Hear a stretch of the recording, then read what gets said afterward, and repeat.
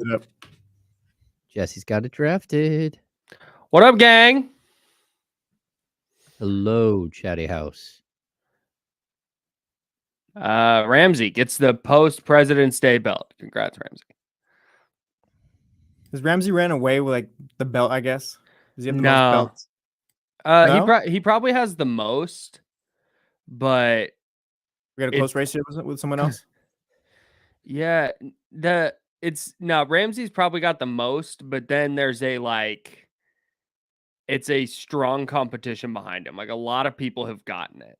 Yes. And nobody's had a perfect week. Nobody's gotten it all 5 days in a week. I think Warren's got it a couple of times. Yeah, Warren, Michigan, Wheezy's gotten a couple. I think Manny's gotten one or two. Katrina's gotten a couple. Zabo's gotten one or two. Yep. Hello, friends. I think I'm. Hello, tall Chinese guy.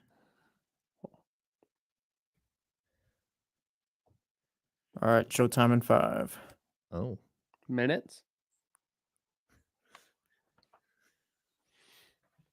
Time now to go beyond the headlines, and for the next 2 hours, go where every sports fan wants to go. Behind the scenes and into the practice facilities, locker rooms, coaches' offices, and press boxes to get the info before anyone else. This is the ESPN 1320 Insiders. You know, I got to tell you, it feels like NBA All-Star Weekend used to legitimately mean something. And I don't know if that was because of the competitiveness of the players or because of the era that we were in where people wanted to see superstars playing together, but now we always see superstars playing together, so it doesn't matter as much anymore. I don't know. I don't know what changed. But what we saw over All-Star Weekend, James, this isn't a new thing. This isn't the first time that people have complained about All-Star Weekend. This just feels like it really came to a head because there was nothing particularly entertaining about the weekend at all. It was just there. It just existed as a nostalgia point for basketball fans. Yeah, Kyle, I told you this a long time ago. Like, I'm way ahead of the curve on this. There is really nothing all that redeemable about it. It's a big blustery mess where people are going from one station to the next. The players don't have a great time. The fans might have a good time. I'm not sure, but for media, it's not fun to cover. There is no original content. Everything is kind of staged and overdone, and the basketball and the skills and everything else, it's just not great, right? Like, I don't want to see an all-star game that looks like that. And to me, it's just such a missed opportunity. And Kyle, you could just see like the bitter disdain on Adam Silver's face. Like, he was just so disappointed with the product that his league put up at All-Star Weekend. And part of it, Kyle, it's his fault. It's a lot of it is his fault. I agree. And like, you want to make it a star-driven league, and you want to give these guys this really, really long, rope to go be like individuals and stars. Then you're going to deal with this. It was not a team game. It's not a fun thing to watch. It's just a bunch of chucking and a bunch of guys who don't want to be there. And I fully side with De'Aaron Fox. Like, why would you want to go? Like, why? I would much rather have the weekend off. Right. And I think that's what the guys who are there would much rather have the weekend off. And that's why you see what we saw on Saturday night. Like, that was gross. Yeah. That stunk. I just, or excuse me, the game, I guess, was Sunday. Sunday. No, Saturday night, we watched 2 G League players who should have been in the finals of the dunk contest because they care. And you couldn't do that. You had to put Jaylen Brown in there for some reason. They tried to rig it for Jaylen Brown. They did. It looked like Jaylen Brown approached the dunk contest like they've asked him to do it every single year. And he finally went, fine, I'll do it. And I'll show you why you should never ask me again. That's right. That was how he approached it. And he still almost won. They still almost had him win. It was ridiculous. Look, man, we can talk about solutions and whatnot. I think when you talk about All-Star game, 3-point contest. I thought the Steph Curry Sabrina Ionescu shootout was great. I thought that was probably the most I wanted entertaining more. part. I wanted more. Yeah. Yeah, it was the most entertaining part of the weekend. But to me, if you're gonna quote unquote fix the dunk contest by putting stars in it, I think you need to start by having the All-Star game in a place that people who aren't in the game want to go. Oh yeah. You think guys are turning down an opportunity to spend a week in Miami or a weekend in Miami or LA or Hawaii Yeah. or anywhere that's not in the Midwest in February? And that's not to knock Indianapolis or Cleveland or whatever. I've never been to those cities. I cannot speak on those cities, but I do know it's cold as heck. Should the All-Star game be like a set list between like 5 cities or whatever, like those warm cities that you just named or something like that? Like kind of how they do with the Pro Bowl? Yes. That's what I think anyway. Yeah. I don't know where you land on that, James. I told you I went to New York for All-Star weekend, and it was with wind chill factor. It was like -19. It was the coldest I'd ever been. You couldn't walk a full city block without having to go like drop into a coffee shop without getting frostbite. Jeez, Like man. on your face, like my face was burning the entire time. You had to wear a beanie, you had to wear a huge coat, you had to wear gloves everywhere. Like it was miserable. And it's New York City. You'd like to go out and do other things. Well, like you can't even get from one place to the next. It was so bitter cold. So I don't get that. I mean, I think that's one thing. Like if we're going to compare like all of the sports, which I think we will in a little while, but like, how about you just find somewhere that isn't freezing cold and that fans can go outside and enjoy themselves? Like New Orleans has always been great for it. But it's tough. You put your main game in February every year. Yeah. And that's just, it's not a great time of the year for anything really. It's just too bitter cold. I know, man. I don't know if so look, the league's not going to cancel it altogether, right? Like that's just not something I think the league is going to do. They're going to turn over every possible stone. And look, the NFL, not that anybody is sitting there like thrilled about the Pro Bowl, but at least the flag football game is a little bit entertaining to watch. And at least the skills competitions highlight some of the things that these guys are good at. Like it's at least entertaining to have on in the background. If I didn't do this for a job, I would have watched 0 seconds of All-Star Weekend. Oh yeah. It just, I tried to watch 0 seconds. I tried. Right. But that's the thing is it's one of those weird things. I feel like as a basketball fan, I feel like obligated to turn it on. And then because this is my job, I'm like, okay, I need to watch this. I need to take this in. But the game is stupid. Like the game itself is dumb. Yes. I get, okay, can you fix the dunk contest? Like, sure, there's ways you can tweak it. Can you fix the 3-point contest? Okay, yeah, there's ways you can tweak it, this and that. But the game itself, what's supposed to be the actual showcase of the league stars, I don't know if there's. I'm interested in your thoughts on this because you've covered the league for a long time and have been around it far more than I have. Is it just a matter of? What do you think the biggest factor is? Is it guys not wanting to get hurt? Is it the fact that the superstar thing is just so oversaturated now because we can turn on League Pass or we can go to Twitter or Instagram and see highlights of these guys? Is it because so many stars already play together? Like what is it that happened that made the All-Star game not matter now? Yeah, I'm not sure. Like somewhere along the way, they stopped playing defense. And I know part of that is it like nobody wants to get hurt or hurt somebody in a game that doesn't matter. And I get that, but there has to be some sort of incentive for players to go. Yeah. And Kyle, like, I'm not sure how you fix that, but when you watch, it's players get shipped from one place to the next, to the next, to the next, the entire weekend. It's not conducive to like having a good time and being part of something. Like there is like, cause I've gone out with them. There's a point where you got to go do some fan stuff, and then you got to go into the community and go act like you hammer nails at a Habitat for Humanity house. And like, this is what we're doing to give back here. This is what we're doing to give back here. The league has such a showcase, but then on top of that, Kyle, it's like, hey, you're a Nike guy. Nike has an event, and you need to show up at your Nike event, and you need to show up at this event, and you need to show up at this event. And hey, the Kings had a banquet. They had a brunch on Saturday, and like, hey, it can be a good thing. DeMarcus Cousins was invited and showed up and took part in the Kings brunch.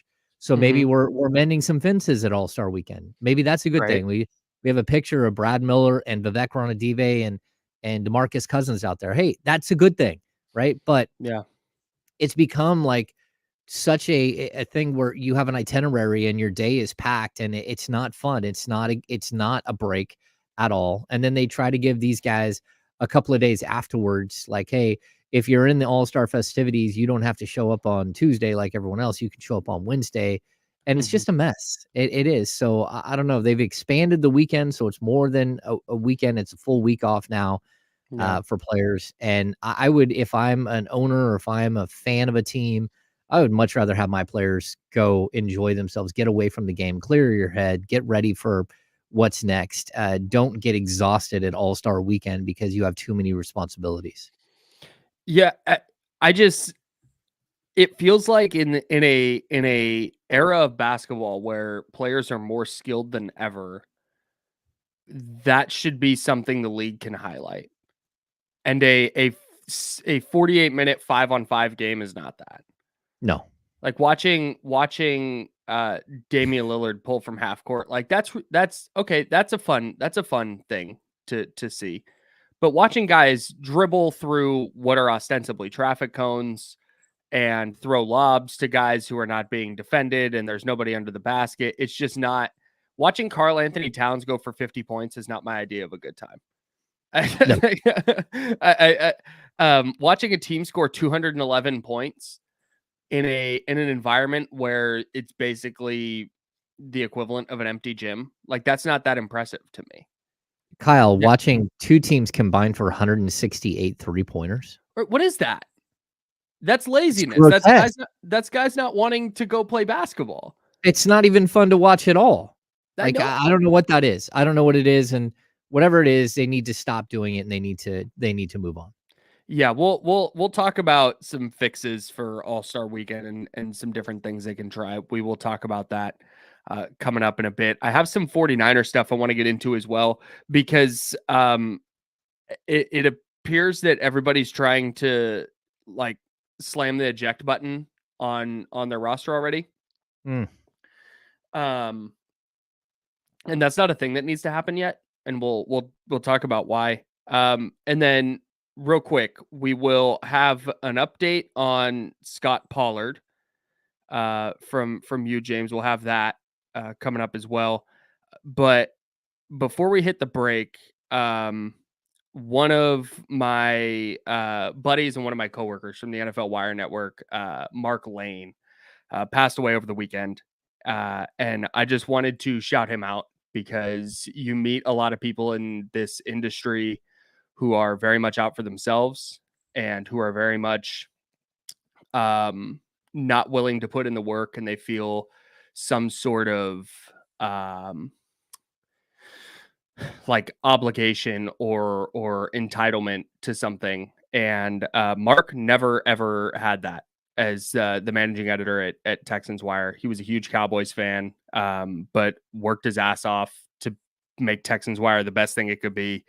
He was always super helpful, not just when people asked, but would reach out like during Super Bowl week and would reach out to who the editors were and be like, how can I help? What can I do to help you? Not to boost his own profile, but just to genuinely be helpful. And he was hilarious. And that's something that that is really, really hard to find. And I am better for having known Mark, and the NFL Wire networks are definitely worse without him. So just wanted to shout him out. He was one of the best, and I appreciate all the work he did. So just wanted to get that. No, it's all good. We're moving forward. So that's what we're gonna do. That's what Mark would want to do. He'd probably be mad that I made it a sad thing. But that's how we're going to move forward. We'll talk about the All-Star game. We'll talk about the 49ers, and we'll have an update on Scot Pollard next, right here on ESPN 1320.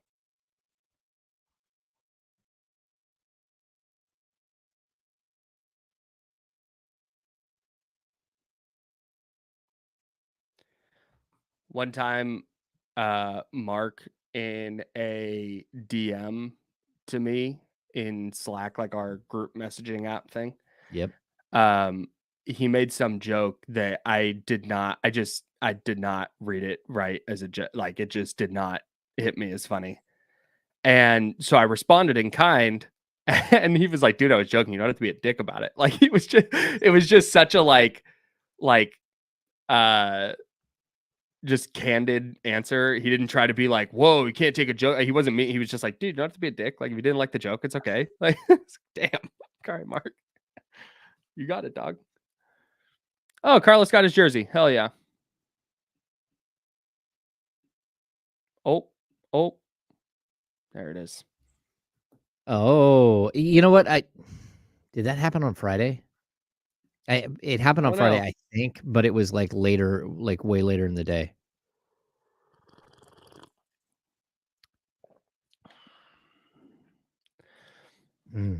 I tested negative this morning, everybody, so I will be back in tomorrow. You're welcome, Jesse. John Poles. Like the official word that I've heard is they have parted ways. But yes, Matt Barnes, from what I know, is no longer on the broadcast. Not sure why. Not going to speculate. No. I have no takes. No takes. Yeah. No takes given.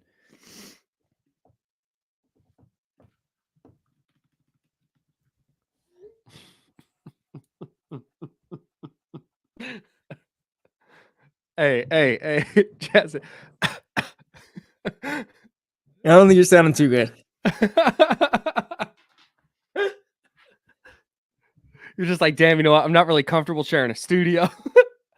I'm gonna come in early tomorrow just in case.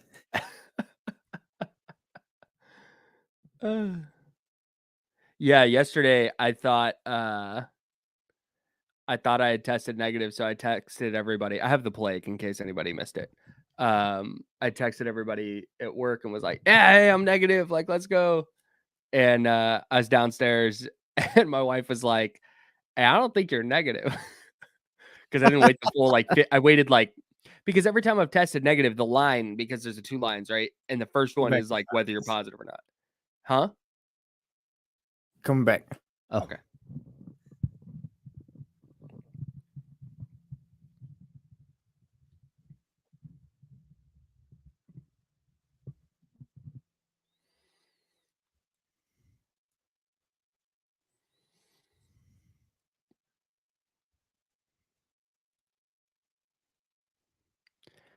All right, we're back in here locked in. That's James. I'm Kyle. We're talking All-Star Weekend. We'll have some 49ers off-season stuff, whether the team is going to trade or not trade Brandon Aiyuk. We'll talk about that. But first, James Ham, an update on Kings legend Scot Pollard, please. Yes, Scot Pollard underwent heart transplant surgery this weekend, and everything initially has gone really well. I know, from what I've read this morning, he's a little sore today, but he was actually absolutely incredible. He's able to stand in less than 24 hours, and then he was able to walk with a walker. And if you guys haven't seen the videos, I put it out on the Kings Beat, but also Scott's wife Dawn is on Twitter posting updates nonstop. And talk about inspiring. I mean, but watching a doctor and a nurse try to help a 6'11" giant up off a bed was it's comical, but it also it kind of tells you what he's up against. You can see his right arm is nothing but little cables going into his body. Basically, they had to do an external pacemaker this morning, I think. And hey, look, there is a GoFundMe account for him. So Kyle and we have a mutual friend named Jody Bacon. Everyone, if you've been in the Sacramento media scene for any amount of time, you've met Jody or you've heard her name before. She's been running the GoFundMe account for Scott and his wife. Yes, he's an ex-NBA player, but that was a long time ago. And I think that's something that people need to realize, that NBA players, their lifespan in the game is so short, and then they go on to live a life after that. And so the family could use help. If there is a GoFundMe, you guys can jump on board with that. I've tweeted it out a couple of times, so you can go to my Twitter handle, or you can search it too. Just remember that Scott is spelled with one T. That's the easiest way to find Scot Pollard. But yeah, it's and Kyle just reposted it on Twitter as well. Good luck to him in his journey. This is not an easy journey, and it's not going to be an easy journey for him and his family for a long time. And you wish the best for him, but he's lucky they found a heart for him, because a guy that size has to have a donor that's like 6'3" or bigger in order for him to get a heart that will fit him. And so the parameters of finding a heart for him were difficult as it was. And so hopefully everything goes okay for him and his family here going forward. Yeah. That's the videos of him walking around were Wild. Unbelievable. Yeah. Like, I exercise and can't get out of bed the next day. This dude got a new heart, and he's like, all right, up and out. I'm like, oh my God. Yeah. But look, this is a forever issue for him, and life expectancy. You can look at life expectancy after heart transplant. It's not great. So this is just one step in his journey, and Godspeed to him and his family, because this isn't an easy one at all. Yeah, no doubt. This is, you don't get a new heart and then it's like, okay, hey, go live just like you were. Yeah. Can't imagine that's going to be an easy thing. So shout out to Scott, shout out to his wife, Dawn, and shout out to Jody for putting that GoFundMe together. It is on Twitter. James and I have both tweeted it out, and then it's Jody Bacon, Jody with an I, if anybody wants to go track it down there as well. All-Star game, All-Star weekend. How do you fix it? Let's start with, does the 3-point contest need fixing? I feel like the 3-point contest is fine. It just kind of is what it is. Yeah, I mean, I think the 3-point contest is fine, but I would also point out that, hey, look, watching, Sabrina and Steph go head to head, I thought was super cool. And if you're going to throw Matt McClung and you're going to throw in, again, most people don't know that Obi Toppin has a brother. Had no idea. And there he is in the dunk contest, right? That wasn't Obi. Like, if you're going to do that, then why not do more of a global challenge where you do bring in a couple of G Leaguers, you bring in a couple of the ladies from the WNBA game, and you promote the other products that you have. And so that's one way that if you could expand one of these events, I think the 3-point contest is probably the easiest one to do, and to have guys go up against a guy like Steph or some of these stars in the 3-point shootout, I think that would be pretty cool. Yeah. I also think that you could probably do something like where you have a couple of shots that are way deeper.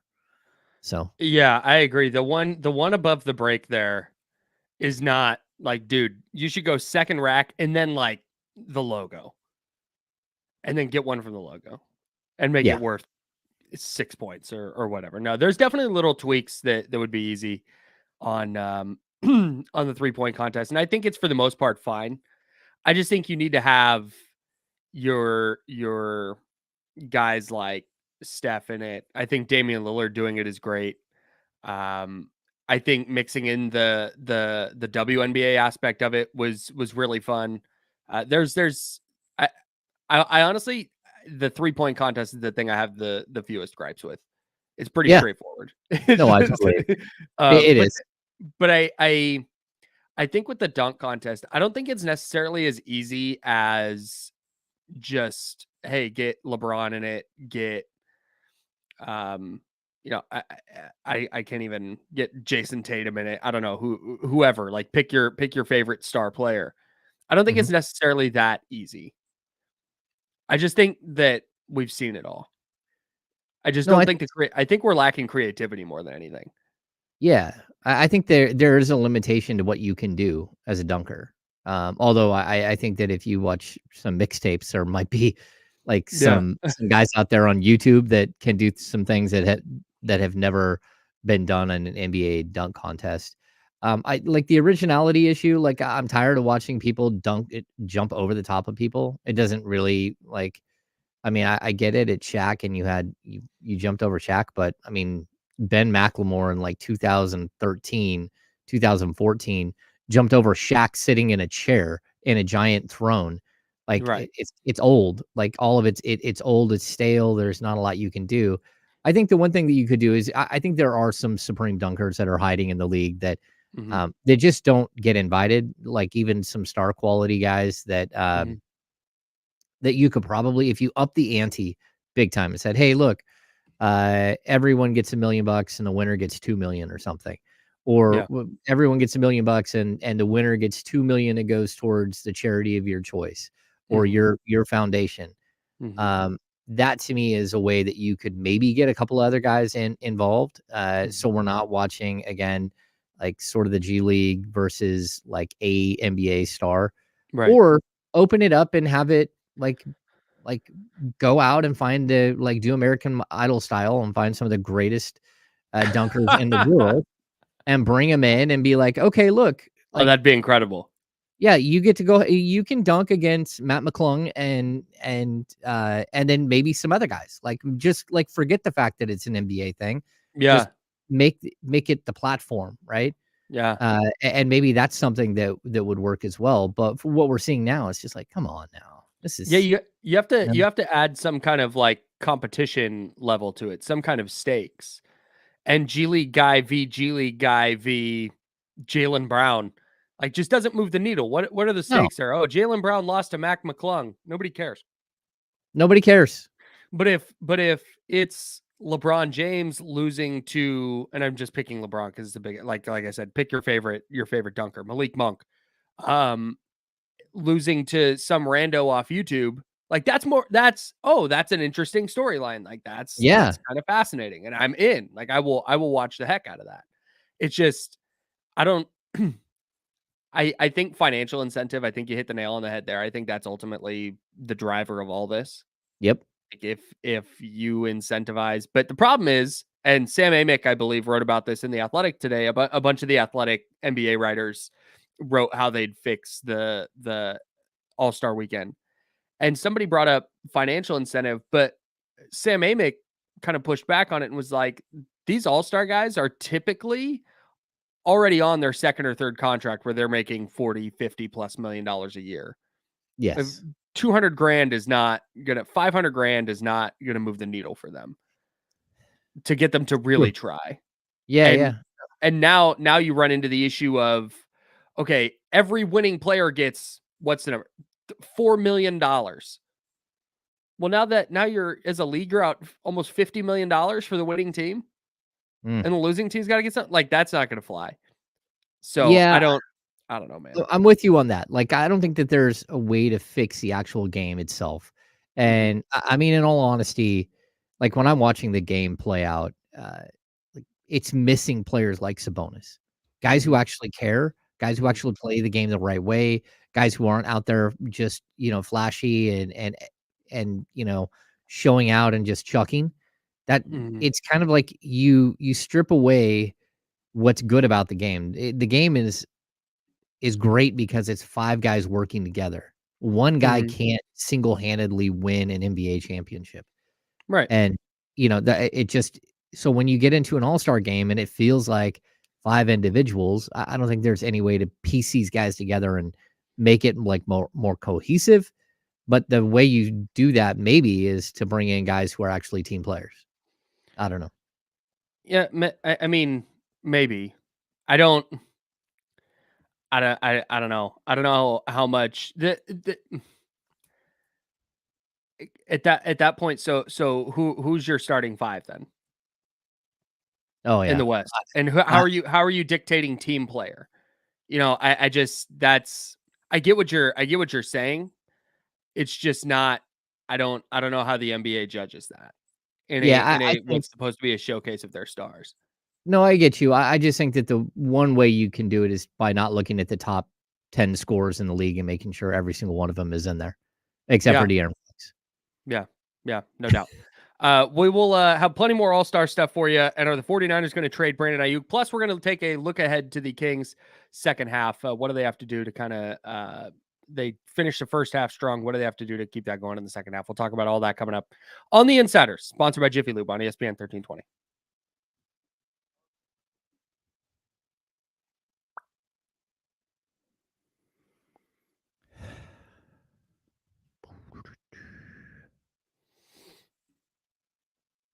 I have been given an update on Scott from Jody. Yeah. Continuously making progress.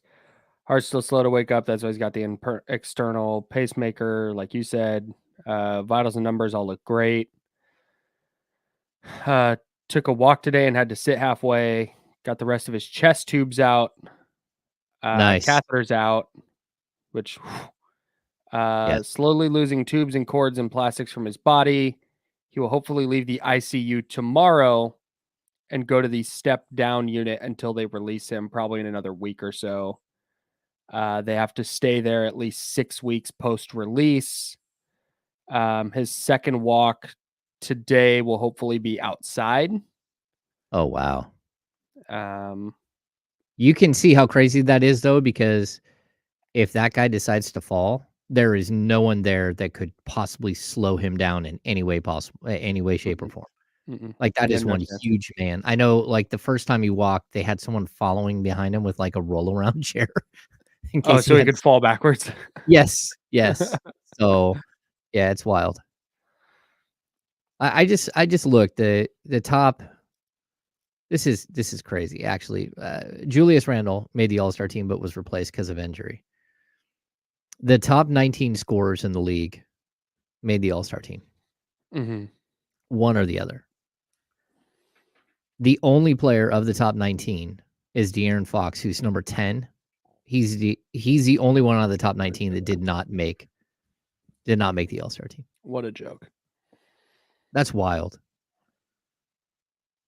Yeah, absolutely crazy.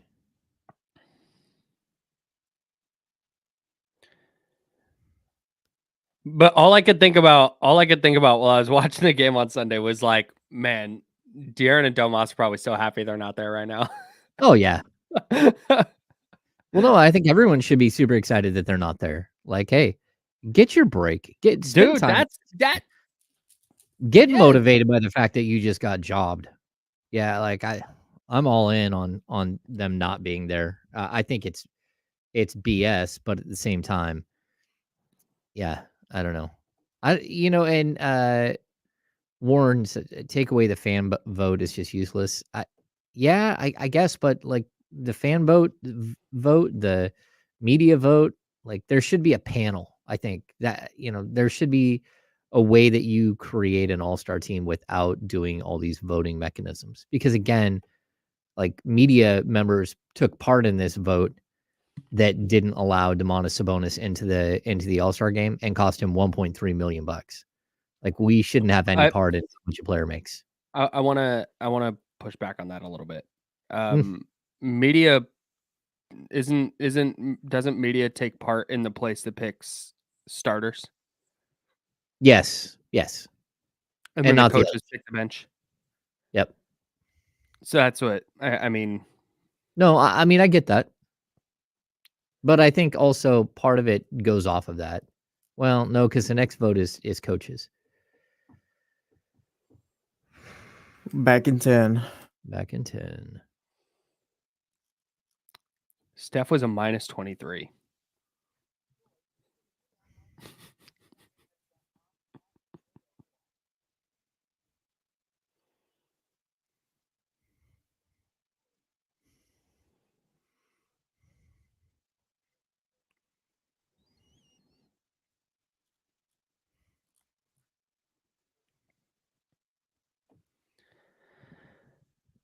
I don't know how to fix it, man. I mean, that's true for a lot of things, but the All-Star game specifically. Yeah.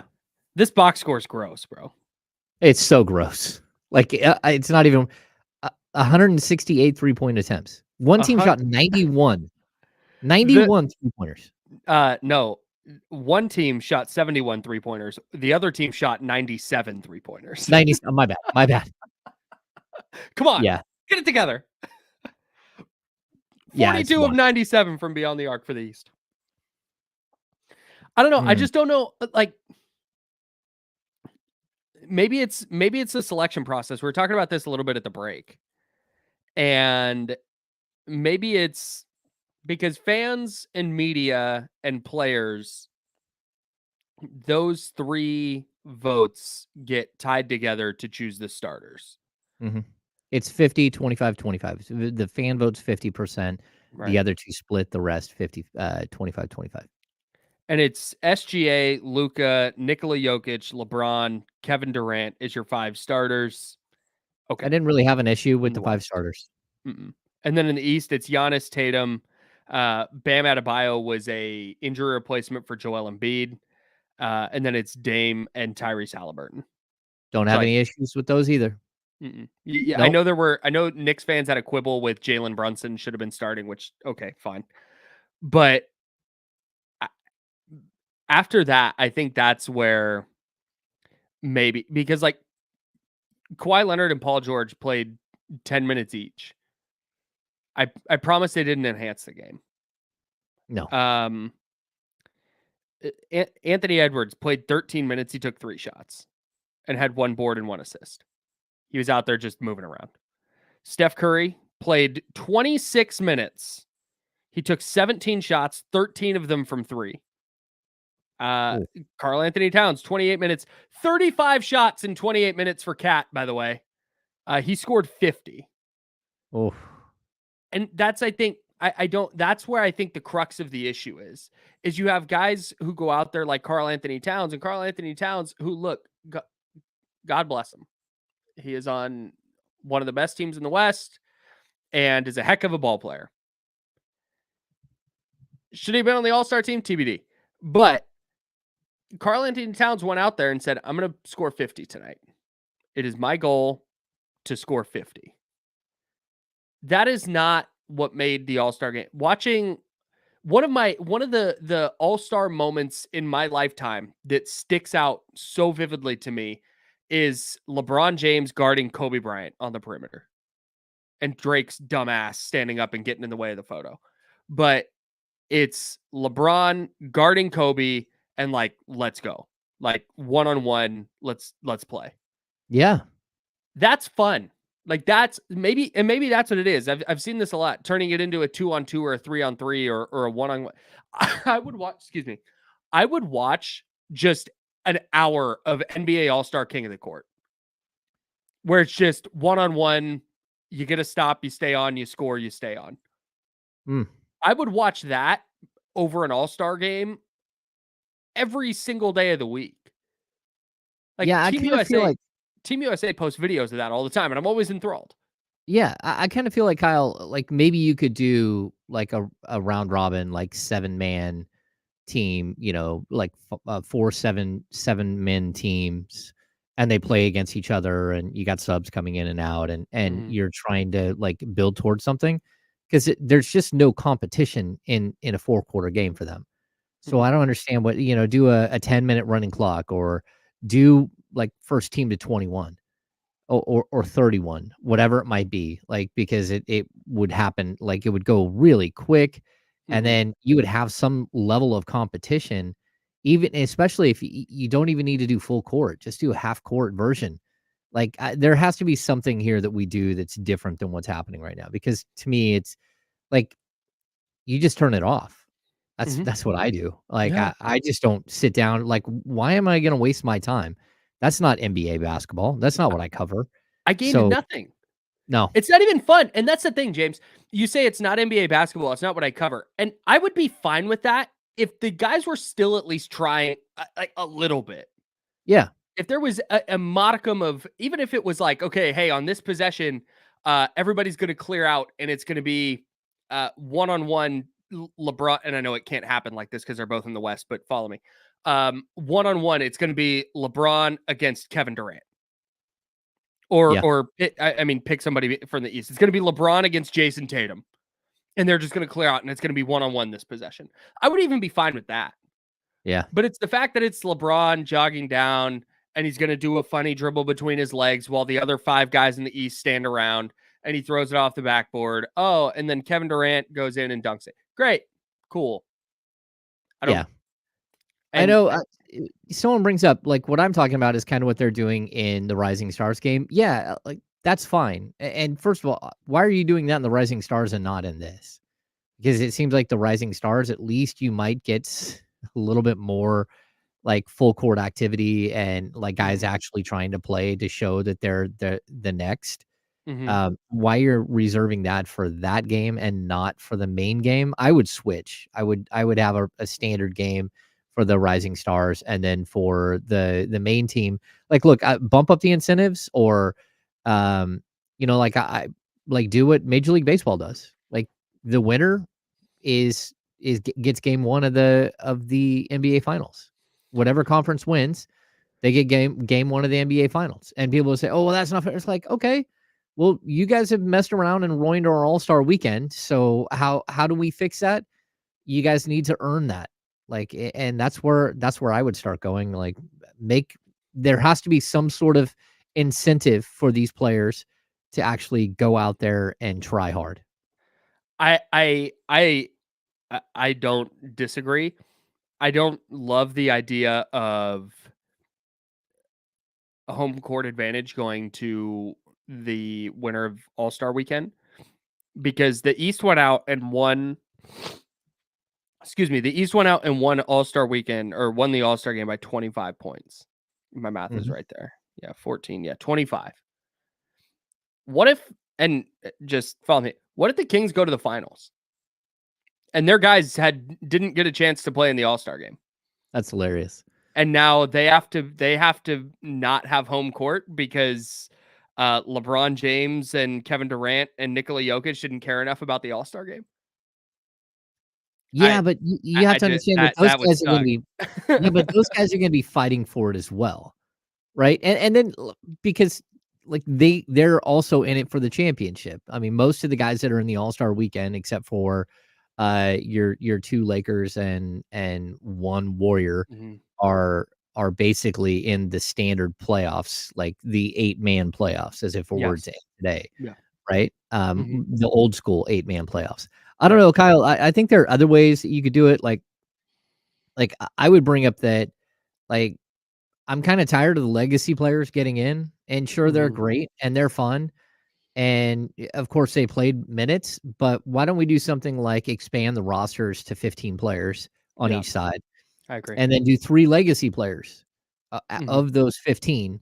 So again, you'd have your 12-man roster, but then these 3 legacy players. And if a legacy player gets into a vote and is one of the starters, that's fine.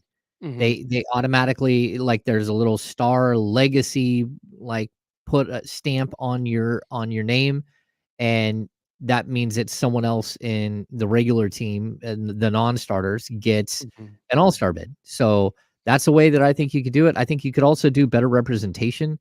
I don't fully agree with Major League Baseball where every single team is represented at All-Star weekend, because I think it does get watered down. And I think there are players who have made all-star teams where you're just looking at them like, dude, I don't know if you were an all-star in Little League and now you're in this game because the A's have to be represented. Okay. like the Pittsburgh Pirates, who gut their team every other year, they have to be included in All-Star weekend. Hey, so they've started signing guys. Hey, they could have like a guy make the All-Star team 5 years in a row because he's a best player on a horrible team.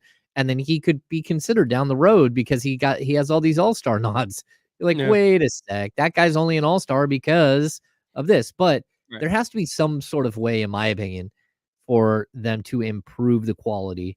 And I certainly think that the top 6 teams that are official playoff teams, the top 8 teams, whatever, every team should be represented at All-Star weekend without any question. I mean, if you're a playoff team, you should be represented in All-Star weekend. Yeah, I think that's probably true. I think there's another thing too that got brought up in that piece by The Athletic that I thought was a really good point. And I wish I could remember which writer wrote this, but it might have been Aiyuk. But it was about how they need to bring in local fans and how the crowd is so watered down with celebrities and corporate donors and sponsors and this and that it just loses all of its kind of luster. Like nobody in the stands cares about the game, and they just want to be there just for the sake of saying they're there. And you kind of get that same vibe from the players as well. Man, it's just so tough because we already have not necessarily an effort issue, but the league had to make rules about players playing in the regular season, like games that actually count. Mm-hmm. And then you have this game, the All-Star game, that no matter what we want to call it, what we want to say about it, what it is, what it was, what it should be, what it shouldn't be, it doesn't count. It doesn't matter at all. So you have guys who are already, and again, it's changed a little bit this year because of the 65 game threshold for postseason awards and all NBA, etc. But you already had guys who were looking for ways to back out of games. And now you have this, like, I don't see that changing at any point, because guys, now the All-Star game is great, but it doesn't mean what it used to. And everything is so playoff and ring focused now that that's always going to take precedence over, well, I performed well in the All-Star game, because it doesn't matter if you perform well in the All-Star game. You could have 10 All-Star game MVPs, but if you never win a title, that's what's going to headline your career resume. Said, you never won a championship, and you're not going to get credit for trying hard in the All-Star game. So guys are going to take it as time off. Yeah, okay, I'll go mess around. I'll go put up 35 shots and not try on defense. Yeah, it's funny. I mean, if you think back, like Mitch Richmond won an All-Star game MVP while in Sacramento, and it was a big deal. Like, that was a big deal. It was like, hey, not only is Mitch representing Sacramento in the All-Star game, but he actually goes out there and has an impact, and he wins something from the game. And I think that was a point of pride for a lot of people in Sacramento. Like, hey, look, we got a guy. Sure. And like, I don't know that it has to be something like that, but like you brought up the local fans, it is a bunch of like star chasing, and like, I don't even know how you get fans into the building. There's so many media members again, where it doesn't even matter. To me, it's become such a ridiculous thing that like none of like going to it as a media member. Like I went one year, I think it was in, I want to say it was in Houston. Maybe it was in New Orleans. No, it was in New York, and they had 10 media seats for 30 of us. We're like, what are we supposed to do? They're like, well, we have like a little area you guys can stand. It's like, well, you don't want us, I guess you don't want us covering it then? Not really. Like, I like whatever you can do. It's like, okay, what are we like? Where are we supposed to put a laptop? Like, oh, well, like if you get one of the seats, that's cool. Yeah. Like maybe have someone else hold it for you while, while you're typing. I don't know. But like the whole thing is like poorly designed is, I guess, my point. And for as many people, you want local fans there, like there's such a huge area in some of these games where they just open up hundreds of seats for media members, because there's media from all over the globe who are watching it to get nothing, to get nothing. What are you there for? To be there. Just to be there. Yeah, exactly. Yeah. So it's in San Francisco next year, and I can't wait to go. We'll be there. Just see what it is. Just see what the deal is. Yeah. And then the whole time you'll be thinking, why is it that Sacramento can't have one of these? Because this is stupid that they can't have. That's what it comes down to. They make excuses. Oh, you don't have enough 4- and 5-star hotels. Okay. That's fine. I don't know what the number is you need. Oh, well, you don't really have other places that you can put events. It's like, okay, you got the convention center, you got Rayleigh Field, you've got like riverboats, Sutter Health Park. Yes, there's so many different things that you can set up.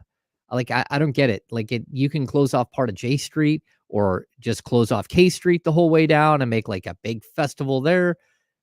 I don't know. They like to make excuses for why Sacramento can't have one, and none of them really make all that much sense. Yeah, I don't. Not enough 4 and 5 star hotels is just like, okay, sorry. If that's what it is, then fine. I Yeah. guess I don't know. I've fallen down a rabbit hole of the 1995 All-Star game now. Uh-oh. It was in Phoenix. It was those Yep. sick purple and white jerseys that are now all the rage on Mitchell and Ness. Final score 139 to 112. Oh, look, a basketball game. No Michael Jordan in that one because he was still retired. But you had on the East, you had Penny Hardaway, Reggie Miller, Scottie Pippen, Grant Hill, and Shaq. And then in the West, it was Latrell Sprewell, Dan Marley, Charles Barkley, Sean Kemp, and Hakeem. Mitch Richmond, Gary Payton, David Robinson, Detlef Schrempf, John Stockton, all on the bench. Karl Malone. Ugh. And then in the strong bench. Really good bench. The East bench, it was Vin Baker, Dana Barros, Joe Dumars, Patrick Ewing, Tyrone Hill, Larry Johnson, and Alonzo Mourning. No wonder the West won going away. All right. The West is such a better team. I'm trying to find Rock's stat line real quick. 10 of 13, 23 points, 4 boards, 2 assists. He was 3 of 3 from beyond the arc. And he won the MVP with that? And he won the MVP with that. With 23 points. Yeah. A guy did not get named MVP who scored 50 in this game this weekend. And you know what his coach says about that, right? No. Yeah, just out there hunting shots. I mean, that's what he said when he scored 62. Just Karl Anthony Towns is the weirdest. Dude, Karl Anthony Towns is weird as hell, bro. He thinks he's like he just kind of is where he is in the NBA hierarchy, right? He's not a top tier player, but he's probably like that second tier down, right? Are we all in agreement there? Yeah, to me, he's. I mean, first of all, he's not an all-star. Like the fact that his team is leading the West or was leading the West when the votes came down, sure. But outside of that, you already had all-star representation in Anthony Edwards. Like to me, Cat he's. We talk about hollow stats or empty calories. That's empty calories right there. And not only that, but like historically throughout his career, like how many games has he taken off? How many months has he taken off during the season? Like there's enough there that you're just like, he's not, as far as I know, like in anyone else's hierarchy outside of whoever decided to put him on the All-Star team. So he is a 4-time All-Star. This is his 4th All-Star. He's been All-NBA twice, one of which was in 2017-18. He played 74 games in 21-22. But that's the only time in the last 5 years that he's eclipsed 70 games. He's on track to do it this year, I should note. Yeah, he's a good player, but not a great. But he's trying to like speak into existence that he's this legend and this awesome player. Yeah. And I don't get it. Like, I don't think that's what people want when they're saying like, dude, you need to be like the dude. You need to be a guy that in the biggest moments, people are leaning on you. It's not just saying, oh, I'm a legend in this game and legends can work together. He's talking about him and Anthony Edwards. It's like, no, you're not. Like, you're fine. You're a good player. He called himself a legend? Yes. Oh. He thinks very highly of himself. And that's fine. Like, you want that. You'd prefer to see that kind of confidence, but it feels fake because we've never seen that before. And now he's just trying to speak into existence that he's this awesome, really good player. And maybe he will go to the playoffs this year and be incredible and he can change the narrative on his career so far. But man, Karl Anthony Towns is a weird dude. And then it's like he goes out in the All-Star game and goes, I'm scoring 50 tonight. And I'm going to be the guy that scored 50 in an All-Star game. Like, no, you're just the guy who took all the shots, bro. You took 35 shots. A lot of people are probably looking around like, why is he here? And he probably heard it as well. Like, why is he there? And like, oh, I'll show you why I'm here. I'm going to put up 50. Like, okay. You know how many times he's made it out of the first round of the playoffs? once. Didn't they win a playoff series a couple years ago? No. The answer is 0, Kyle. Oh, they won the play-in. Yeah. No. Was that the one where Patrick Beverley was like on the scorer's table? 2018, they're 1-4 in the playoffs. 2022, they're 2-4 in the first round. And in 2023, they were 1-4. Yeah. First career, he is 18.6, 11.4, 2.1 in the playoffs.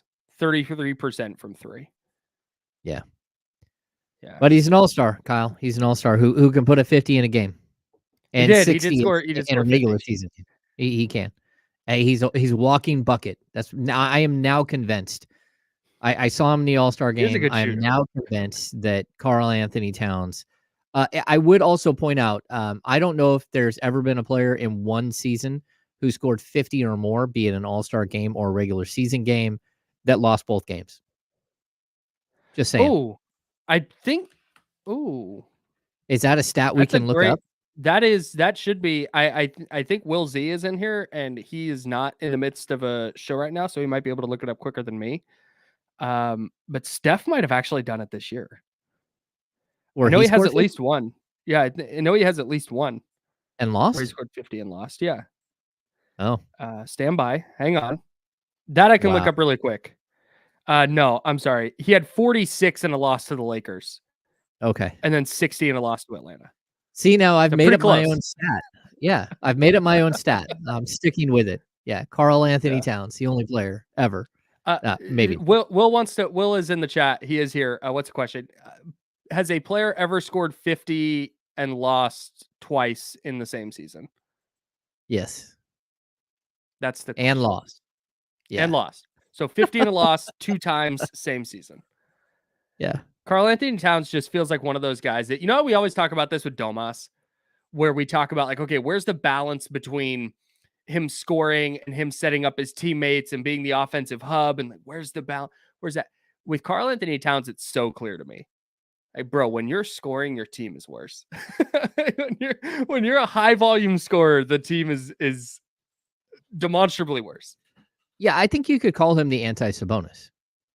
Like, without any question. A little bit. Like, yeah. I mean, at the end of the day, he puts up numbers, but I'm confused. Again, how of the top 19 scorers in the league, one doesn't make it, and it's De'Aaron Fox. And then you have this other guy who, again, Karl Anthony Towns, 22.5, 8.4 rebounds, 2.9 assists. How is that more valuable? How is that more valuable than a guy averaging 20.1, 13.2 and leading the NBA in rebounding, and 8.3 assists per game, 6th in the NBA? How is that more valuable? How is 22.5, 8.4, and 2.9? I don't care. I don't care that his team is good, like in the first 4 months of the season, and that his coach was the coach of the All-Star game. Yeah, but that didn't have anything to do with him making the All-Star game. Like that, his coach got in as a coach of the All-Star game because they were leading the league at a specific point in the season. They're still leading the league right now. They're 39-16. So, yeah. It's not, and I know, like someone said in the chat, Ramsey said NBA leader in rebounds doesn't make the All-Star team. He's not just a leader in rebounds. He's the leader in triple doubles. He's a leader in double doubles. He has 50 double doubles in 54 games. He's got 18 triple doubles. Like he's an elite player that somehow gets left out of All-Star Travisham mockery weekend. So, anyway. Yeah. There it is, Kyle. Preaching to the choir. I have no notes. That's right. Will Z has come through. There are a bunch of players who have scored 50 twice in a season, 2 or more times in a season and lost. I can't wait to get to these numbers with you. We'll also talk Kings in the second half of their season. They don't play until Thursday, but we're going to keep them in the conversation. We got that coming up for you next on ESPN 1320.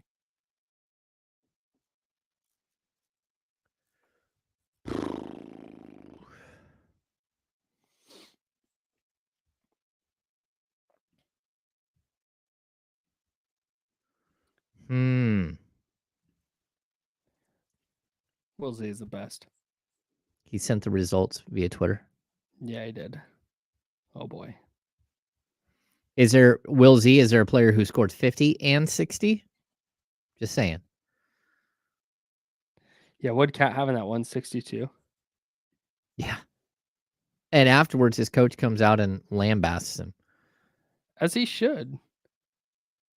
Like, just out there hunting shots, doesn't care about wins. Like, oh, okay. Good for you. Bum, bum, bum. Oh, everyone is assembling here in the office. We have an all hands on deck office meeting at 11 during our show, so we don't have to attend.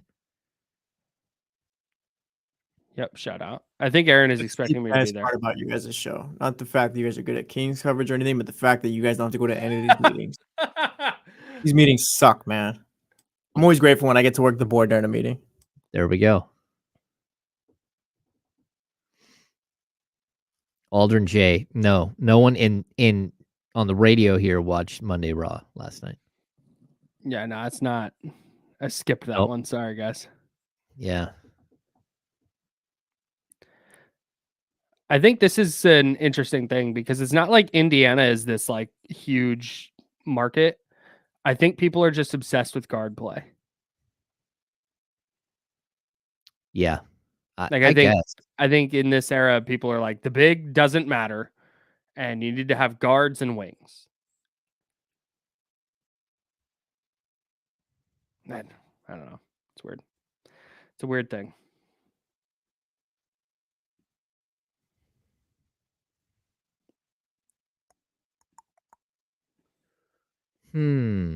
Big shout out to Ty Davis Price. Oh yeah. Got a contract with the Eagles. Congrats. It's big time for him. Trey Sermons. You never go full Trey Sermons. All-star game every day of the week, Zabo. Meetings are bad. Throw it an email. I would say that all hands on deck meetings are equal to the All-Star game. That's solid right there. Is the the All-Star game That's is just solid. all meeting? Because you're just kind of sitting there and standing like, all right, well, this is on. Well, everybody half participating in the. I love it. Both of you guys have been in here on the air when you were named Employee of the Month, right? Yeah. Yeah, I think so. Yeah. We still haven't done those Employee of the Month plaques for you guys. My bad. A bunch of bullshit is what that is. That's happening.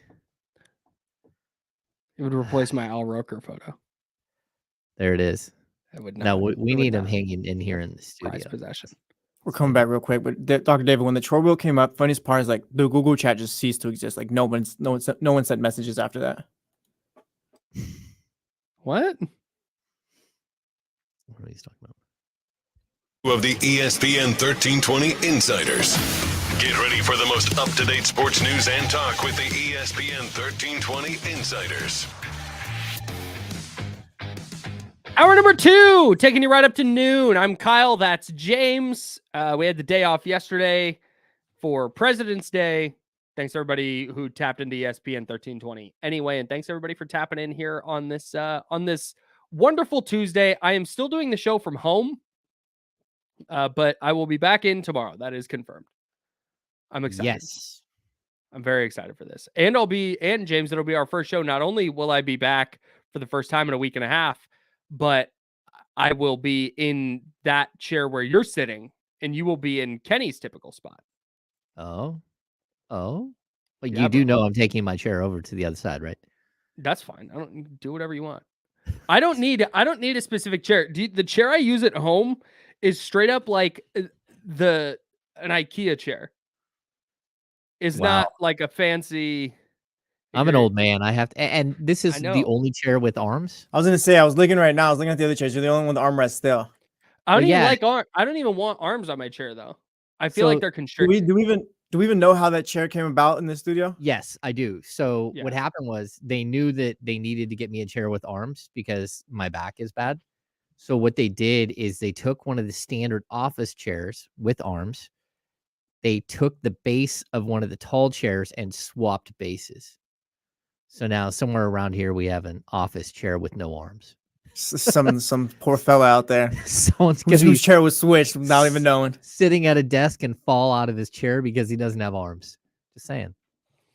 I don't like arms on my chair, so I'm going to be excited to not have them. No, because like my headphones get all caught on it. You know how my headphones, in fact, these are the headphones I'm going to bring in. But you know how my headphones are broken? If you've watched the stream, you'll notice that my headphones are like all messed up. That's because when I was working at 95.7 The Game, our sister station in San Francisco, the cord to those headphones would get wrapped around like the arm of my chair. And when I would spin around to go out of the studio for some reason, they would get caught and like fly off and hit the ground or the desk or whatever, wherever they were sitting. So that's why I prefer to not have arms on my chair. All right. And even if I did, I would let you have it, James. All right. You're a welcome. team player. I'm so nice. Yeah. I, on the other hand, am not a team player. I'm taking my chair and going to the other side. No, you have a bad back. You have back problems. Like that's way different than like I prefer an arm with chair or a chair with arms. I don't care. Yes. Yeah. You need No, it's them. not. It's not just being a prima donna and needing a chair with arms, just because I demand a chair with arms. Although I would love that. I would love that for you because you're so like, do whatever. Like I am riding the wave. Like whatever you want to do, you let me know. Like that's the kind of person you are. You'll be like, hey, I want to talk about this or I want to do this today or whatever. But in the setup of the show, when I'm like, I want to do this, you're like, great, let's do it. Like, can we try this? Yeah, let's do it. Hey, James, can you meet at this time? I got it. Like, I'm there. Yeah. Whatever you need. It would be so funny if your one thing was like, screw you, to hell with you. I need the chair with arms. Yes. That's your one. That's your one thing that you're not cool with. Just like, nope. It's my chair, and I'm taking it 6 feet away from this spot. And putting it over there, and I don't care. Damien's gonna be super pissed because he's gonna come in and he's gonna be sitting in the chair. Like, hey, what's up? Is like, this a wait? Hang on. Pause. Chatty House and anybody listening. 916-909 1320 916-909-1320. Is this a thing? Is arms on an office chair a thing?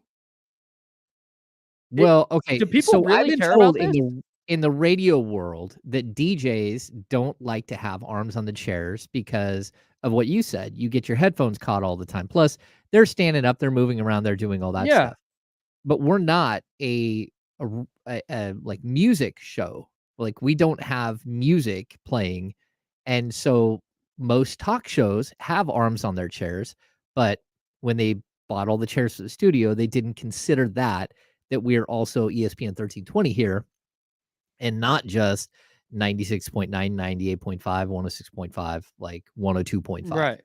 So that's why we end up with no chairs with arms. So like the triangle of avoidance, which is it like used a luxury? to be the circle of trust. So James has like a group. It's called this. Well, initially it was a circle of trust. Me and two of the engineers and Aaron, the big boss man. Mm-hmm. We have since booted Aaron out of the circle of trust. Smart. We are the triangle of avoidance, so we don't get stuck doing all of the crazy things like building a set for Daughtry in the studio. Mm-hmm. The triangle of avoidance is who has the other two legs of the triangle of avoidance are the ones that have built this chair for James. So that's really nice. I'm having t-shirts made. The triangle of avoidance. We learned the circle of trust meant we had to do all the work. The triangle of avoidance, we see the work coming and we get out of the way. It's a good band name. It is. I have players who have scored 50 twice in a season, and they both lost the game. This has happened a lot, turns out. Stephen Curry did do it twice last year. Last season, 22-23. Bradley Beal has done it a couple times. Devin Booker, James Harden, Kobe Bryant, Michael Jordan, Michael Redd, Milwaukee Bucks legend. He was a straight bucket. Yep. Dominique Wilkins twice. Bernard King, New York Knicks legend. Tiny Archibald for Kansas City back in 72-73. Kareem did it with Milwaukee in 71-72. He did it twice. Wilt Chamberlain had it happen twice. More on Wilt later. In 63-64. James Harden 3 times in 18-19, Kobe 3 times in 06-07, MJ 3 times in 88-89. Okay, so Wilt Chamberlain had this happen 5 times in 64-65, Of course. 13 times in 61-62, and 16 times in 62-63. I think you probably named like 18 players, and of those 18, 2 are not Hall of Famers. Michael Redd and Bernard King. Bernard King's not in, right?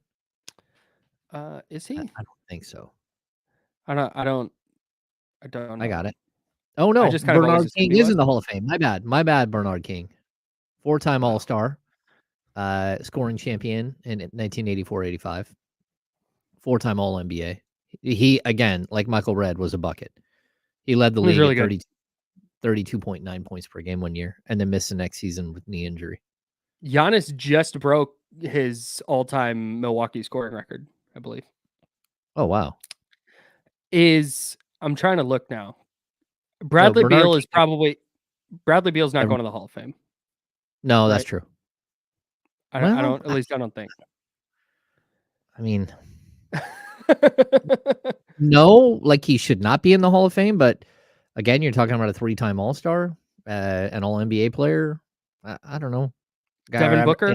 Devin Booker Yeah, will go. Devin Booker will go. He for his career, 22 points, 4.3 assists, 4.1 rebounds for Mr. Bradley Beal.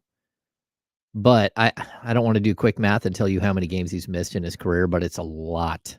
But It's a also, how lot. many playoff games he won? I can't remember. Like, what's your favorite Bradley Beal playoff moment? That kind he- of stuff matters.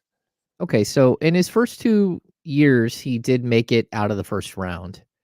Or with John Wall. Actually, no, he made it in 2014 to the second round, 2015 to the second round, 2017 to the second round, and then 18 and 21, he was bounced in the first round. Okay. So he's actually played more playoff games than I would have assumed. He's 22 and 23 in his career in the playoffs. Yeah, and he's never been past the second round. No. James Harden will be in. Yep. Westbrook, Steph will you be said he'll be in. Westbrook is not Jordan. on this list.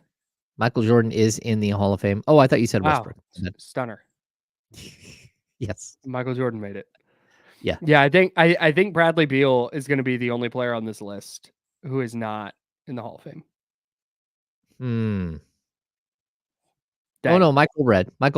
Oh, and Michael Redd. Yeah. Yeah. The only other player, not Yeah. on this list that won't be in the Hall Michael of Fame. Redd. Michael Redd was a bucket. He was really He good. was fun. He had ACL injuries, right? Knee injuries. Yeah, he had knee injuries for sure. Ramsey said his favorite Bradley Beal playoff moment was LeBron James hitting a corner 3 against Washington. See? Well, you gotta be remembered for something, Kyle. What's the over-under if they both stop today? Beal makes the Hall of Fame before Sabonis? I don't think he would. Yeah, I think he would because he scored more points, and that's the sad reality of the NBA You know what? world. Good point. It is. That's a good point. Yeah. I just don't. I don't know, man. We've squandered an entire clearly- segment of our show discussing. No, it's fine. weird clearly. things. I don't know. I think maybe I'm just like Sacramento pilled, and I maybe misjudge because I don't. Everywhere you looked, every podcast I listened to, everything I read, like everybody knows that Sabonis and Fox got hosed. Sabonis even more so than Fox, which is why I think when you bring up the Hall of Fame thing, if they both said, "Hey, we're done today," and the NBA said, "Hey, you have to vote on whether one of these guys goes to the Hall of Fame," I really think Sabonis probably, at least I would think, gets more votes because you probably have a bunch of people just going to box scores and going, "Oh, wow, look at all these numbers the last couple of years." But I don't know. Maybe I'm wrong. Maybe I'm wrong. I'm probably wrong. I was also certain he was going to the All-Star game. So what the hell do I know? All right. Stockton Kings, this is breaking news, have acquired Brian Bowen and Lance Thomas. I'm Oh, not sure. So I do not know what they traded for them. That's not part of the press release that I can see. Just saying. Yeah, breaking news. All right, Wow. Kyle, we got to go to break. Big time. Yeah, we have to. Should we not break after that news? Should we talk about that instead? That's probably something we should spend 18 minutes on after the break. Okay. What do the Kings have to do moving forward to succeed in the second half? I also want to get to this Niners Brandon Aiyuk trade stuff next on ESPN 1320.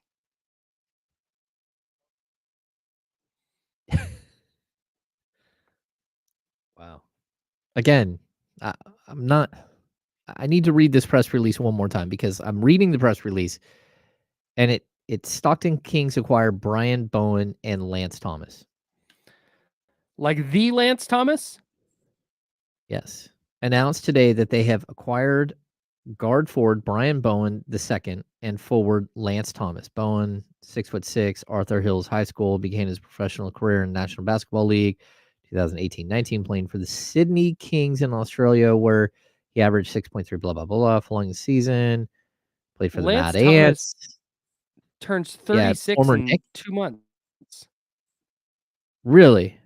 Need that vet presence, I guess. Spencer, he did go to Duke. And yeah, Drew, he literally is older than me by a lot, like significantly older than me. He was He's gonna be drafted crushing it in the G League. Good for him. by the He hasn't Oklahoma played in the City NBA Blue. since 1920. Wow. He made his debut with the New Orleans Hornets. Wow. Again, they acquired these players, but they don't say what they gave up for these players. Did they have to So give up unless the anything guys- for them? So unless they're not actually playing in the G League, I'm not sure what that means. It could just be that but it doesn't say the returning player rights too. I'm confused. Is Lance Thomas going to be the big offseason acquisition? Or the big midseason acquisition? Is Lance Thomas the oldest player to ever play in the G League? I gotta imagine there's not people more than like 36 didn't years Jarrett old in there. Jack? Oh, Yeah, that's a wasn't good one. Yeah, he Jarrett was in the G Jack League. on- I don't know how old he was though. Actually, there was another guy. Andre Ingram seemed like he was pretty old, and he played in the G League for a minute. I don't know if he ever hit 36. Yeah, but I don't think 36. Oh, true. That's a good one. There's a Chris. Man, there's a kid who played at Auburn. Uh-oh, I might freeze. Uh-oh. Someone turn on the microwave. You're home. Jarrett Jack is, yeah, dude, Jarrett Jack's 40. And I think he was in the G League like 2 years ago. Wow. Yeah, Lance Thomas is almost 36. Yeah, Huh. in 2 months. Man, The why am 20, I drawing I'm blank? going to. Do you know who the rookie of the year was during Lance Thomas's first season in the NBA? 2011-12. We got like 5 seconds. Let's hold that till we get back. Okay.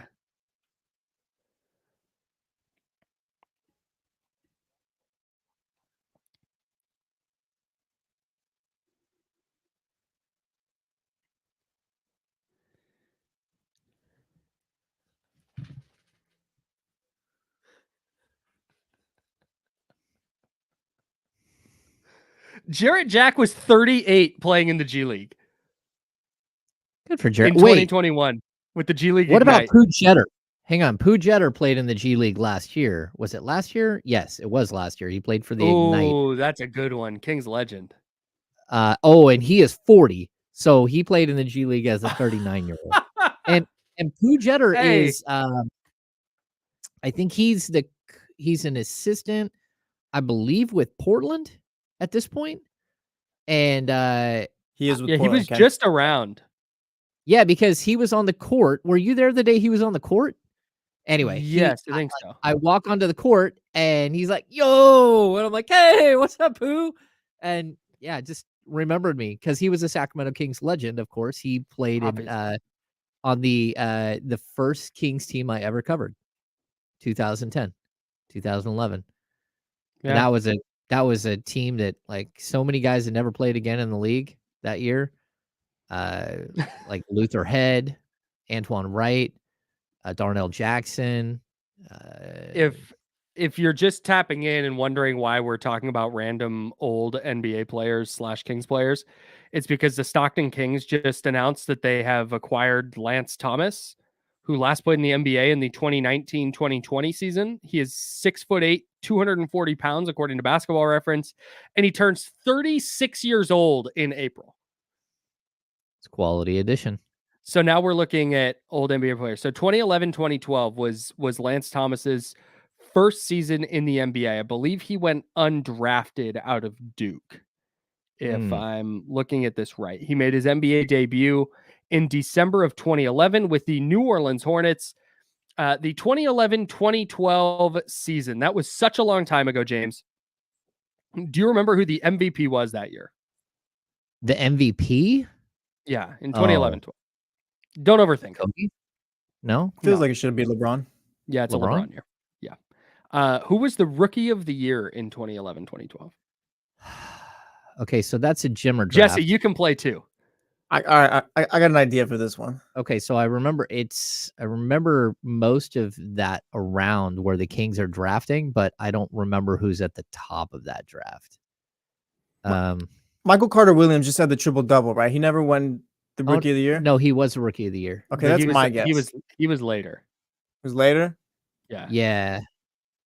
Okay, so That's a good guess. damn, Though. why- Right why am I position. talking about- Oh, so it's a point guard.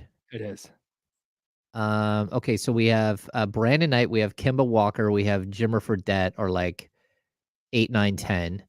Mhm. I think Clay is 11. Number 7 was a Kings pick, and they drafted Bismack Biyombo. Number 12 is, oh no, I'm not going to be able to come up with the rookie of the year from this year. Chat threw in a name. Is it Kyrie? It is Kyrie Irving. Congratulations to the Chatty House. Aldrin for J getting gets Kyrie that Irving one. correct. Yeah. Scoring leader in 2011-12. This is a fun game. I would like to continue playing. I'm gonna go Kevin Durant on that one. Yeah, Kevin Oh. Durant's right. Yeah, Oh, 28 good points a game. call. Rebound leader that year. Roy Hibbert. Andre Drummond. Good guesses. No, Dwight Howard. 14 and a half boards per game for Dwight. I wanted to guess Dwight, but I feel like he was falling off at that point. I guess not. Assist leader. Another Kings legend. Rajon Rondo. Yeah, that's an easy Rajon one. Rondo. 11.7. All right. Shout out. And that was your 2011 callback. And that's a yeah. shortened season. That's the strike season. It's the lockout season. So Yes. 66 I games. covered my first year was 2010-11 with DeMarcus. Also, we Mhm. have Samuel Dallenberg, Jason Thompson, Dante Green, Omri Caspi, Antoine Wright, Pooh Jeter, Darnell Jackson, Luther Head. Pooh, I said Pooh. I could probably come up. Oh, Hassan Whiteside was on that team. In 2011-12, I do Jermaine. not have oh. Pooh Jeter on that team. No, 10-11. 10-11. Jermaine 10, Taylor. 11. Got it. Okay. Yeah. Yeah. So I could come up with most of Tyreek Evans. That's 11. Yeah, I can come up with most of the players on that team if I really thought about it. love But then DeMarcus. after that season, we have the lockout that hits. So they draft Jimmer, and then July 1st, like 5 days later, the NBA goes on lockout. And during the lockout, I along with a crew of dudes made Small Market Big Heart during the lockout that year, because that's when like the team Hell is. yeah. That's the end of the 2010-11 season. Is the Grant and Jerry sign off. It's where everyone thinks that the Kings are leaving and going to Anaheim, and did not. I was in a journalism class at Sac State, and the professor I had also taught Sam Amick. And he was going to come in and speak to our class that summer, or leading into that summer. And she was like, yeah, Sam Amick's going to come in and talk to the class. And I'm like, isn't there like a lockout going on? Like, you're going to have Sam Amick in here in the middle of a lockout? Like, that's nuts. Like, but cool. And she goes, yeah, no, I talked to him. He's going to come in. It's like, all right, awesome. And so the day comes that Sam is supposed to be in, and she's like, I dressed nice. I like suited up to meet Sam Amick. which is funny knowing Sam now. But I like dressed nice and I'm all fired up. And she's like, yeah, Sam Amic's not going to come in. The NBA is in the middle of a lockout and he has to cover that. Like, yeah, duh! I told you. Anyways. That's what I remember about the lockout. That's amazing. Real quick, before we hit the break. I forget the professor's name, Lizzie, sorry. But I saw some stuff on the internet yesterday about Brandon Aiyuk being traded and the stuff the Niners have to do this offseason. Dan Graziano and ESPN actually wrote about this. Okay. And the thing I want to just dispel real quick is Graziano paints this really dramatic picture of the Niners offseason. And it's like they're going to have to cut Kyle Juszczyk or redo his contract. And they're going to have to cut Dre Greenlaw, which they won't be able to because he has a torn Achilles. But anyways, and they're going to have to trade Brandon Aiyuk. And this is all dire and everything's awful. That's not the case. And I've seen the discussion kind of all stem from that. And I've seen this, okay, who do they get rid of? Who do they keep? That's a 2025 conversation. Like genuinely, next offseason is where everything kind of comes to a head. And you have George Kittle and you have Eric Armstead and you have you might have to pay Brock Purdy and you have to figure out what you're doing with Deebo Samuel. You got to figure out what you're doing with Christian McCaffrey. Like next offseason is where it all really gets hairy and messy. But the fact of the matter is where things stand right now. The only way the 49ers would have to, quote unquote, have to trade Brandon Aiyuk is if he just outright says, I'm not signing here. I'm looking at the next 3 to 5 years, and I don't think that I'm going to be able to be as productive as I can be as a receiver. I think I can go win elsewhere. I don't want to play here, which, okay. B, if he goes, I want Tyreek Hill money, and I want $35 million a year, and I want $80 million guaranteed, or something insane like that. And they just go, not worth it. You can go get that elsewhere. But other than that, like they can keep all their guys and sign Brandon Aiyuk long-term this offseason and still have some money to play with in free agency. So it's not a dire, like, oh my God, everything is awful. Like it kind of is from they just lost the Super Bowl standpoint, and losing the Super Bowl and going back is like impossible. So it's dire from that standpoint, but all this, they have to blow it up if they want to sign Brandon Aiyuk that's just not a real thing. And I just wanted to make that really clear. Yeah. And, we talked about this last week, right? They have like a $36 million carryover credit from this year that will wipe out almost all of the $43 million, like over the salary cap for this season, for next season. So it's good there. And then there's ways to like move all of these contracts around. Of course, Nick from ESPN came in and worked with us on all of it, like the basics of it. Right. So like there is no panic button yet. And it's funny. Why are we writing this at ESPN when you wrote something from somebody who's in it, like got his, big boy boots on and trudging through the mud in 49ers salary cap quagmire of that's really building. It's really odd. And then you have a second one. I mean, I guess that's like counter view, but that's not really what it was. This is just like a weird situation where we have like some sort of panic and misinformation that's happening. Yeah, it's just go ahead. No, go. Yep.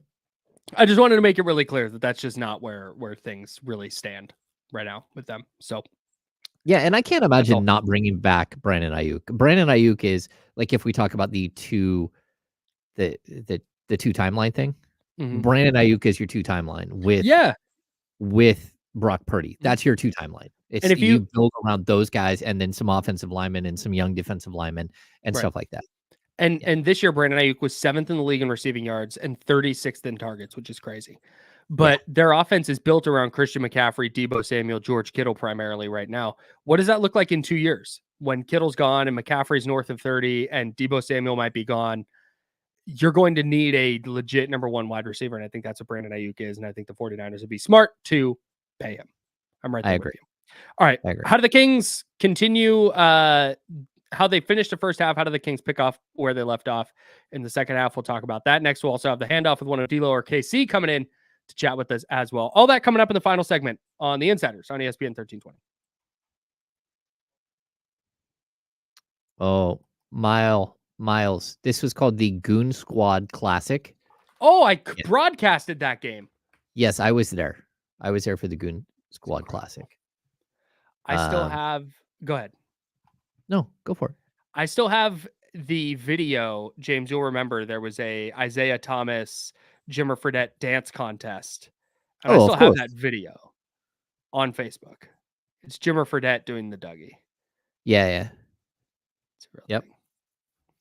We have not discussed the A's yet. What are we supposed to discuss? That they're idiots? Shout out to them. They've done a tweet.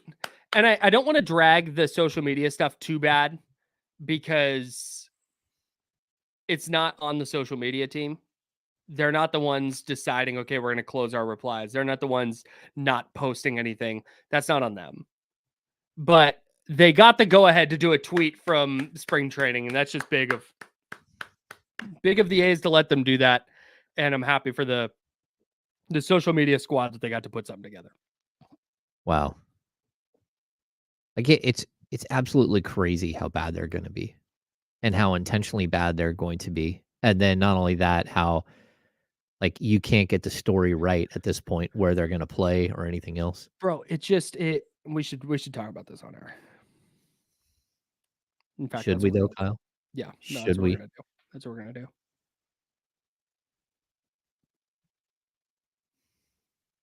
We have meandered today. Today has been a meander show, which doesn't happen very often. Buckle up, dog.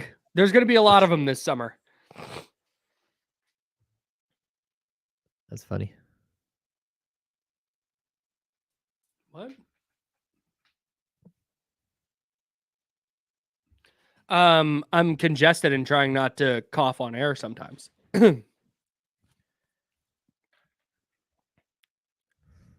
Or not cough, but like clear my throat. But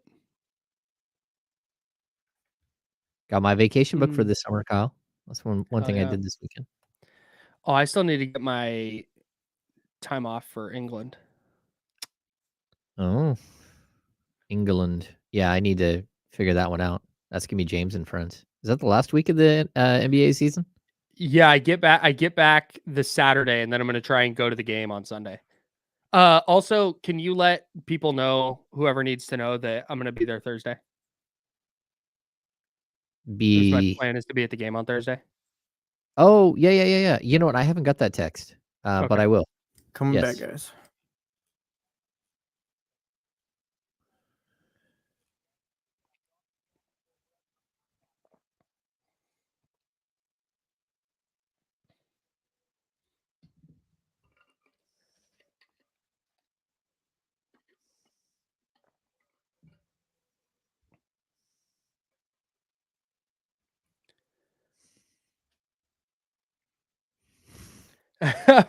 Final segment. I'm doing the show from home, so I can't hear the rejoin music. James just gives me like the "Hey, your turn, you go" thing, but he was just jamming out. I don't know what that was, but James was feeling it. That was great. I'm just like, it's one of the rejoiners, and I forget that you don't hear the rejoiner music. Yeah, no, I can't. Yeah, I'm going to the Kings game on Thursday against the Spurs, and Loki in the chatty house on YouTube at youtube.com/ESPN1320 reminded me I'm not allowed to go to games anymore. I will be leaving early. I will make sure to step out like a quarter early. And I You're think just that's gonna walk and go, that boy tall. He is enormous. Pause. I'm gonna take photos on Instagram for clout, and then I'm going to leave. That's my goal. Huge spur. Was that a Deuce Bigelow reference? Yes. Nice. Yes. Nice. Yes. We were talking about Kyle just got a movie reference. What? I did. Thank you. Oh my gosh, what just happened? Game time, baby. Let's go. So we were talking about the A's at the break, and I wanted to talk about this briefly on air, because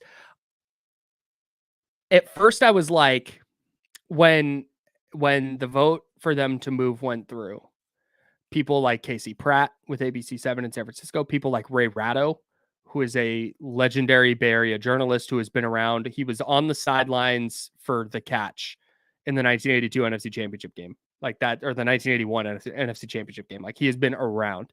And even when the vote for the A's to move got approved, everybody who was close to this thing and everybody who's been around was like, like they could still botch this. And James, you were talking about this at the break. The moves they've made or not made for this season. Oh, yeah. And they are now in the spotlight. They are now, John Fisher and co are now in the spotlight as like, dude, people are watching. Like, you think people were paying attention last year? Wait until now. Now people are really going to be like, this is the team that's moving to Vegas. You've got people in Vegas. You have to convince people in Las Vegas that this is a good idea. And you're going to roll out a team that's going to lose 100+ games again and made no discernible effort to get better. And you're trying to convince some place to take you in the meantime. And you're going to roll out the worst team in baseball again for the second year in a row.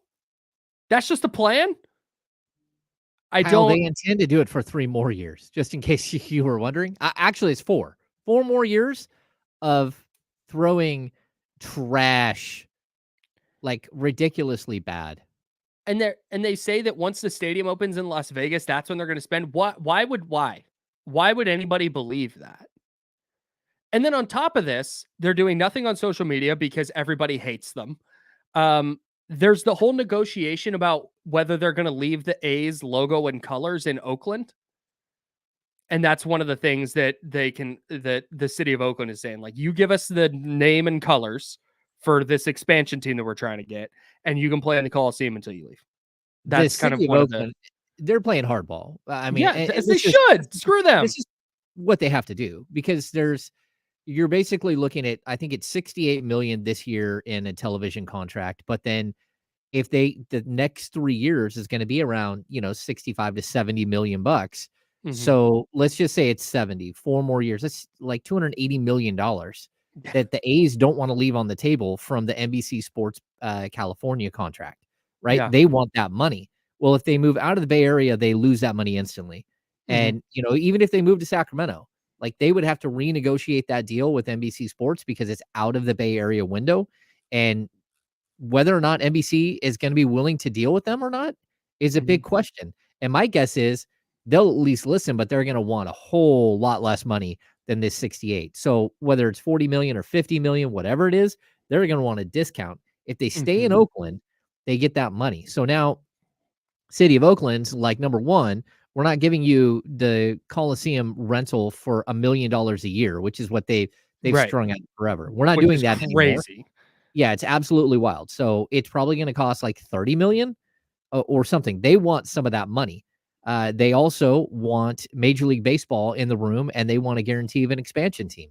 I don't think that's going to happen, but go ahead. They also want the history of the A's and the A's green and gold and the name and everything else left in Oakland. So when they do get an expansion team, that's not going to happen, that they would be able to tie that to the original franchise, the Oakland A's, and not allow it to go to Las Vegas and either get extinguished or be bastardized in some way by the worst ownership group that's ever existed in humanity. The right move is for them to leave the name and colors anyways, just from a branding standpoint. The A's logo and colors it's not the Raiders, where it's this national brand that everybody knows the silver and black. Like, everybody knows whether they're in Los Angeles or Oakland or Las Vegas, that is the silver and black, and Raider Nation is going to be around, right? It's not that level of, it's just, you're just the A's, and people hate you.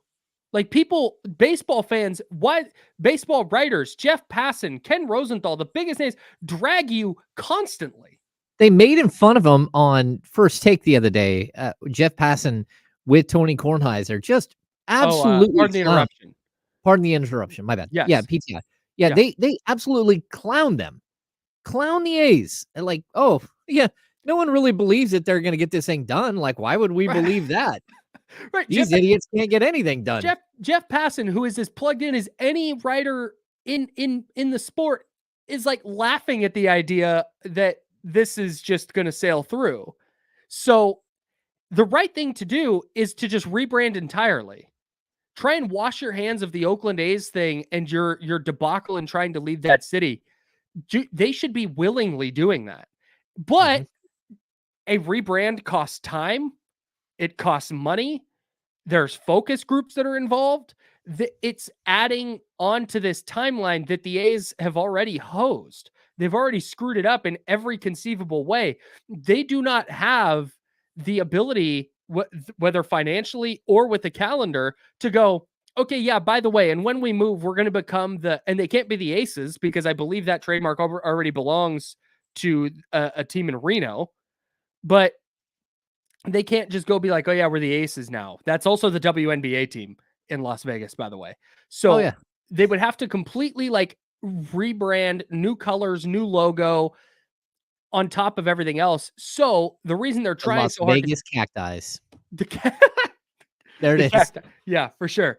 Yeah, there's a million different, names they could go with, but they're not going to because they can just keep the A's logo and colors. They don't even have to get new uniforms. They don't even have to pay for that. It's just, I don't think they can afford new uniforms, Kyle. Right. Like that's what I'm saying.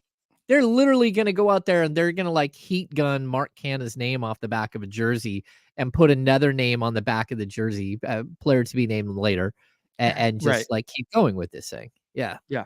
It's just, I was so pessimistic when everything got voted through because I was like, well, now they can't screw it up.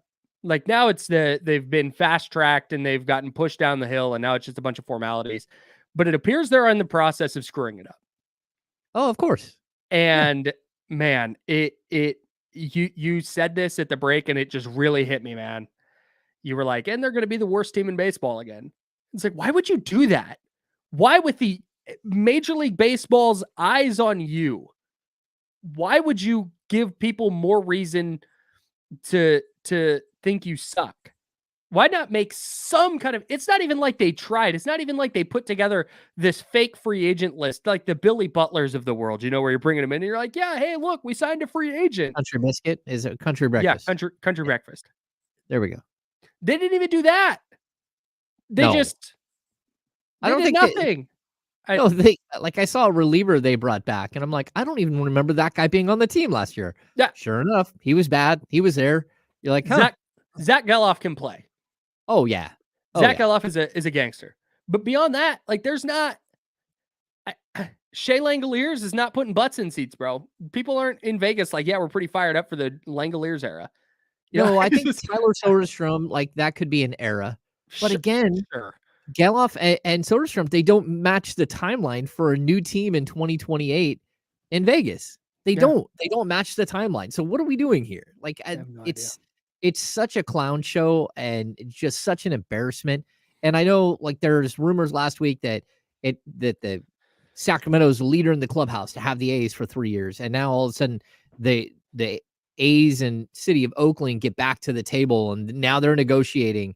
Like the whole thing is just a mess. And I just can't understand how we could get to a point where this is okay, that this is normal. And again, the Kings did this exact same thing. Like this is a Kings playbook. It is. It's the horrible Kings playbook under the Maloofs. So you see parallels here? Oh, yeah. I mean, you literally ran the lowest payroll in the league for like 3 or 4 straight years. My first year, like 3 consecutive years, they traded for a player that was out and not going to play, and some of them not ever going to play again. They traded for Larry Hughes. They traded for Sam Cassell. They traded for Marquise Daniels just to get to the salary floor, just to get to the lowest point. And Marquise Daniels had injured his neck, never played again. Larry Hughes had a broken wrist, was not going to play. And he may have come back and played a couple of years later for Orlando or something, but was done. Like that's what you did just to get to the salary cap floor. And on top of that, you just, instead of, again, the playbook, this is the playbook. Instead of fixing a toilet in one of the bathrooms, you put a plastic bag and duct tape over it. Right. Like, you couldn't even afford to fix stalls or urinals or sinks that ran all day long. You couldn't afford to fix them, or you didn't spend the $200 for a new sink and have one of your maintenance workers fix a sink in a bathroom? No, they stopped doing all of that. You remember Keith Smart had a run out on the floor because the Kings had lost their sponsorship with like Wells Fargo, and they had covered it up with a plastic bag up on the scoreboard. On the scoreboard, they covered it with black bisqueen or plastic bags. They fell off in the middle of a game, and Keith Smart ran out on the floor and grabbed the plastic bag out of the air as it's falling. Like, this is who ran the Sacramento Kings. So yeah, there are parallels here. This is who they were. And like, you just can't, like, sometimes people can't be owners anymore. And that's it. Who wants, number one, a stadium on 9 acres in downtown Las Vegas? The answer is nobody. The city doesn't want it there. Nobody wants it there. There's a pre-existing hotel there that won't be torn down in like till 2027. Like, this is you can't just blow up a hotel. They don't have their financing. And last time I checked, like, John Fisher is not getting richer, he's getting poorer, like, by the minute. So how is it that he's going to be able to finance? Like, there are talk that John Fisher is going from hotel to hotel, like pitching with a pitch deck, him and Dave Cavall, like pitching their financing deal to casino owners, trying to get somebody to give them money. And the answer is nobody wants them. Nobody wants to give them money. They're trying to do this. They're trying to do this while they're also going to roll out one of the worst teams in baseball. Well, I mean, then the Oakland A's fans are the ones who get dragged when they don't show up, because what are you supposed to do? You're not supposed, like, again, you can't do a giveaway in the stadium that says player to be named later. You can't. No. Because that's all you got. Like, or Vegas bound. How about you do that? You give a Oakland A's t-shirt in a nondescript color, not A's colors. It's got to be like just a black and white purple. Welcome to Las Vegas t-shirt. Yes, exactly. That's the whole issue. Is part of the reason people stopped going is because the team a long time ago stopped committing to the city. They've been trying to get out of Oakland as long as I can remember. And now now they're gone. Now they have approval to move to Las Vegas, and showing up isn't going to help. So I appreciate that the national conversation has gotten away from like, hey, nobody goes to A's games, and it's gotten more into like, hey, nobody wants to support this guy. Nobody wants to support this ownership group specifically. It's not the team. It's not baseball. The A's used to regularly sell out the Coliseum and compete for I've been to many sellouts and had the highest payrolls in baseball. It's not the city. I promise. It's not the lack of fans. I promise. Yeah, I mean, it is very much the ownership group. Yeah, and I would say like A's fans and Kings fans are very similar. Like, if you're an A's fan, you're an A's fan. Like, I have said it repeatedly. If Major League Baseball does allow this to happen and it goes down the way that it's going to go down, right, where they just pick up and move to Las Vegas, I'm done with the sport. To have this idiot, moronic commissioner come out and say, well, they can just become Giants fans. Dude, oh my God, dude. Leave the game. If you don't understand that that's not how sports work, get out of the game, Rob Manfred. You are trash. Trash, Kyle. No, it's just amazing how embarrassing these people are, all of them, for Major League Baseball, for the game itself, how they're absolutely destroying a fan base. Like, you're not getting those fans back. They're leaving you. They're going to go find something else to watch because you're trash. I mean, it's just absolutely horrible. Yeah, I don't know, man. I'm aghast at how badly the A's have managed to bungle this. Yeah. They have been like, I'm not shocked that they've screwed this up to this point. I am shocked that they've been handed so many get out of jail free cards with all this, and they still cannot get it right. No. They have a league with 29 owners trying to like push this thing forward and push this thing through. and get this team to Las Vegas. They're trying so badly to get into that market. And they can't do it right. And I just it's not going to be a lot better this year. No. In fact, it's probably going to be demonstrably worse. And you thought there weren't people at games last year. I think it's going to be crickets. It is going to be really, really bad this year. And it sucks because you want to go as a sports fan and as a baseball fan and as a person who has been an A's fan my entire life. Like my instinct is to be like, yeah, I want to go root for Zach Geloff. I want to go root for, Tyler Soderstrom. Like I want to go root for Lawrence Butler, but you can't. Nope. Because you can't support what this ownership group has done. So sorry for the tangent. That's probably going to happen more than once. Let's welcome in D'Lo and KC. He's coming up at noon for the handoff. D'Lo, what's going on, man? What's up, man? Chilling. How did you take in All-Star Weekend? I didn't At all? No. High five. Yeah, I'm not going to be one of Just those out? people who like sits around and complains about how bad it is. Like if there's something I need to see from All-Star Weekend, I'll see it. Like I'm not wasting my time like watching that stuff. Like I don't care about All-Star Saturday Night anymore. I tuned in, like I had it on. Like my plan was like I just was going to get some other stuff done, do some work, and just kind of have the game on in the background. I kept thinking it was weird. Like I haven't gotten any alerts for it. Like it's kind of weird. I thought I started it. I thought the game started at 5. That's my fault. I thought it started at 5. I put it on at like 5:35 and it still wasn't on. It's crazy. I don't think it started for like another 10 or 2. I was like, man, I just had this all wrong. And so I kind of sat there for a minute. I watched Ty get a bunch of shots up and I was like, okay, Ty wins the MVP at home. Like, that'd be cool. Like, it's cool. It's perfect. Like, Ty's been the star, had the, super interesting outfit, walking in. And I was like, all right, like, it's good. And then it kind of became like, all right, I'm out. Like, I don't need to do this. I didn't watch All-Star Saturday night. And the only thing I saw was whatever was on. I think it was the celebrity game when Kenny and I were doing the KSFM show on Friday. That's all that I had on. Like, I don't care. Like I don't want to watch to create this big think piece about how the NBA needs to do better and players this, players that. They don't care. I don't care. Like, it's not must-see TV for me. Like, it's a break for them. It's a break for me. Did it used to be though? Like, did you used to get tapped in? Yeah, I used to.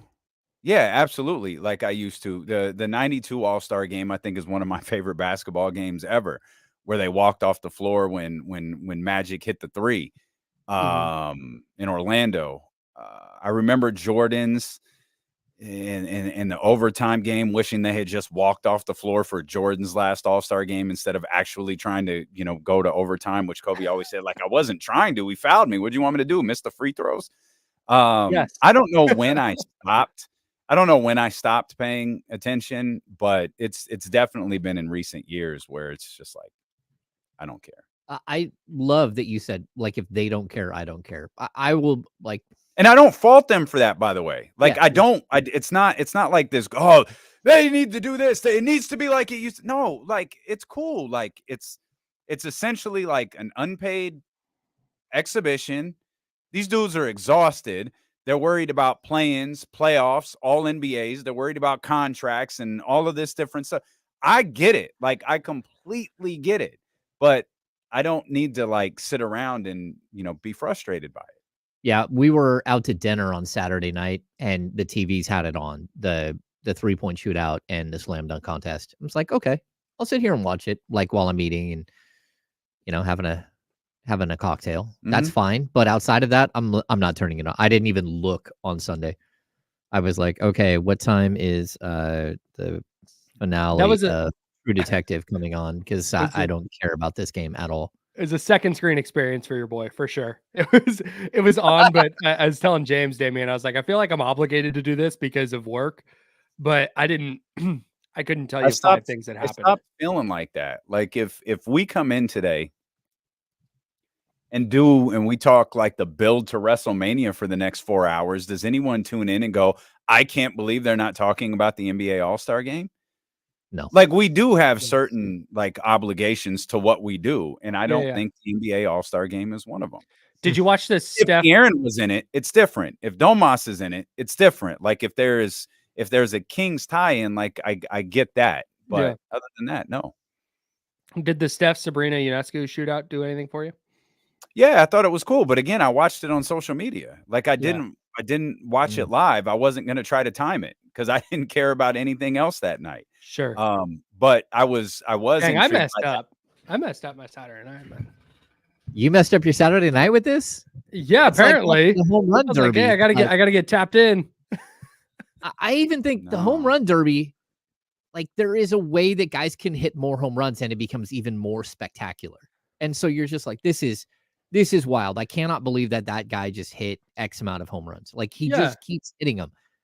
I just, you don't feel that way about the 3-point shootout. You don't feel that way. I actually think the 3-point shootout I think it's cool. Like I don't think there's anything wrong with that event. I think it's a blast. I think if you and I love, the idea that was floating around social media of like add, Kelsey Plum or Caitlin Clark or something to this equation with maybe Steph and Dame or something along those lines. Dude, I love that idea. Like that's tremendous. But I also like the 3-point contest in general. I think it's fun when a guy or a girl gets hot like that and just starts firing. That's phenomenal. But it's also part of a bigger. It's part of a bigger show that it's like, well, I'll see it. I'll see what I need to see. Mhm. Yep. And if I need to see, a kid dunk over Shaq, like I'll see it. But I'm not going to sit around and, wait for Jaylen Brown to miss 4 dunk attempts and wait for this guy to miss 10 dunk attempts before I see the one dunk that I need to see. I'll just go to Twitter and see the one dunk I need to see, or it'll pop up on an IG reel. It's as simple as that. They tried to rig it for Jaylen Brown and he still couldn't win. When they added the Jazz getting thrown out of the house sound to the Jaylen Brown Tatum lob, that was one of the funniest things I've ever seen. That was one of the great uses of the internet. It was the most mundane dunk of all time. It was just like all right. D-Lo and Casey talking all about WrestleMania and AEW and other wrestling terms. Good. No, that was good. Is that right? Right. No, we're actually going to talk a lot about the A's with Jake Gadon. He's going to join us at 1. Trysta will be with us at 2. And then Jason Jones, the final hour of the show. So lock in. D-Lo and Casey coming up next on ESPN 1320. Sweet. I got to tell you something. Who? Me? That drives me nuts. What? Look at the screen. That drives me crazy. What, the heights or what?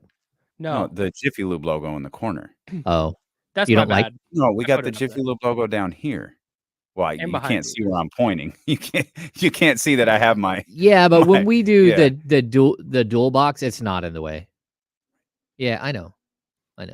When we do the dual box, when we go to here, I'm just gonna just pop. It's not as bad. It's like up in the corner, and I'm not usually there. Yeah, but now it's blocking the ESPN 1320 logo. It's see through. No, it's fine. We're always looking for more. Yeah. So we got the Insiders brought to you by Jiffy Lube, but if we can get 1320 TV brought to you by such and such, Yeah. that logo can go right up there in the corner like that. That'd be fire. Maybe. I wouldn't even look. That'd be We'll so have to figure fire. out a different way to do it, but we're working on it. No one can hear me because I wasn't in the stream, but we are working on it. We're working on it. Okay, There we got to go. change sides. I'll be back in tomorrow. See you tomorrow. See ya. Bye, guys. See you, Kyle. Oh, I think you guys do this, right? All right, let's do this. Thanks, Chatty Gang.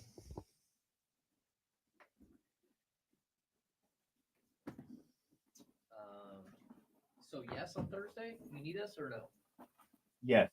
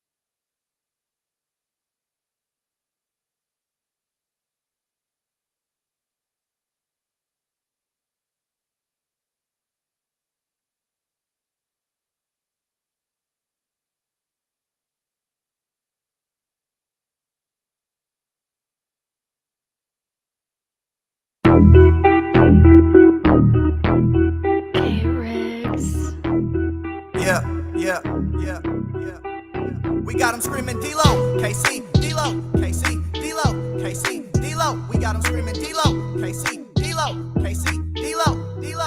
We your number one spot. We your number one spot for some sports, huh? Got the city going crazy when we work, huh? We top 2, but we ain't 2, we in first, huh? And when you need the real, we is who you search, huh?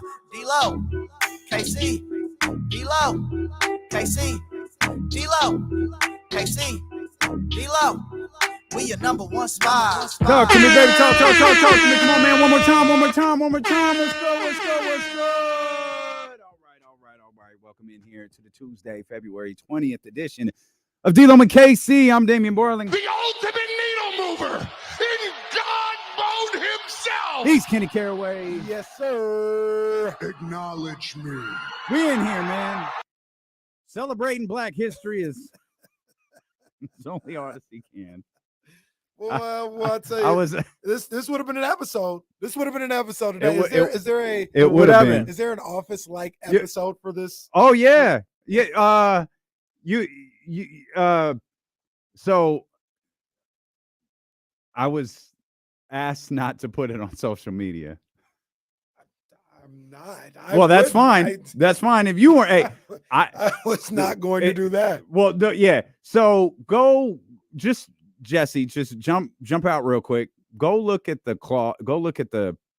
It's not a tablecloth, but like the table covering. Yeah. Under the food. Okay. Just go take a quick peek at that. Come back and report what you see. Look.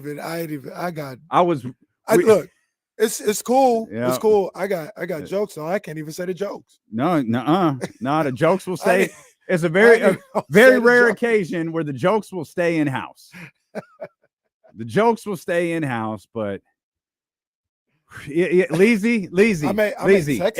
It's not far off. Happy Black History Month, Eminem. It's not that far off. And I have to be a little bit clearer when I say things sometimes because we posted a picture on the KSFM IG page. It said like Happy Black History Month, and it was all these hip hop artists, and the only person I could see was Eminem. And then I saw like Macklemore, and it was like, all right, I'm out. Like Jesse, what am I looking for? It's just the whole thing is not the best. It's not how we do this. Check your text. That's just not the way we do it. Hey, okay, no, that's the first. Okay, I caught that. Yeah, no, I swear I caught that. Yeah. No, I get that. No, that's if anything came, that was the first one that came to mind. Sometimes it's done out of love, that's I can accept that half the time. I get it more times than not. If it's done out of love, if it's done out of respect, I'll accept that. I will. And a black person ordered it. So like, I don't even know what we're supposed to do with this information. Oh, well, it's done out of love. Do better. Like, consult us. Trying to be an ally. You know what I'm saying? So it's okay. It's okay. Well, you can't. We just got to teach. You can't be black and try to be an ally. No, not her specifically. Just the people, the group of people trying to be allies. No, I get it. Yeah, no. That's when we teach. Yeah. Yeah, shout out to a barbecue spot in El Grove that came through. Yeah, McHugh's came through. Big ups. Yeah, look, I didn't see half them people in the meeting, but they over there eating. Look, I told Kimberly, hey, make sure you set something aside. Because look, they're the vultures, man. They celebrating Black History Month without us. It's the longest meeting we've had in 6 months. Oh man, unbelievable! I'm hungry too. I'm hella hungry. I can't lie. I'm never hungry. But I kind of knew our boy. I kind of knew our boy was coming today. So I was like, yeah. That's why I didn't pack a lunch. Yeah, I didn't pack a lunch today because of that. Neither. We're such children. Like, oh, they dropping off food today. Bro, I have 2 lunches I didn't eat last week that are still in the fridge because they brought food last week. Facts. I still got my sandwiches still in the fridge. About 3 or 4 days. Reese is getting on me like, why do you have that 3-day-old sandwich in there? Well, it's still good. It's wrapped up. It's in refrigerator. It's good. I'm gonna have it tomorrow. Probably. How long do you how long can that happen? I mean, my thought is probably like a week. Like it's already pushing the limits for me personally. Not that it's unhealthy, but I probably would make a new sandwich. But it's probably like a week. Yeah, about a week, Yeah. unless it starts looking funny before that. Yeah, it's wrapped up. You know, it's refrigerated, all this other stuff. So it's cool. But me personally, like if I was being wasteful, I'd be like, it's been a day too long for me. I need to make a new one. But I'm not gonna be wasteful. Okay. Welcome to the show. Yeah. We in here. Are we? So, I mean, I guess I always got to play the other side of the conversation. But are we going to endlessly complain about the All-Star game as well? I mean, that's what No. everybody in the country's doing. No, James, the insiders just asked. I don't care. If you're still putting yourself through that, that's your fault. Yeah, like I don't mean to, like, I don't mean this to mean, like, I don't mean this to mean any type of things towards those athletes. Like, I don't care. I'm not going to endlessly bitch and complain about something. It's an unpaid game for those guys. They go off. It's an exhibition. That's all it is. I get Adam Silver wants this. I guess it used to be this and it used to be that. Bro, that's not the case anymore. And instead of sitting around and festering and this is irredeemable and this is embarrassing and it's LeBron James's fault. And this is, I didn't watch. I watched it. I didn't. Like, but you're asking me, am I going to endlessly complain? No, I didn't watch. I did something else with my Saturday night. I watched the Iron Claw. I watched The Color Purple. I didn't care. Whatever I needed to see, I saw. I saw Luka try to throw him. I saw that. That was funny. That made me laugh. Funny stuff. I saw Tyrese going off at the beginning. Yeah. I saw Steph and Sabrina. I saw the dunks that mattered. I saw Jalen's mishap. I saw all of that stuff. And I saw it in the span of 5 minutes on Twitter. Yeah, I watched the whole thing. I watched All-Star Weekend was great for me in that case. I saw All-Star Saturday night. I saw all of the game. It was on, like, you know, it's with the family. I'm not paying ultimate attention to it all the time, but it's on. I still like it. It's just, I didn't think the game was good at all, but I didn't expect the game to be good. You know, I watched it. There's nothing on. There's nothing else on a Sunday in the middle of February. Throw the game on, see what it is. Like, it's whatever. I wish it was better. You know, I think those guys to a certain degree should be embarrassed by the performance or lack thereof. You know, I got all the same qualms. Why should they be embarrassed though? I mean, because that's if you're going to do it, if you're going to be part of the All-Star game, like have some competitive pride in what you're doing. But why? Because you said what going do you to show get up and out be of there. it? Like what? But what? Personal pride. I don't think any of them are damaged personally by not. That's probably part of the problem. I don't know, but why? This is where you and I don't. Why is this a big deal? Because it's not a real basketball game. It's an exhibition You were game. selected to play in a game as an all-star by your peers, your coaches, the fans. You were selected to do that. You decided to show up. If you decide to show up, so that means you have to go out there and be competitive and try to win the game. More competitive than what they are. I ain't saying you got to treat it like the playoffs, but that's a joke the way they were playing out there. That is a joke. I mean, that is I don't disagree. That is a waste of everybody's time, including their own. Like if you're gonna behave like that and you're gonna play like that, then don't show up. You don't have to show up. I don't disagree with any of that. I just feel like that's what the game is. Yeah, and that should be an embarrassment. And like I said, if you're going to approach the game that way as one of those players, you're entitled to that. You don't have to show up.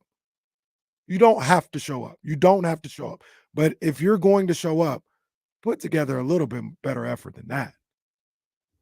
I love this. I can't. Joel says, D'Lo, clearly not a hooper. Yeah, welcome to the show, jackass. I'm not. Also, clearly neither are the 30 All-Stars that were selected because they approached the game the same way I did.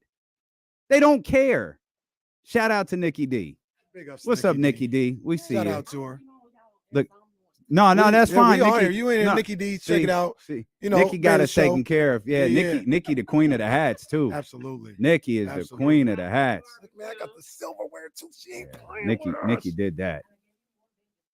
Oh, she gave me. No, thank you. I appreciate you. Thanks, Nikki D. You see? That's my girl. Come on now. You see? We stick me, Nikki, Jonathan, Kimberly. We stick together in here. Got to. You know. I just had a conversation yesterday about that. Teaching. Well, you got to. Teaching. You got to. But yeah, man, I do. Clearly, Luka Doncic isn't a hooper either, because I don't know what he was thinking when he did that. Oh, he was trying something. Are you allowed to say if you're not happy in Dallas, you can come here? Is I that don't think so. Is he going to get? I thought that was a Magic situation. Is Jokic going to get fined for that? Magic was a team. He wasn't a player. Yeah, Can players say it? Say that. I don't know if anybody. The first thing I saw, because everybody gets their ha-has because they love Jokic. It was like, I don't think he's allowed to do that. Yeah, I don't think I don't know but what's going to happen. I also feel like it's different. I also right. feel like it's different with players. I just don't think you're allowed to say that publicly. Yeah, but maybe it is different with players, but they get fined for requesting trades publicly. So, like the same way the league or the front office would get fined for whatever they do with trades. Players can't request a trade. My whole point is, I think some of those things with like publicly saying stuff in the media, or everybody gets in trouble for it. Mm-hmm. So I don't know. We'll find out. We'll find out. We find out here. I'm not necessarily saying he should. Adam, I just think he might. Adam might fine everyone in the All-Star game. Adam was not happy. Adam was not happy. Adam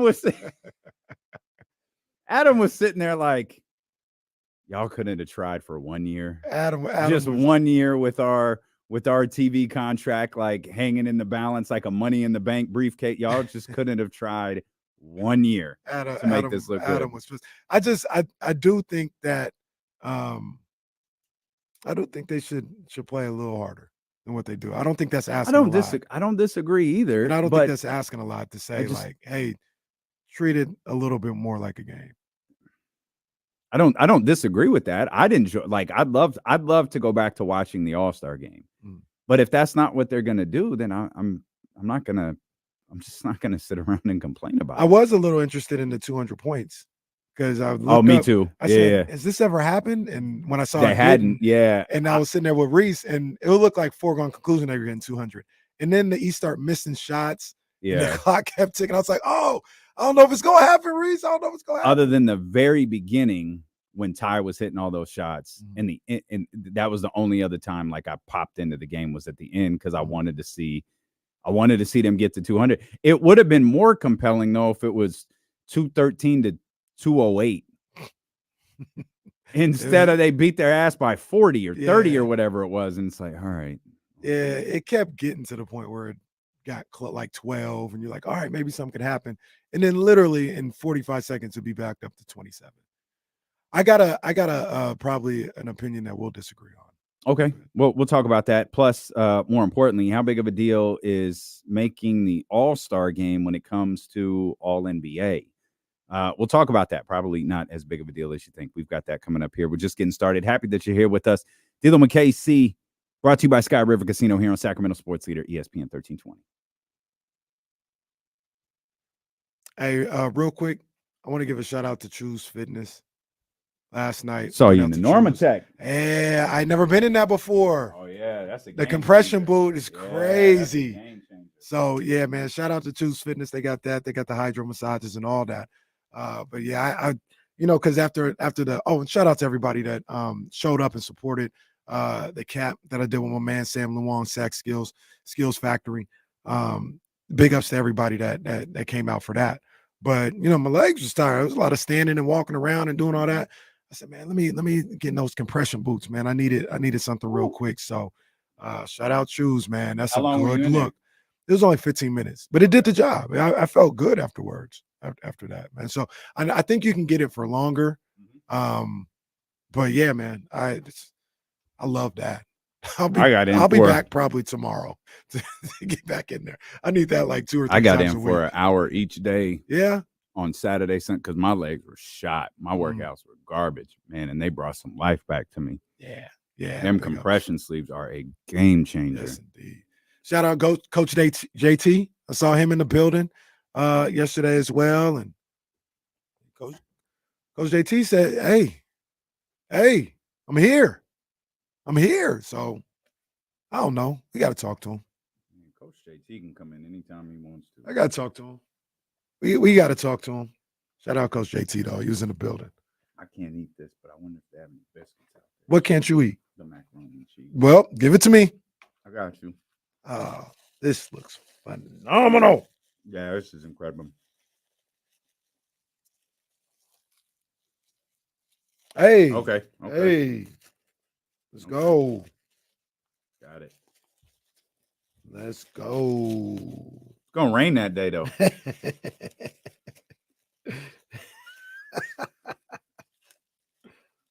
Yeah. Shout out McHughes too. I'm just giving shout outs left and right, but shout out to McHughes, man. McHughes. This is phenomenal. Damn. Yeah, this is incredible. Mac and cheese go hard. I do need something to drink though. Yeah. What they got? Scoop that off there. I can't do nothing with Oh it. yeah, I'll make room. Mm-hmm. I love mac and cheese. Not Kraft. I'm gonna text Kim. I make a really good macaroni and cheese. I just don't know if others will like it. I may use McHughes for what I got going on in March. It'd be a good look. That fixins bill starting to. Whoa, well, That fixins bill we're trying. We're trying, Man. but damn. I got some RSVPs. I was like, oh shit.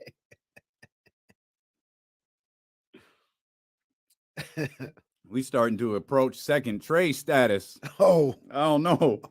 Them trays is $200 a pop. woo! Shout out to Fixins though. Fixins, Oh they man, do it. fix it. It's worth every penny. Mm. That's just a lot of pennies.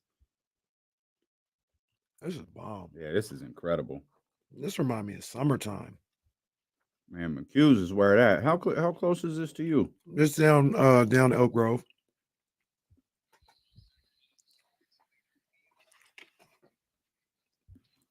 We just in here eating. Sorry, Oh, the my mic was goodness. off. I was eating. No. Shout out Nikki D for taking care of us. Shout out to McHughes. Yeah. Man, that Big is ups, good man. stuff right there. Big ups. Man, I didn't expect this. They want to talk All-Star game. Hey, man. Let's talk about it. Hey, so before we talk about it, Yep. I saw a tweet from this guy Nate Jones, who's like, he doesn't cover the league. He did some work Yeah, with Dame. Utah, right? Portland. Portland. No, that's Tony Jones. Who you're Oh, thinking of. Tony Jones. Okay. Nate Jones is a guy who I don't know if he's like Dame's manager, Dame Lillard's manager or whatever, Okay. but he's like he's almost like a Nick DePaula type guy, maybe a little bit more of a manager and agent, but connected to the league like that, right? Okay. And he was like, he had a tweet. He was like, I just had a career day where I was talking to 3rd, 4th, 5th graders, 6th graders. They all knew about the All-Star game. None of them said it sucked. Okay. So I say that saying like Mhm. people were like, well, man, we talking All-Star game. Like, I think there's a lot more people out there that were kind of they didn't have a problem with it. Not that they loved it, but they didn't have a problem with it. It was the All-Star game. It was All-Star Saturday night. Mhm. It is what it is. I don't think Kept there's it- kept anything. moving. I don't think there's anything wrong with All-Star Saturday night. Oh, they were trying to flame All-Star Saturday night on Saturday night. Really? Yeah, I always they find were that not happy. the 3-point contest good. I love the Steph and Sabrina stuff. I That feel was like really there's a lot of things you could do with Mhm. that. You could expand on that moving forward. You know, with Caitlin and Kelsey Plum and a lot of different individuals. I just think people want, the Michael Jordan, Dominique Wilkins dunk contest, right? Yeah. You want every contest to be this Vince Carter one or the Aaron Zach Gordon, Levine. Yeah, and Those are the greatest ones of all time. Yeah, those are like those are special Yeah. because that's what they are. Like, no one complains about the David Thompson dunk contest, right? Or you know what I mean? Like, Yeah. there are other ones outside of, you had a stretch of, I think, like 86, 87, 88. Well, what happened in 89 and 90? Kenny And 90 Skywalker. does anyone talk about Cedric Sabalos and his fake blindfold? And I think that don't was, do that to I think that was 92. Yeah, don't do that. to Anybody do that? Don't do- Hey, we talk about Blake half-ass jumping over a Kia. Like, come on, man. Like, that's not good. The All-Star game. The dunk contest was trash, but it was what it was. Like, I'm Mr. NBA. I love the NBA, right? So maybe I'm the wrong guy to say about this, but we got some food. You know, me and the family, we got some food. It was not like, oh, can't wait on the edge of our seats, but it was Saturday. There was nothing else on. We throwing on All-Star Saturday night. We watching that. The next day, got some more food. We had a tournament in the morning. Got home. We watching the All-Star game. Like, that's what we do. That's what we do every middle of February. And sometimes it's great. Sometimes it's underwhelming. It's all right. It's whatever. I feel like we romanticize a lot of what it was back then too, because you mentioned the Blake Griffin dunk. I saw people on Twitter, oh, like this, like remember Blake Griffin when he jumped over the car or whatever. Like dude, like nobody was like when that happened, nobody was like, oh, that was crazy, Blake Griffin. Like nobody was like happy about it at the time. That was so underwhelming. I feel like people romanticize what it used, like everything used to be. It was way better when Kobe jumped over the Aston Martin. And that was real. Way better. That was real. Well, it was still real to me, damn it. Let's get Matt in here. 916-909-1320. What's up, Matt? Hey, what's up? What's going on, guys? Thanks for taking my call. You know, I like basketball a lot. I wouldn't call myself a purist, but it's one of my favorite sports. One of my other favorite sports I watch a lot. I know you guys don't really talk about it, but it's soccer. And I follow the MLS specifically. And what the MLS does with their All-Star game, it's a little different, but they bring in, you know, they usually bring in like a big name European team to come and play the MLS All-Stars. So there's no East versus West. It's MLS All-Stars versus, you know, Real Madrid or Barcelona or whoever you want to name. I think it would be interesting. Now, if you want to make the game more competitive, do away with the East and West. Just go back to pick however many All-Stars, 14, 15 players, and let them take on a team, you know, whoever wins the Euro championship. Bring those guys over here, and let's really see how we all stack up. Because I really genuinely think if you want to talk about pride and stuff like that, they would show some pride then, because I don't think you would see NBA players wanting to lose or even wanting to have a close game. Sorry about that. Even have a close game against European teams. And you know, the level over there is really high. So I think it could be competitive, but just a little idea I had. I want to know what you guys think. Yeah, I feel like the hi Kim. The food was terrific. Thank you. No, we're not. We're live. No, it's fine. No, because people can hear the door slam. No, it's good. No, they can. No, it's good. You're doing great, though. This is fantastic. She just closed it again. No, that was good. That was good. I love our people. Hey, you're terrific. I understand that. The food is amazing. Hey, don't let all them eat it, though, because I think I'm going to want some more. Yes. Yeah, you could leave the mac and cheese out for me. No pork and beans for me. Thank How are we not number one after this? I don't understand. We just placed an order with our executive assistant. Oh, she said acknowledge me. Oh, my bad, boss lady. Okay. Man. Just got chastised. Yeah, we didn't even say nothing bad about her. No, at least not this time. The USA versus the NBA versus the world, that's been bantered about forever, but it's NBA versus the world, right? So it's we're talking about Jokic, right, and Luka on the NBA team, right? Okay, I just want to make sure we got that clear. The other thing, and I like Giannis. I just want to make sure we've got this lined up right.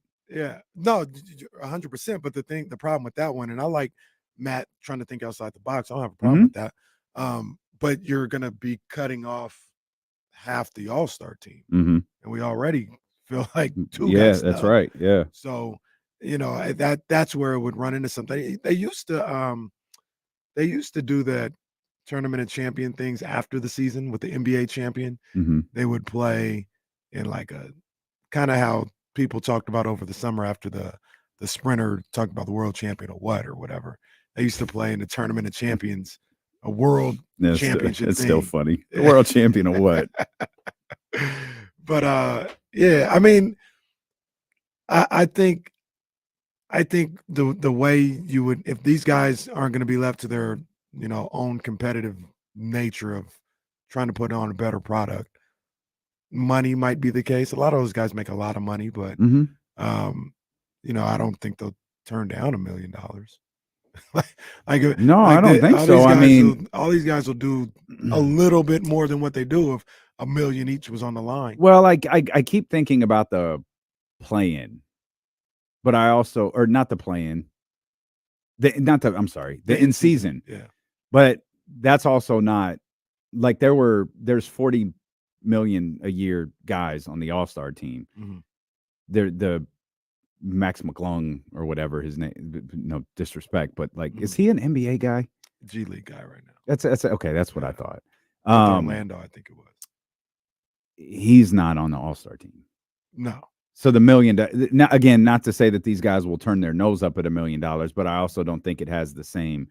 Hey, we trying to get our whole team gets 500. Like Keon Ellis gets $500,000 if we win this thing. Mm-hmm. Everybody on the squad, Freeport gets $500,000 if we win this thing. Right. It's a little different when it's Dame's $60 million a year contract, right, getting an added million. And I'm not counting their pockets. Yeah, but and that's where these guys, just being more competitive, not being afraid. I think some of it has to do with being afraid of being embarrassed, or being a meme or something. That's like why.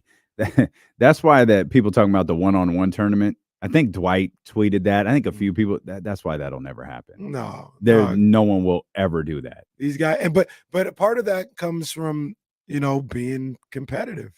And like I said, I don't want to disrespect these guys and say they're not competitors, because to get to this point, they absolutely got to be competitors on some level. But I think a lot of them are also afraid of being embarrassed, and that ain't competitive. You know what I'm saying? That's not competitive. Like whether it was the one-on-one or just like really going out and trying to play a solid game, they're afraid of being embarrassed. And I think that's a little whack. Well, I hear you. Let's get Leezy. I have a response to that. Okay. What's up, Leezy? Yo, D-Lo and Casey, what's good, guys? What's up, my man? JL. What's good? Hey, D-Lo, man, we're in sync today. Yo, I couldn't agree with you more. This was the first year I didn't watch the All-Star game. I didn't really care about it. I know the players aren't going to take it serious. One thing I was going to bring up that you guys just talked about was the tournament. Wouldn't it? I know you guys said it probably wouldn't be like really likely, but wouldn't it be cool to see like a 2-on-2 tournament? You could have guys like Luka and Jokic versus LeBron and AD and all this and that, and it wouldn't be 4 quarters; it'd be short, so maybe the guys would be a little bit more competitive. I know you guys said it wouldn't be likely, but I think that would be a good short-term answer for this, because obviously they're not going to go hard the full 4 quarters. Yeah, but I don't, and Lazy, I don't mean to shoot down everybody's idea, but the game, I don't think is the problem. The lack of competitiveness is the issue. They'll be just as lazy in a 2-on-2 as they are in half court or full court, in my opinion. That's my concern. Is like, just because it's 2-on-2 or 3-on-3, they're still not gonna play no defense. They still gonna walk around with their hands down and let these guys shoot threes. Maybe. I think you said something a second ago about them, like these guys don't want to be embarrassed. And people like, Jordan used to do this and this guy used to do that, and everything is the way that it used to be, right? And we don't acknowledge how different our consumption of media is. I just mentioned, I'm not going to complain or be frustrated. I didn't watch. I saw everything I needed to see in short bursts on social media, and it was no big deal. Like, I had no issue with it. But that could be part of the issue. Like you're Tatum, right? And you're Tatum and Trae Young against Luka and Nikola Jokic or whatever. And you're out there and you want to win this, right? You're playing to win this, but you get crossed up and you hit the deck. Luka looks at you, pulls up a 3, ends the game like that. That clip goes and lives like forever and ever and ever and ever on social media. And it's not like in the because that happens if it's the Celtics versus the Mavericks. Those clips get cut and they ultimately live forever. These will live longer because they don't play again until Thursday. True. Right? You know what I mean? And in the way we consume this stuff, I'm not excusing like anything. I'm just also trying to I'm trying to see the other side of this, right? How, everything hits social media instantly, and you have one mishap. You're out there trying against the other stars in the game, and you have a mishap. Well, you to talk to Stephen A's for the next 4 days. Yes, true, but that could happen in the regular game. It could.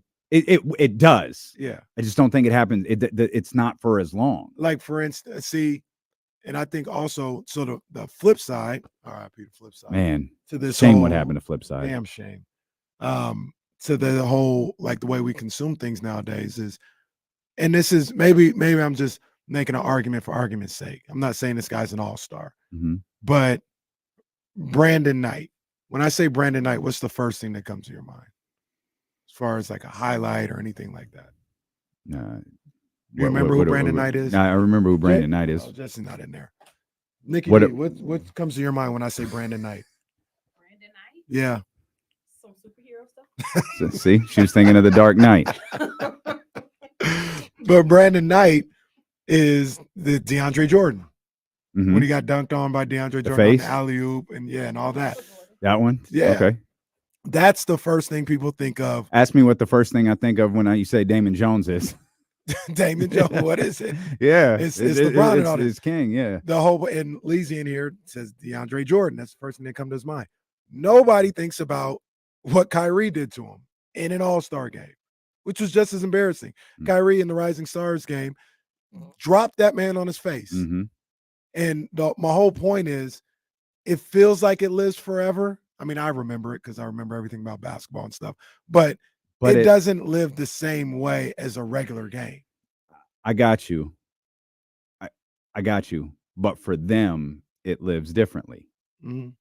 Like it's different for them. You know what I mean? Mm-hmm. So it is, but that's where I come.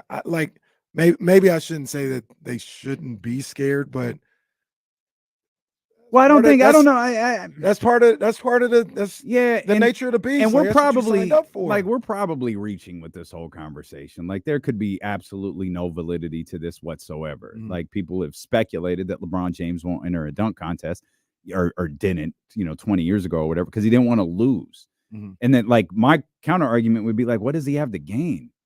Like you criticize, like, oh, he's just chasing Jordan. He's chasing Jordan. Well, yeah, if he went and tried the dunk contest, isn't that exactly what he's doing? Just chasing Jordan. The greats did it before. He brought some of it on him. No, not all of the greats did it. Like LeBron did it and Kobe did it. You mean Jordan and Kobe? Or Jordan, yeah. All the great dunkers did it. Dominique was considered one of the great. Is LeBron considered a great dunker? Yeah, absolutely. The great. There's also, you tweeted something. Now Magic didn't do it because he ain't got bounced like that. So it's not necessarily the great players, but it's the great showmen, the great high flyers. They've all done it. I guess I never looked at LeBron as a high flyer. LeBron is a guy whose in-game dunks are spectacular to me because of how explosive he is. Mm-hmm. And his explosiveness is highlighted by it's like De'Aaron. I don't like, you tweeted about there was only one man who could save the dunk contest. And I thought, kind of what I like about Malik, the one man, for those who didn't catch that, was Malik Monk. Kind of what I like about Malik and De'Aaron is the same way. It's the LeBron effect. It's them getting past somebody. It's watching everyone else on the floor stuck as these three guys are moving in fast forward. And, then they hit the takeoff button. I don't know if you eliminate all that other stuff, if LeBron or De'Aaron or Malik, if their dunks look the same to me. LeBron, for sure, he can do it. One of the things that kind of hinders him a little bit is he's a 1-foot dunker, like in a dunk contest. So you're kind of limited to what you can do, so to speak. But, I mean, LeBron in a dunk contest, going off of 1 foot outside the paint, doing a windmill is electric. It is electric. LeBron, and these are dunks that he's done in games. LeBron from a foot outside the key doing his kind of the windmill reverse dunk. Like that's That's a 50. That's a 50 if he's doing, back when he was asked to do the dunk contest 15 years ago. That's a 50. That's a 50. Like he's in contention depending on who he's going up against of winning the dunk contest because of that. It doesn't affect what I feel about him as an overall great. He's still number 1 or 2 of all time, but it's like, damn, man, I wish he would have done it one time. Okay. Here's what I was going to say that I think you're going to disagree with. Okay.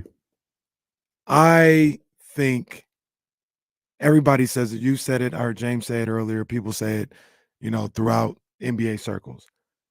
I think the whole notion of All-Star Weekend being this exhausting process for the All-Stars is a little overblown. I think that's actually a lot overblown. Firmly disagree. I think it's a lot yeah, overblown. Firmly disagree. It's a lot. Why is it not overblown? Well, I maybe I think should you're tell you why it underplaying. is. Okay. Why it is overblown. It's not like me and you going to location to location. I'm not on my ways. I'm not driving. I'm not behind the seat driving, trying to fight traffic to get there. Mm-hmm. These guys are in sprinters. They're chauffeured everywhere. Mm-hmm.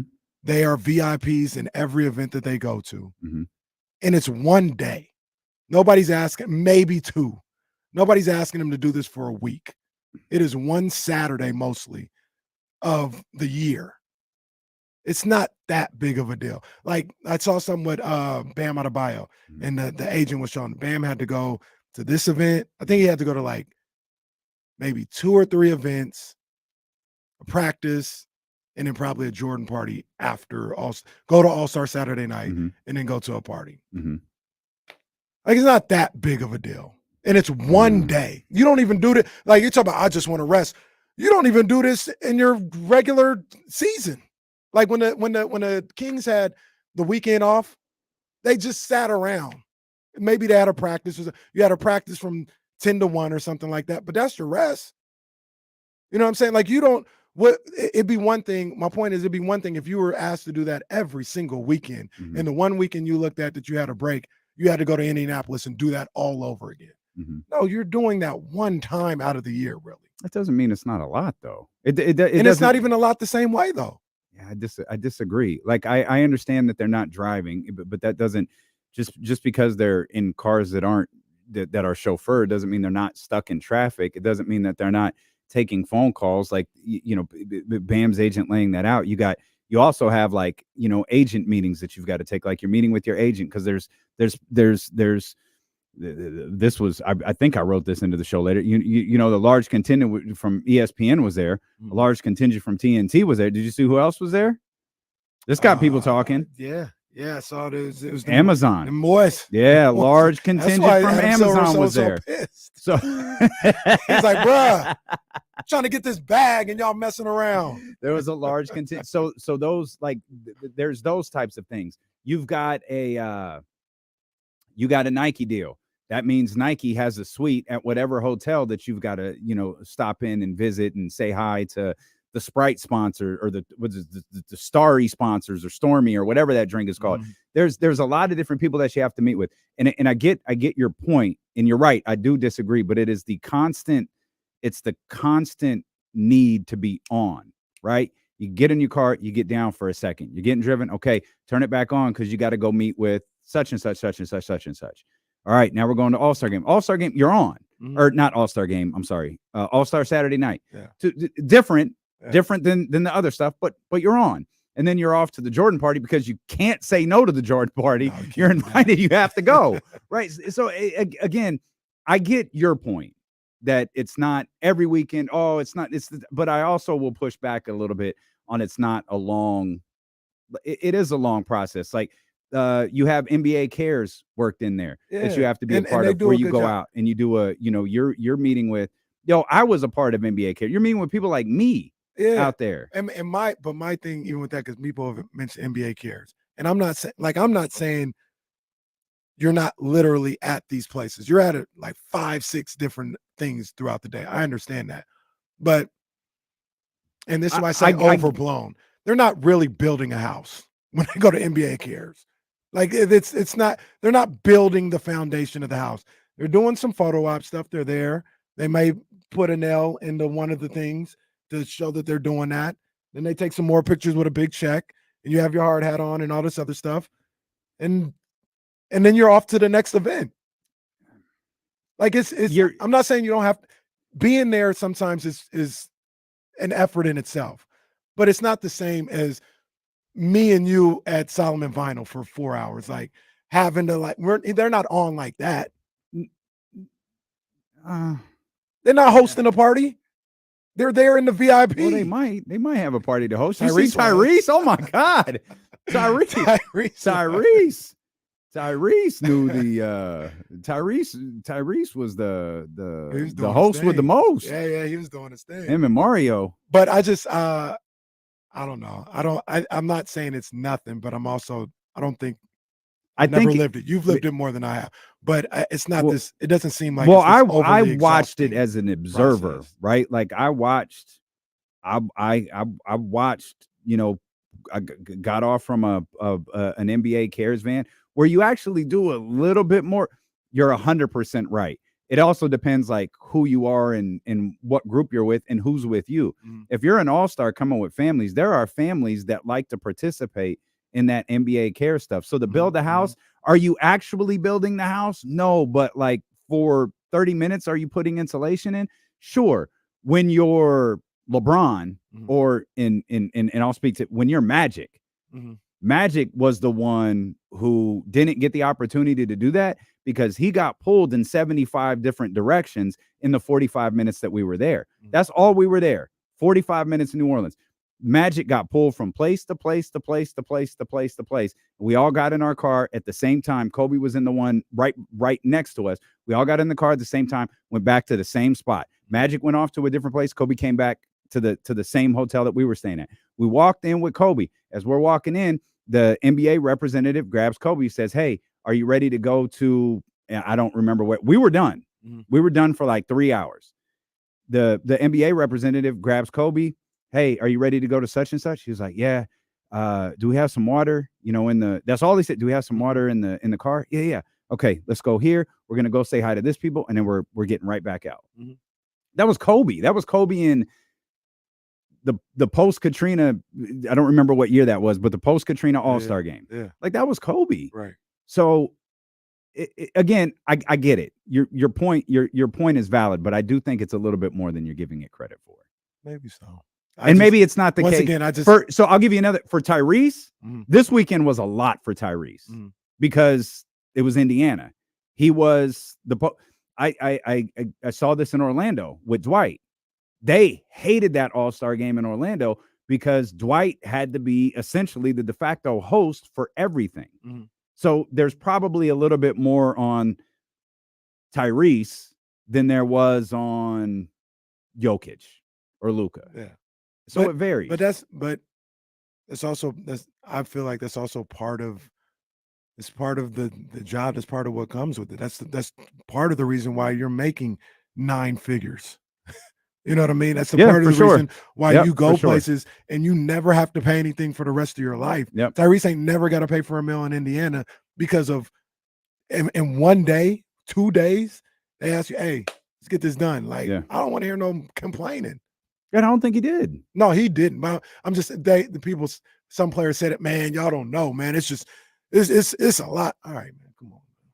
Just do your 2 days of free stuff and people pandering to you and be okay. I don't like your tone. Jake Gadon joins us. We'll talk with Jake Gadon when D-Lo and KC. Sacramento A's. Hey, well, is it or is it not? We'll find out next here on ESPN 1320.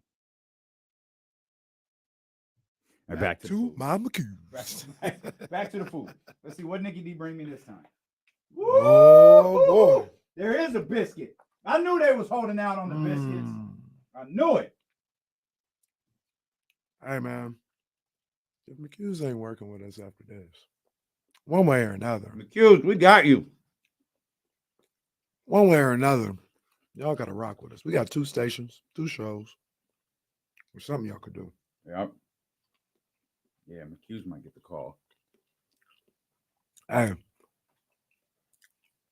I ain't gonna say nothing. I'm about to say something. I ain't gonna say nothing. I ain't gonna say nothing.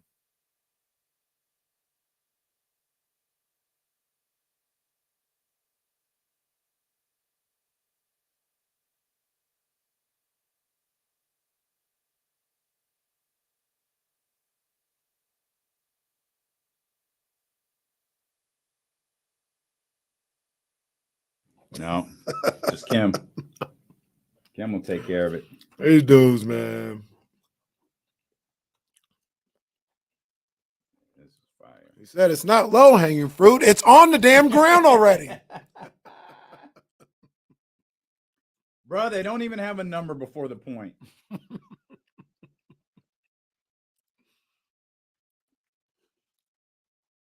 a true story. That's not me hating. Oh, Jake. Don't mind us, Jake. Jake, what up, though? We just eating barbecue, Jake. What are we eating right now? Who we got here? What are we munching on? This is McHugh's barbecue. Yeah, man. Yeah. You both going to Some good stuff, boy. There's some good stuff. Yeah, you boys The only going thing to I town can't eat on right it. now are the ribs and the chicken because I don't yeah. like to, I don't Yeah. want my hands all messed up. I'm trying to pull it apart. But it looks bomb. The barbecue smells bomb. Come on. These beans are crazy. I don't like beans. Wow. Casey, you got the white sweatshirt on. You can't mess up with the white sweatshirt, okay? I'm a careful eater. I'm pretty careful. I'm not a messy eater. Jake, how you living? Doing well, guys. Miss you both. It's been a fucking minute. Let's go. Excuse me, language. I just dropped. Get it out the way now, Jake. I'm messing with it. Real quick. Hey. Coach JT, come on, bro. Come on. Anytime. I've had some of that our place food. Wait, Chef, JT catered too? not our place. Shout out our place. Chef D. Food is bomb. I mean, it was the food we had at the wedding. Like they bodied it. So, I mean, if you got a couple of to-go boxes for your boys, when you come in to talk to us, Wait a bring it minute. with you. JT, if y'all cater, I got some. I'll get my. Hey, Chef D, he be doing. Hey, for real, he got some good. Anything you need, fish, chicken, whatever, man. Roast beef. Chef D, he get busy. JT, text me. We got money to spend. I'd rather spend it on our people than elsewhere. Jake, I miss you too. Oh, Jake, we're coming back. Hang on.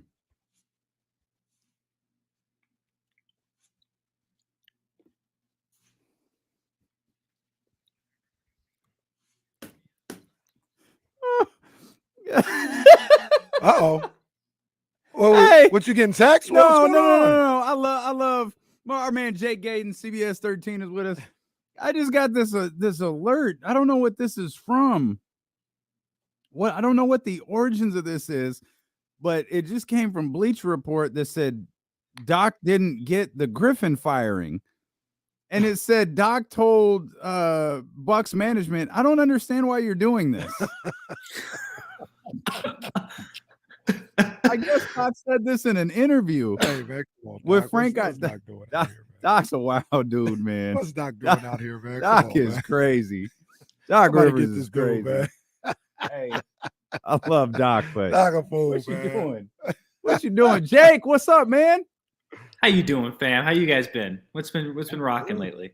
Good, man. You know, we had an extra day off. You know, that's why Jake wanted to come on Monday. I was like, hey, we ain't gonna be here. In the words of Magic Johnson, but you could definitely come on Tuesday because me and Jake, we had a little. It wasn't even a back and forth. We're in agreement, but we were just talking through text about the story that came out at the end of Friday. Basically, there was a story in the Athletic saying the Kings, Sacramento, is the front runner to be the temporary home for the A's before they go to Las Vegas. Now, once that story came out, a lot of people like, no, it's just posturing, it's just this, and I'm not dismissed. It could be all of that, but I haven't heard a reason as to why that probably wouldn't be the best case scenario for the A's.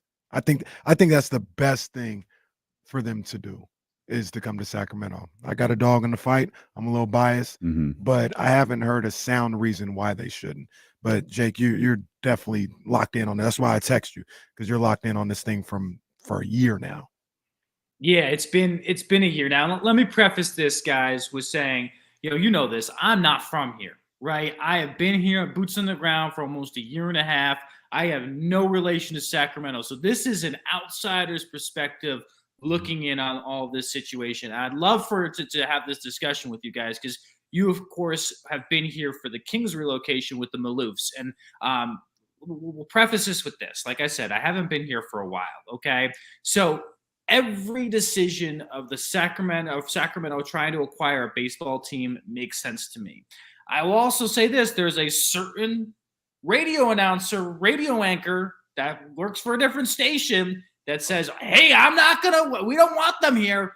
Send them away. And I don't understand that one freaking bit, because if you want to see the city grow, if you want to see sports in Sacramento become bigger and better on a grander stage, it's either going to come through one, expansion, which is really hard to do nowadays, especially without a big shark, or two, a team moving here. With the A's moving to Sacramento, it makes way too much sense. People are saying, yes, it's a ploy to try to get Oakland back to the table and lower the lease price on the Coliseum, and then also have to grandfather in a situation where if they do leave Oakland, okay, they're up for the expansion team, especially if they end up going to Vegas. But it makes too much sense to come here to Sacramento. One, they keep the TV rights deal, right? It's still within the NBC Sports Bay Area window because they have the Kings here. They have a satellite on top of Golden One Center that they can beam up to their spaceship or whatever you want to call it, and be able to send out their signal. Real quick, I want you to expand on that a little bit, because over the weekend I kept hearing two different things. I kept hearing that the NBC Sports California is officially like under that window, they'd be able to keep that $70 million or whatever. Then I heard other people saying, no, it wouldn't be they have to stay in the Bay Area. It's not where the games are telecast. They'd have to work out a deal. I'm of the belief, and I've heard from a number of different people, because the games are telecast here in Sacramento, it would fall under the broadcast. They'd keep the whole $70 million. But I'm not sure. I've heard two different things. What have you heard about that specifically? I've specifically heard that it stays underneath that window. That window is still covered because, like you said, one, the games are shown locally here, and two, they already have an antenna here, or whatever you want to call it, to be able to broadcast these games. It's not like moving it to Salt Lake City where they'd have to figure out a whole new broadcast setup. The setup is already here. For twofold. One, like I said, they have something on top of the Golden One Center that's a satellite that can send the signal everywhere. And then two, I already know Sutter Health Park personally is retrofitted for a broadcast, because we show the broadcast on KMAX for the River Cats every Saturday. So it's a win-win in terms of the TV broadcast stuff, because you already have, like, when you're trying to recreate a stadium and you want all those different angles for a baseball game, right? You got to have all these different camera wells and all these different setups and everything. The fact that Sutter Health Park already has it is huge. You don't have to worry about that. And then the only other thing you got to worry about is how we're going to get the signal from the stadium over to Golden One for them to beam it up into space. Man, that's a win-win. So the $70 million, you also don't have to spend any more money on trying to figure out, A, how to get out of the contract, or two, how, if we want to stay with this contract, how are we going to be able to honor it to the point where we're not breaking the contract? It's a win-win on the TV front of stuff. Does that make sense? Yeah. Here's another maybe uncomfortable fact. I don't know if you guys got a chance to see Jeff Passan's article this morning about expansion. Apparently, expansion, it's probably a little bit more realistic of a discussion than we've given it credit for, given the fact that the NBA feels like they're just on the verge of announcing it. Yeah, expansion is a done. There is no race. It's like the worst kept secret in professional sports, Las Vegas and Seattle, right? Like, we got that. But the Major League Baseball, Jeff Passan, lays out expansion, why it makes sense. He talked about the Music City Baseball Group, where Nashville seemed to be like a surefire spot to land a team, how there's potentially two spots coming up. And he lists a long list of, these are his words, a long list of potential expansion candidates: Charlotte, Portland, San Jose, Austin, Vancouver, Mexico City, with Nashville and Salt Lake City being the front runners. There is no reference whatsoever about Sacramento. That was posted today. So that was posted, after with the understanding of what may be happening with the Oakland A's and the city of Sacramento.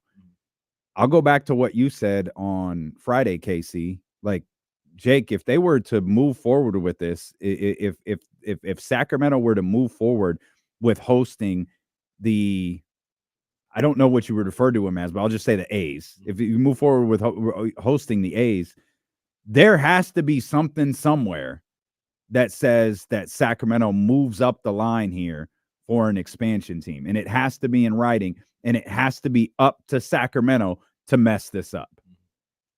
No, otherwise you're not getting anything. Otherwise, you're not getting anything out of this, in my opinion, Jake. No, you, Damon, you're spot on with that in terms of, well, you are getting more than just a guarantee. Okay, of course, professional baseball, who doesn't want to see Aaron Judge at Sutter House Park for 4 to 5 years? Which, again, that's another situation where people are like, oh yeah, this is going to be a 2 or 3 year pit stop. No, guys, this is going to be a 4 or 5 year thing. They haven't broken down and broke ground in Las Vegas. I don't even know if they're going to move to Las Vegas. I got no idea. I was in Jake, Vegas in Super Bowl. What's up, Jake? We talked about it. The A's might mess around and get stuck here. Straight if up, you just get them here, they might get stuck here. Straight up. I do like what you're saying, though, Damien, in terms of if they do decide to stay here, okay, they got to move their way up. And I read the article on Passon this morning when I was waking up, and I'm intrigued that Salt Lake City is one of the main places they want to go. What happens if it snows in April, fam? Like, are you just going to push games back, or is it going to be a dome over in Salt Lake City? Like, there's so many logistical questions that I have for Salt Lake. Nashville makes total sense, right? Throw them there. Their AAA team sells out all the time over there. When you're looking at the other location, Sacramento should be at the top of that list. And I agree with you, Damien. If they do decide to come here, they should not only be at the top 2, they should be at at least top 5, if not top 2, of being considered for a home, because they have the land over in West Sac. They have the stadium, the structure of the stadium that can be expanded. So that location is kind of perfect. And 3, we need another sports team here in Sacramento. It's just simple as that, okay? The Kings are fantastic, but if the Kings had a little bit of competition, just a little bit, okay, with another professional sports team, man, this place would just absolutely explode. You look at what's going on with MLS stuff, and that kind of subsided for a couple of months or weeks, whatever you want to say. But I don't know. I think this is just a home run decision if they decide to come to Sacramento. Still waiting on that soccer stadium renderings. I mean, it's been a couple years now. That's trash. Okay, that's just trash. Where's the Stronach group? Okay, I'm still waiting for them to come to Sacramento. Okay, I'm still waiting for that. I mean, we buying other teams and all this other stuff. And no, hey, we're building a world-class stadium. Well, all right, sir. Okay. Well, the rail yards are right there for the. It's the never. You know how people do them videos that say, I know our boys at HOF did. I'm from Sacramento. Of course, I'm gonna such and such. Yeah, I'm from Sacramento. Of course, I'm gonna bring up the rail yards. I'm from Sacramento. Of course, I'm waiting for Ron Burkle to come save us. We need to do a sports one. We gotta do a sports one, man. But so here's the other thing about the A's in Sacramento, and I got all the respect in the world for A's fans. I know some personally, obviously, Kyle Madsen, James Ham, A's fans. I don't mean to disrespect Matt George. I don't mean to disrespect them at all, as in their fandom and them staying in Oakland and all this other stuff. And maybe I'm biased, Jake. You can help me out with this one, but I don't see any reason why Fisher and Major League Baseball would want to stay in Oakland until they go to Vegas. I'll lay out some of the reasons. They stay in Oakland. The fan base, and they have their reasons for doing it. I understand all this, but they're actively saying we won't spend a dime as long as he's owner. So the 400 people that we saw all last year at those games is going to happen for another 3 years. Major League Baseball, you're supposed to be okay with that. Boycotts, whether it's outside the stadium or in the stadium, you're supposed to be okay with that for another 3 to 4 years. The way we're dealing with humans now, right? Like, people can say whatever they want about John Fisher. I'm not here to defend him at all, but I'm talking about like another human. Like, if I was John Fisher. So you saying everything that you're saying about me, and you want me to stay? You want me to help you out?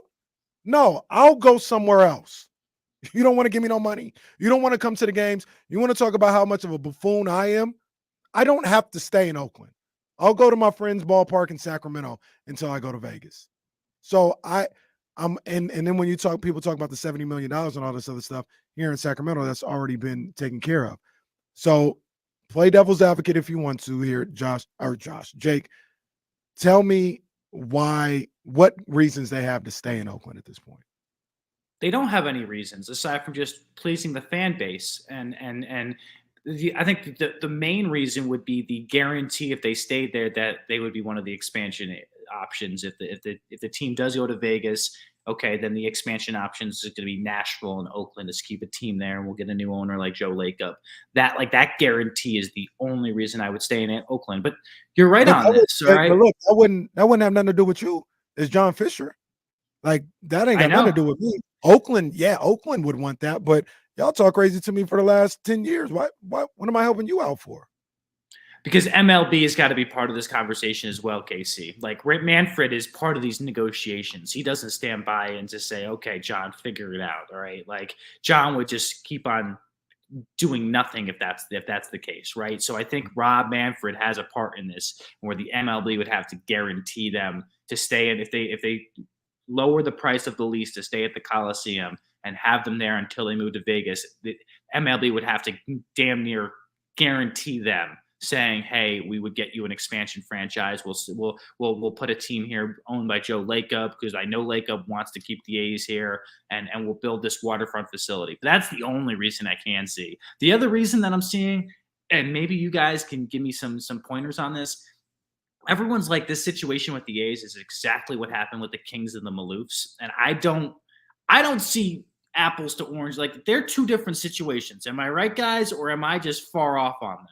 No, They're I don't. adjacent, but they're not the same. I don't see these things being the same at all. Yeah. So then why do they compare one to the other? Like, why is it like, oh my God, because the Kings were going to leave here in a couple years ago and move to Seattle, I have to have that same stance with the A's because they're leaving as well. Like, I don't understand that concept. I think there's a lot of Kings fans that are A's fans, and there's probably a certain level of, pardon the term, but like trauma associated with that. That's exactly what and you know what I mean? Like, I hate what's happened to Oakland. Mm-hmm. Like, they've lost the Raiders, they've lost the Warriors, they've lost, to some level, they've lost the A's, or will be losing the A's. Like, there's no professional sports team left in Oakland. Like, how is that possible? How did you have 3 sports teams playing right next to each other? And now they're all gone. Like, I feel for them, but I'm also like this stance of Jake, you said this, where we talk about posturing and what Major League Baseball wants. Well, we want an expansion team for Oakland. I'm sorry, I'm not absolving Oakland of the issues here. I'm not absolving Oakland of the fact they have the trashiest stadium. Now, a lot of that is on Fisher. I'm not absolving Fisher of this either, but like, there's kind of a hand-in-hand thing that has to go here. And the city of Oakland has an uphill battle should they choose to fight for this. Well, we want an expansion franchise in the name, the A's and the colors and all of that, because they have to show we can do this differently with a different owner. Right. And like that really just becomes like, my word is my bond. Like, that's all you really have, because your track record shows you can't work with this owner, and therefore it reflects on you. That's the really like crappy part about where this is for Oakland. I'm sure Oakland feels like we can't work with, it's not that we can't work or we don't want to do business. We can't do business with him. And now, in my eyes, at least, that's damaging for Major League Baseball to look at you and go, you got the worst stadium in perhaps professional sports. Yeah. Well, look, and the Commander still exists, so as long as that was about to be FedEx, and that's almost gone. Yeah. But both of you guys, look, I hate to sound like this to again, all my A's fans and my people in Oakland. I lived in San Leandro, one BART stop from the Coliseum. I loved it over there. I had a great time while I was living there.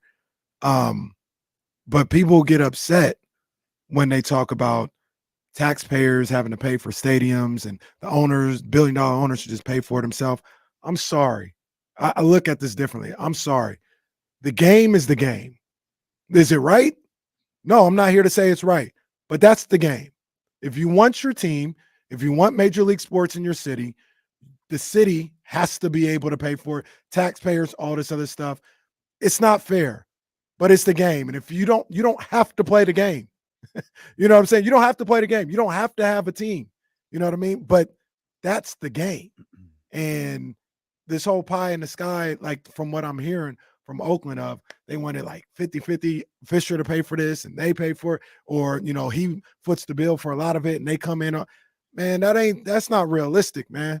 If you want the A's, you're gonna have to pony up and pay for a majority of that stadium. That's the game. And if you're not willing to do that, you can't be in the game. We're dealing with reality and pies in the sky in this situation. And the reality is the city got to come up with the money to make that stadium for them or any other owner. Except for maybe Joe Lacob, because that's the guy they're waiting for on the white horse to come in there. Maybe he'd build with his own money. But other than that, the game is the game, bro. I think that the A's fans have tunnel vision right now. And I hate to tell them that because I have a good buddy that works with me and he we text all the time about this stuff and he is in it, deep into it. And he just can't accept that this is actually happening. And then you feel bad for a person like that. Cause that I think I put perspective for me. It's okay, the New York Yankees are moving away. That's my hometown team. Oh my God, how terrible would that be? That's a shot in the heart right there. Right. But there's also the reality of what's going on with this. This is going to happen. The fact that you're thinking it's not going to happen and it's all going to fall apart, there's too many cooks in the kitchen to make this thing not happen right now, right? It's going to happen. How it's going to happen, if it falls apart, that's still remain to be seen, guys. But at the same time, a move will happen. It's not going to you're not going to keep on playing at the Oakland Coliseum. That I can guarantee. I also want to add one quick point that I didn't add as well with Sutter Health Park, guys. It's retrofitted for a major league ballpark. They have updates that they've done this past year to the clubhouse, to the batting cages and everything like that to make it MLB standard. And then they can also, in the outfield, they can build and expand to add bleachers out there. So, to add to this, it's not going to just be a AAA ballpark like the Blue Jays played during COVID with Toronto. This can turn into a bigger, not a major league stadium, but right between AAA and Major League in terms of fan attendance. What's your gut tell you? You think this happens? My gut says that there's decisions going to be made in 3 weeks, and I think it's coming to Sac. I think this is a ploy to try to get Oakland back to the table and lower the lease agreement that they're going to have to pay for 3 years. But at the end of the day, this, as Casey pointed out, it makes too much sense for them not to come here. It just makes too much sense. And everyone's like, well, what happens with the River Cats? Well, Vivek Ranadive owns the Sutter Health Park. That's not the big deal. What the big deal is, okay, if they do come to here, how do we retrofit that stadium? What do we do with parking? How do we get the logistics down? But everything else is kind of basically taken place. So my gut feeling says they will be here next year. We will see the Yankees here. We will see the Red Sox here. We'll see the Rangers, Miami, whoever you want to say. Every big league player is going to make their way through Sacramento next year, and probably for 4 or 5 years after that, which I think would be great for not only just the city of West Sacramento and Sacramento revenue-wise, because it's going to be another revenue stream that we don't have, but 2, it's going to spotlight this great city and say, hey, if there's a big shark out there that's thinking about trying to invest money someplace, here's another example of why it can work in Sacramento. And Sacramento is unfortunately sometimes just takes too long to make a decision. They're kind of behind on the times. Be forward thinking with this, okay? It will benefit you tenfold if you pull the trigger and it makes it happen. I hope you're right, Jake. I actually don't think it's going to happen. I think Oakland will acquiesce to whatever they need to keep that team there for a little bit, even if they don't have a guarantee of expansion. I think at the end of the day, they'll do that. I was thinking about that as you guys were talking, and I think despite like all of the name calling and all of the ridiculousness between the franchise and the city, we all know how hard it is to move. Yeah. You think about moving, you think about packing up your house and moving. Okay, think about packing up a franchise and moving. And not like you didn't buy your forever home. You're renting until the new spot is done. Right. That means you got to move twice. Right. Nobody wants to do that. And it could all come down to a marriage of convenience. It could be as simple as that. I think the key, is Oakland is going to have to come down on their asking price and everything that they're trying to demand. Oakland trying to play hardball, and a lot of people don't think the Sacramento thing is real. I think it's really real. Like if you play too much hardball, they'll leave on you. But as long as they, come down a little bit off their asking price and all this other stuff, unfortunately, Jake, I think they'll end up staying in Oakland. And I don't mean that as like, unfortunately, the Oakland A's will stay, but just unfortunately, they'll stay there before they move to Vegas. Guys, we're just posturing with all this. Remember this, like we don't know. I wish we could have a seat at the table and figure out what's going on, but I'm not privy to that. I only got sources that are somewhat there and tell me a couple of things, but like again, it's hard, man. Jake, we appreciate you, man. Great to spend some time with you, my brother. You're the man, big guys. dog. I miss you. Okay, guess where I'm going this week? I want you to guess. I was in Jackson Hole last week. Where am I going this week? Where were you last week?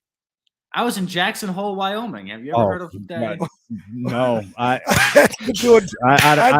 double thing. Where? I don't know. I'm where the hell were you? Just calling. That's well. Where are you going to be this week? You're going to Old Saybrook. No, I'm going to Vail, Colorado, fam. Just the step below Aspen. Okay, there's Aspen and then there's Vail. I'll be going to Vail. Jake a big time skier. Yeah, he's good on. When was the last time you've been to Compton?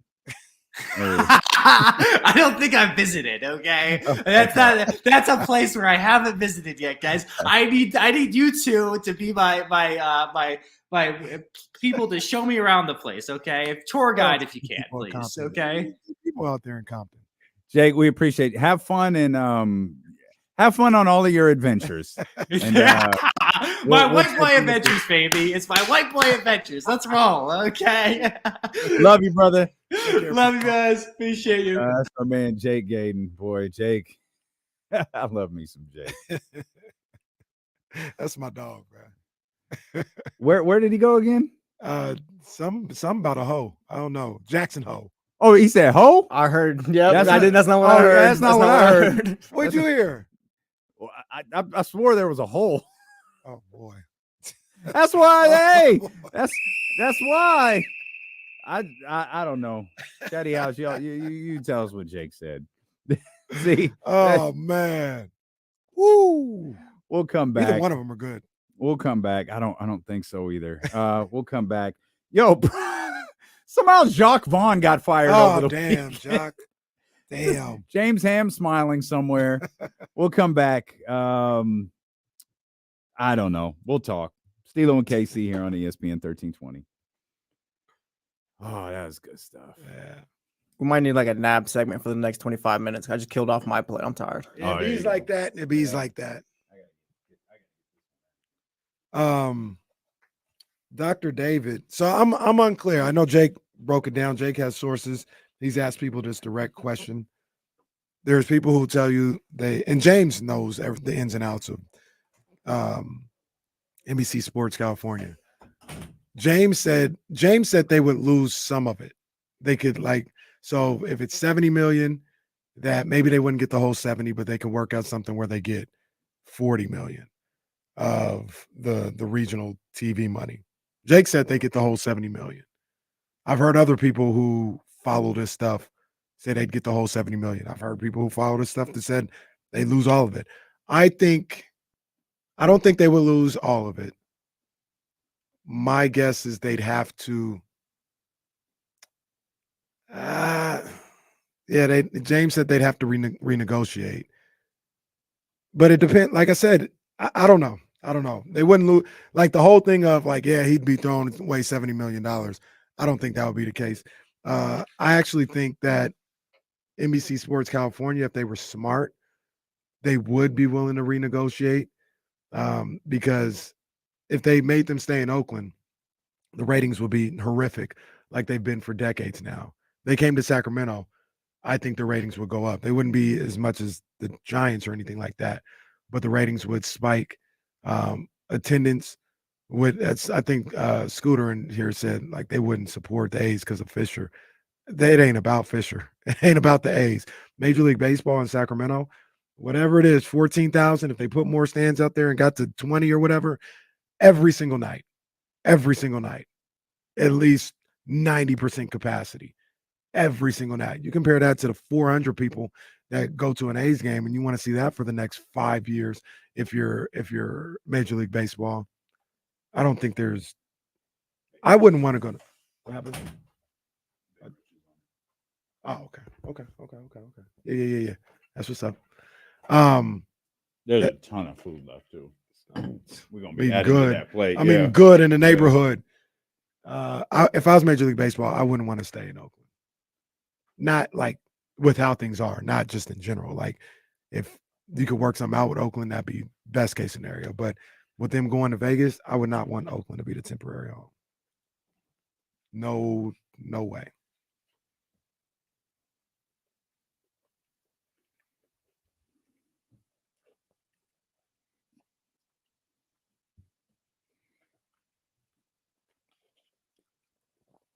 Germs, is that a shoot? I didn't see that. Did you hear that? It's a shoot. That happened?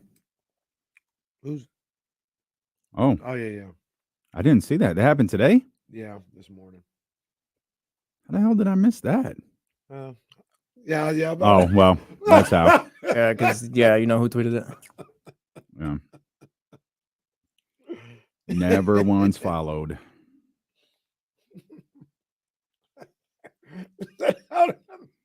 Just keep it a buck. That's why you didn't see it. That's 100% how.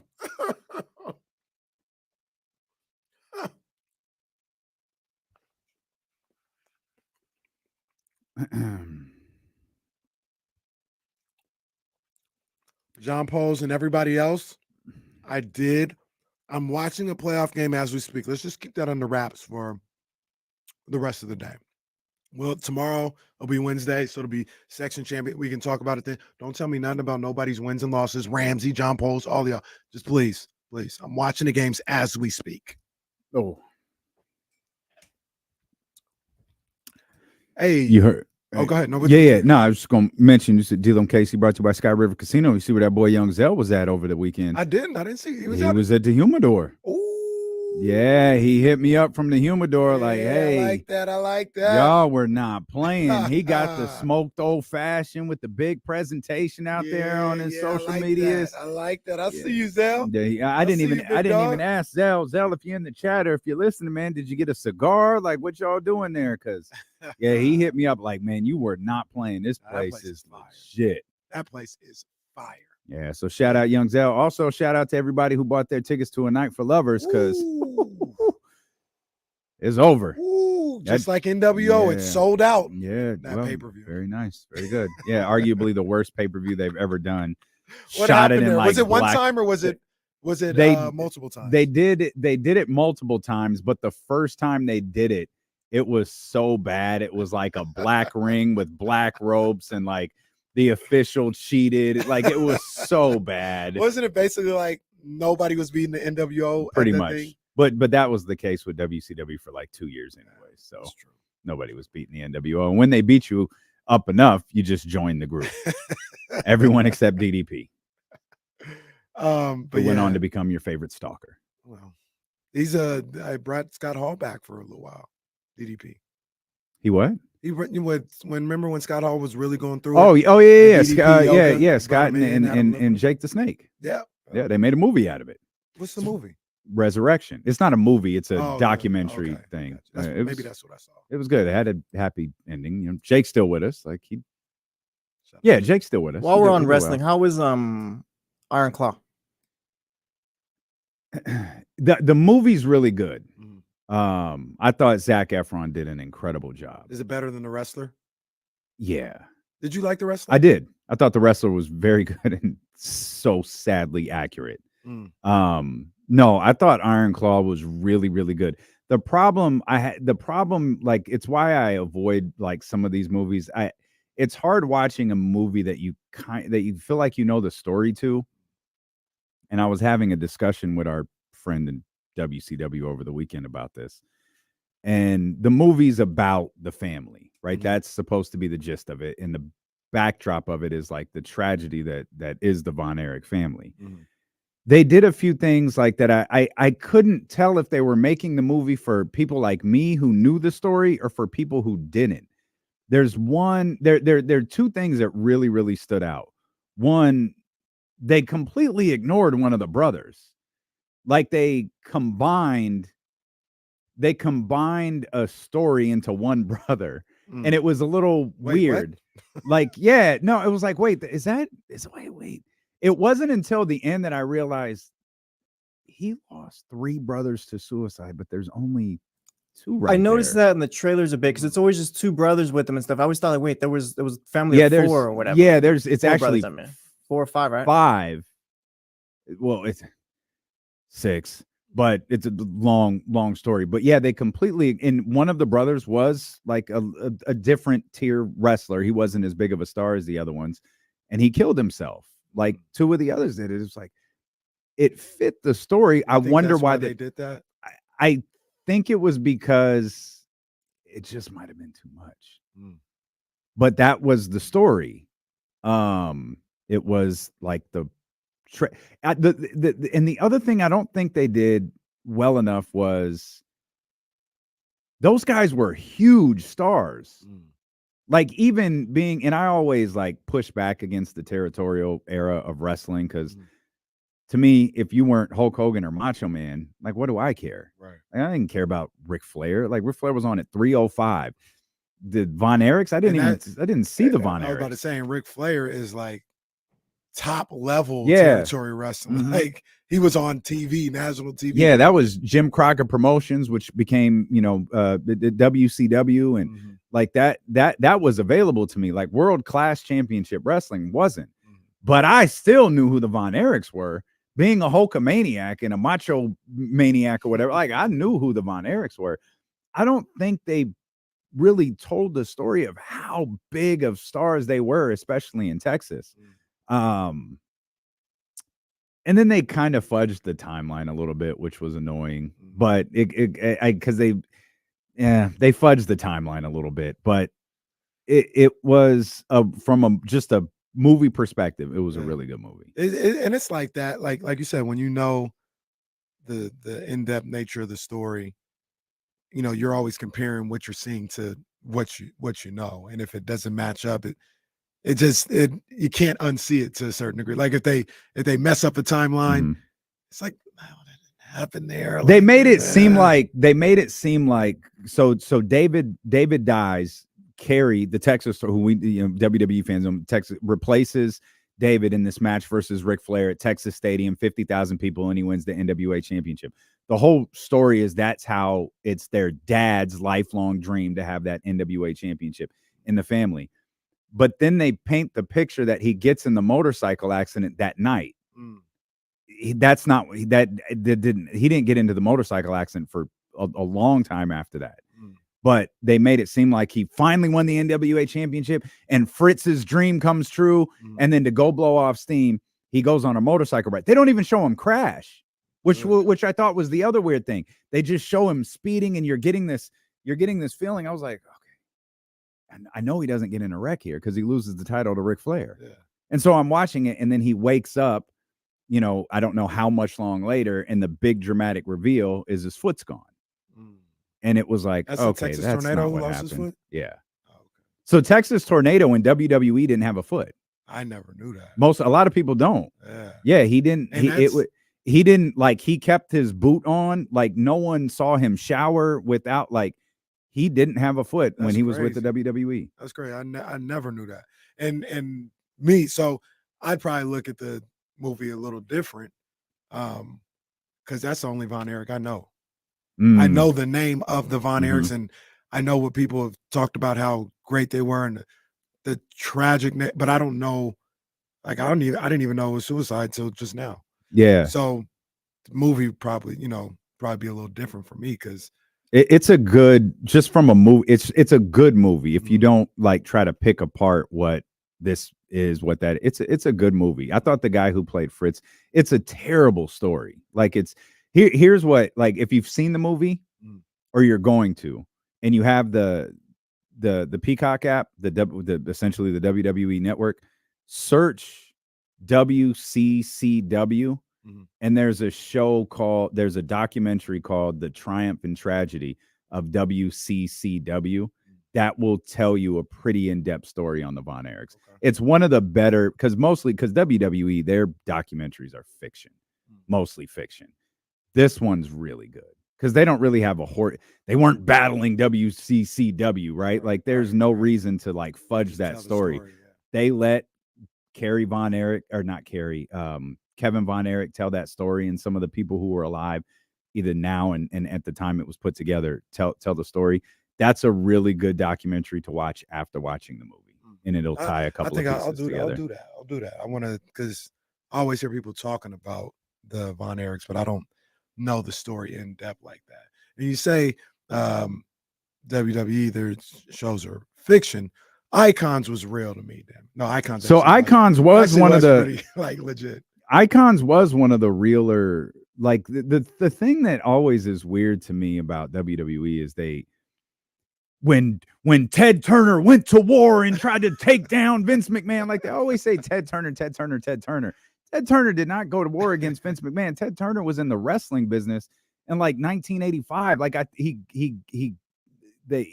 bought into the company. Like, it wasn't that big of a deal. Was part of the company, right? Yeah. It was Eric Bischoff who said, "Oh, I want to go head to head with WWE," and Ted said, "Okay, fine."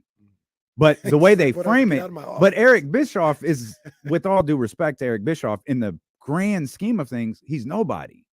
Ted Turner, though, Ted Turner's he's a multi-billionaire. He's a media, and the story is just so fake at this point. Ted Turner's just walking around the street. Why do people keep asking me about this? Like, Ted, like, you might be able to find Ted Turner talking about wrestling once.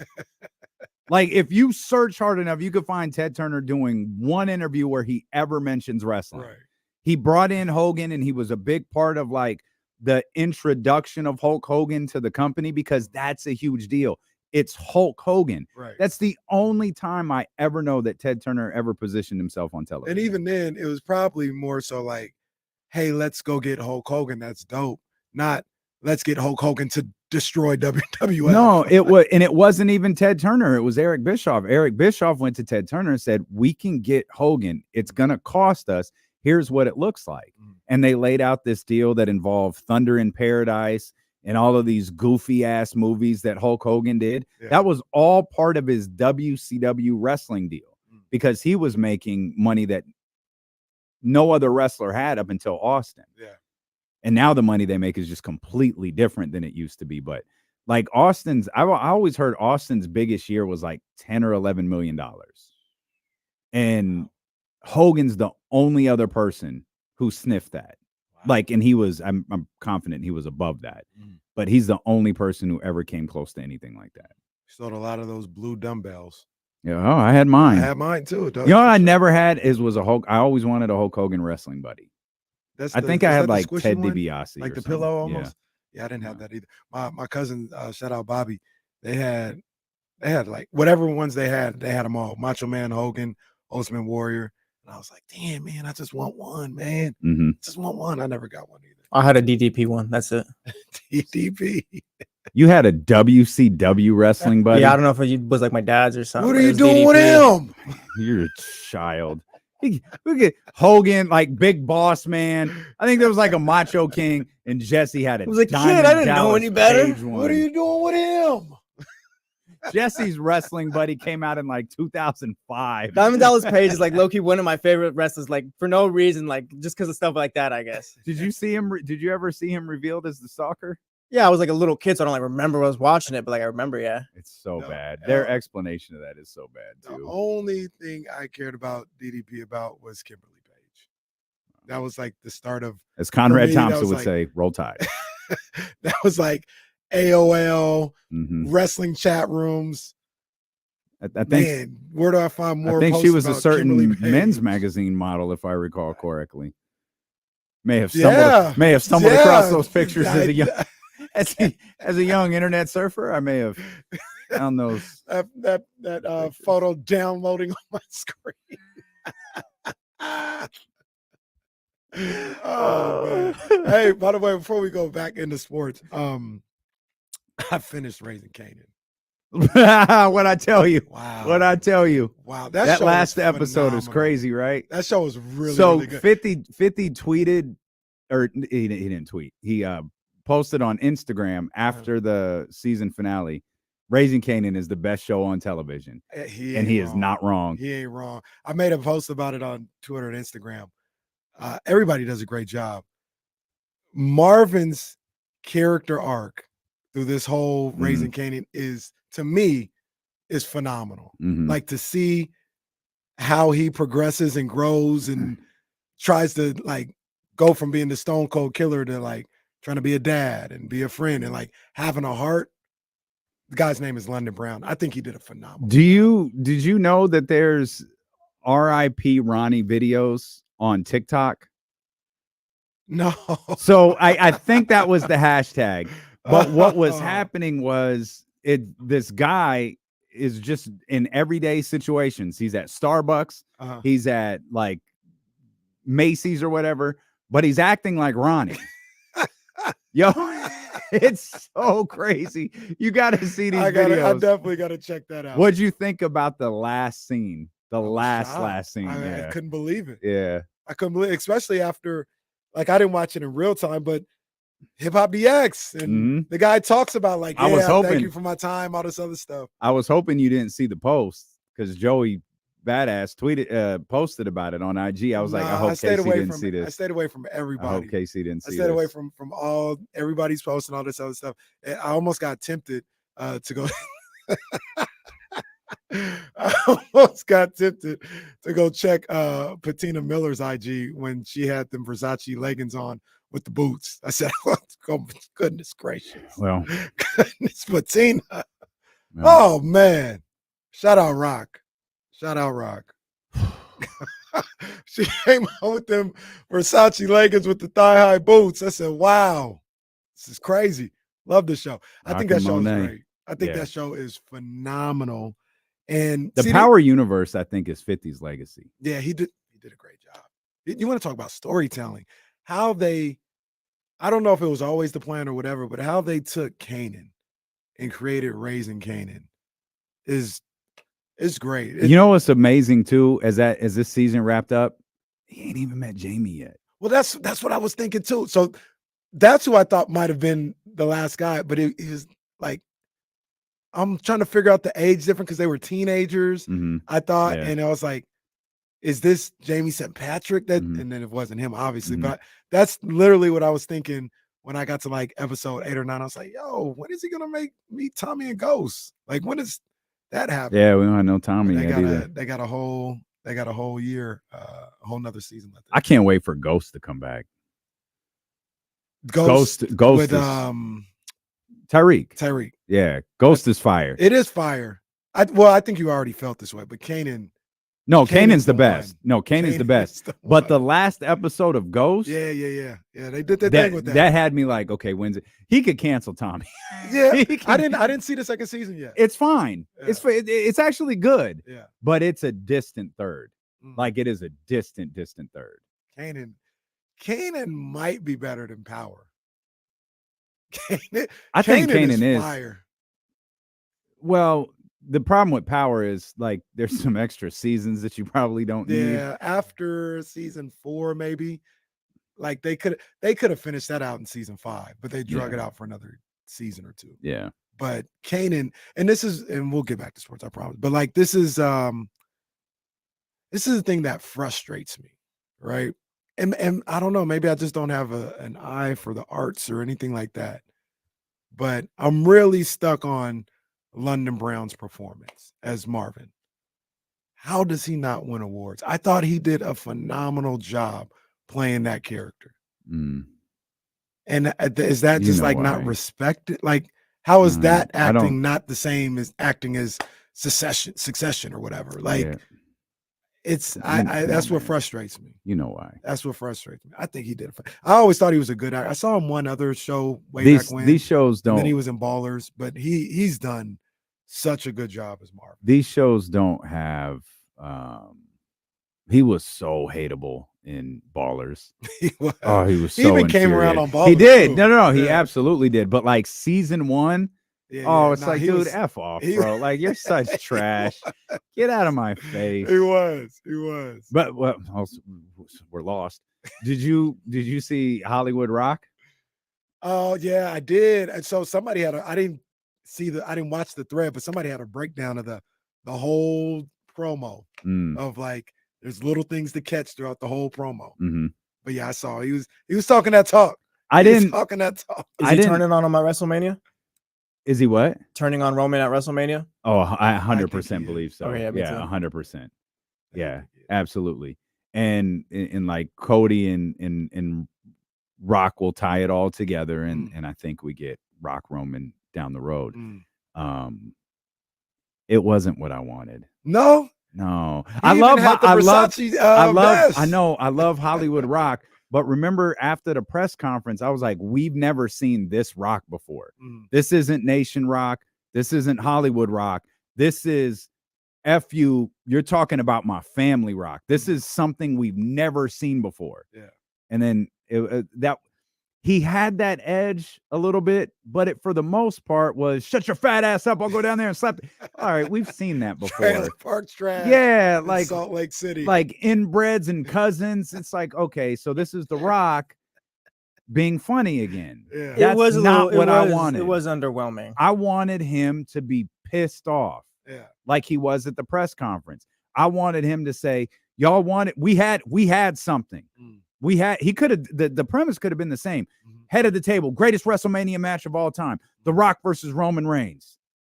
But then you bring up my grandfather. And then you could do whatever you want to after that, but you lay off the inbreds and the fat pieces of crap, and I'll slap the taste out of you. And it's like, this is just The Rock. Like that. This is The Rock. This isn't the guy who was at the press conference. This is just The Rock. And it's great, and people clearly love it. But I really wanted to see that different version of The Rock. Is there anything that you picked up on with that whole thing?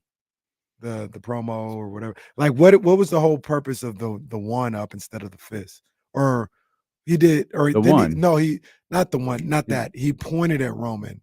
They were talking about during one of the he said something. What exactly did he say? I can't remember. But he said something where he pointed at Roman. I'll find the thread. The thread kind of broke it down.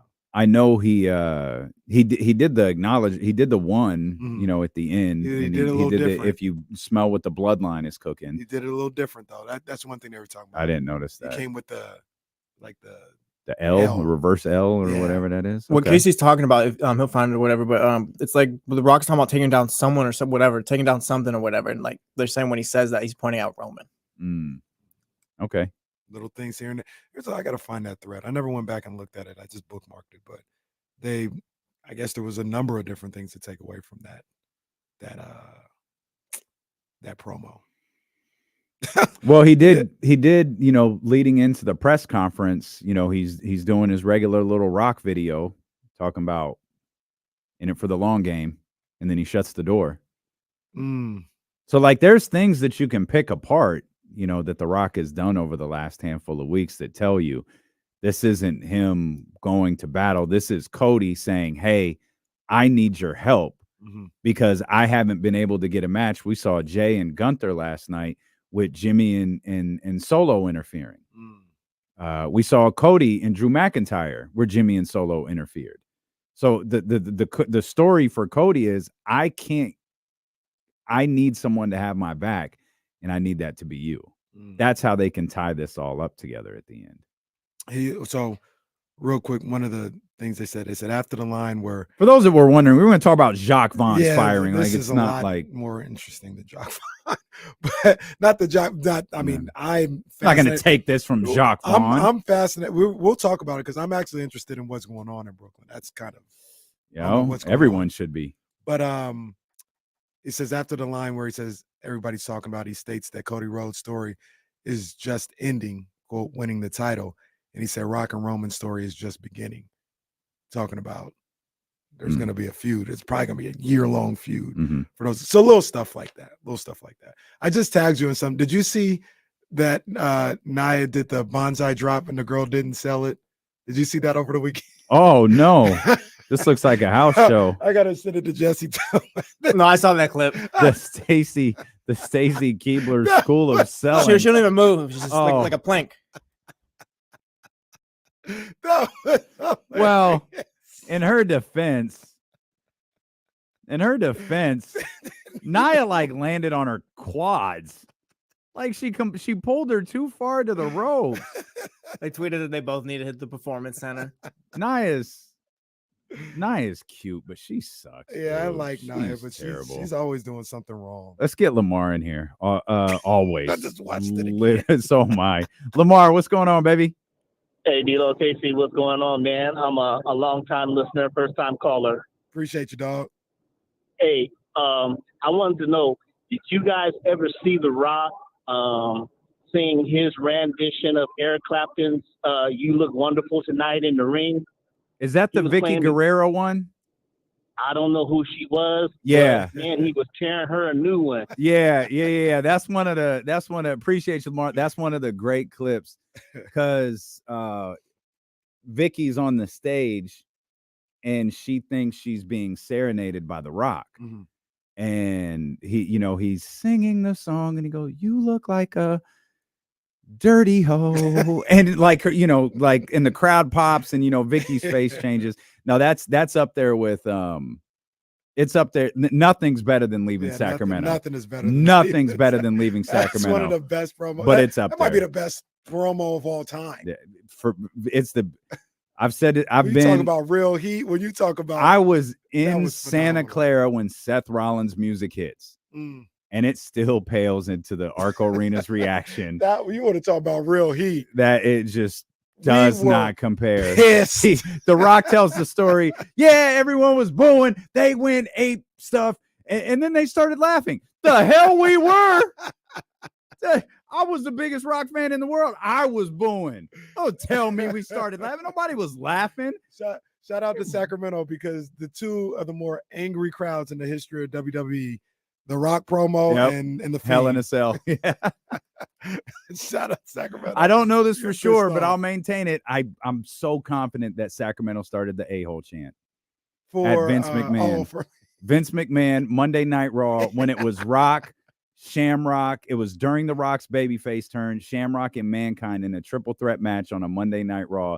They started chanting a-hole at Vince, and I swear to you, it was the first time. Put some respect on the name out here. Sacramento legend Ken Shamrock, by the way. This is the city. No, I always found that weird, but maybe nephew of the city. Trysta Krick joins. We'll get back on track. We'll get Trysta Krick's thoughts on The Rock when and the All-Star game. Well, you said the Jacques Vaughn thing. I am curious what's going on in Brooklyn. Nah, for real. That's when D'Lo and Casey return here on ESPN 1320. No. Punch somebody in Sacramento? He did. Oh, snap. He did. Is that the one where he was in the stands? He went into the crowd and someone like tapped him on the head and he kind of did that. And then they did it again and Punk turned around and punched him. I think the guy, he hit the wrong guy too. He did. I think, yeah. He did the whole Ron Artest thing where he attacked the wrong guy. Yes. Well, he didn't lose his mind, but yeah, that was, I was at that show. Awful. Fourth row. This is first KSFM run. Dave Chappelle Memorial Auditorium. You talk about, just cigarette after cigarette after cigarette after cigarette. That's the only thing that bothers me about Rain and Canaan. And they smoke to no end on that show. And I think someone yelled, I'm Rick James, bitch, or something like that. And he's like, yeah, all right, I got you. And someone did it again, and he just left. He came back, but he just left. And people will say that was the beginning. That was the beginning. Yeah, everybody's mentioned it too. Kanye, the epic Kanye. show. Yep. Did I was just about to say something. Forgot what I was gonna say. Just like that. Damn. Oh no. This ain't funny. I'm gonna try not to laugh. Did you see Benzino? Oh. I want to know what part of that's not funny. The man was clearly drunk in the moment. Oh yeah, he was gone.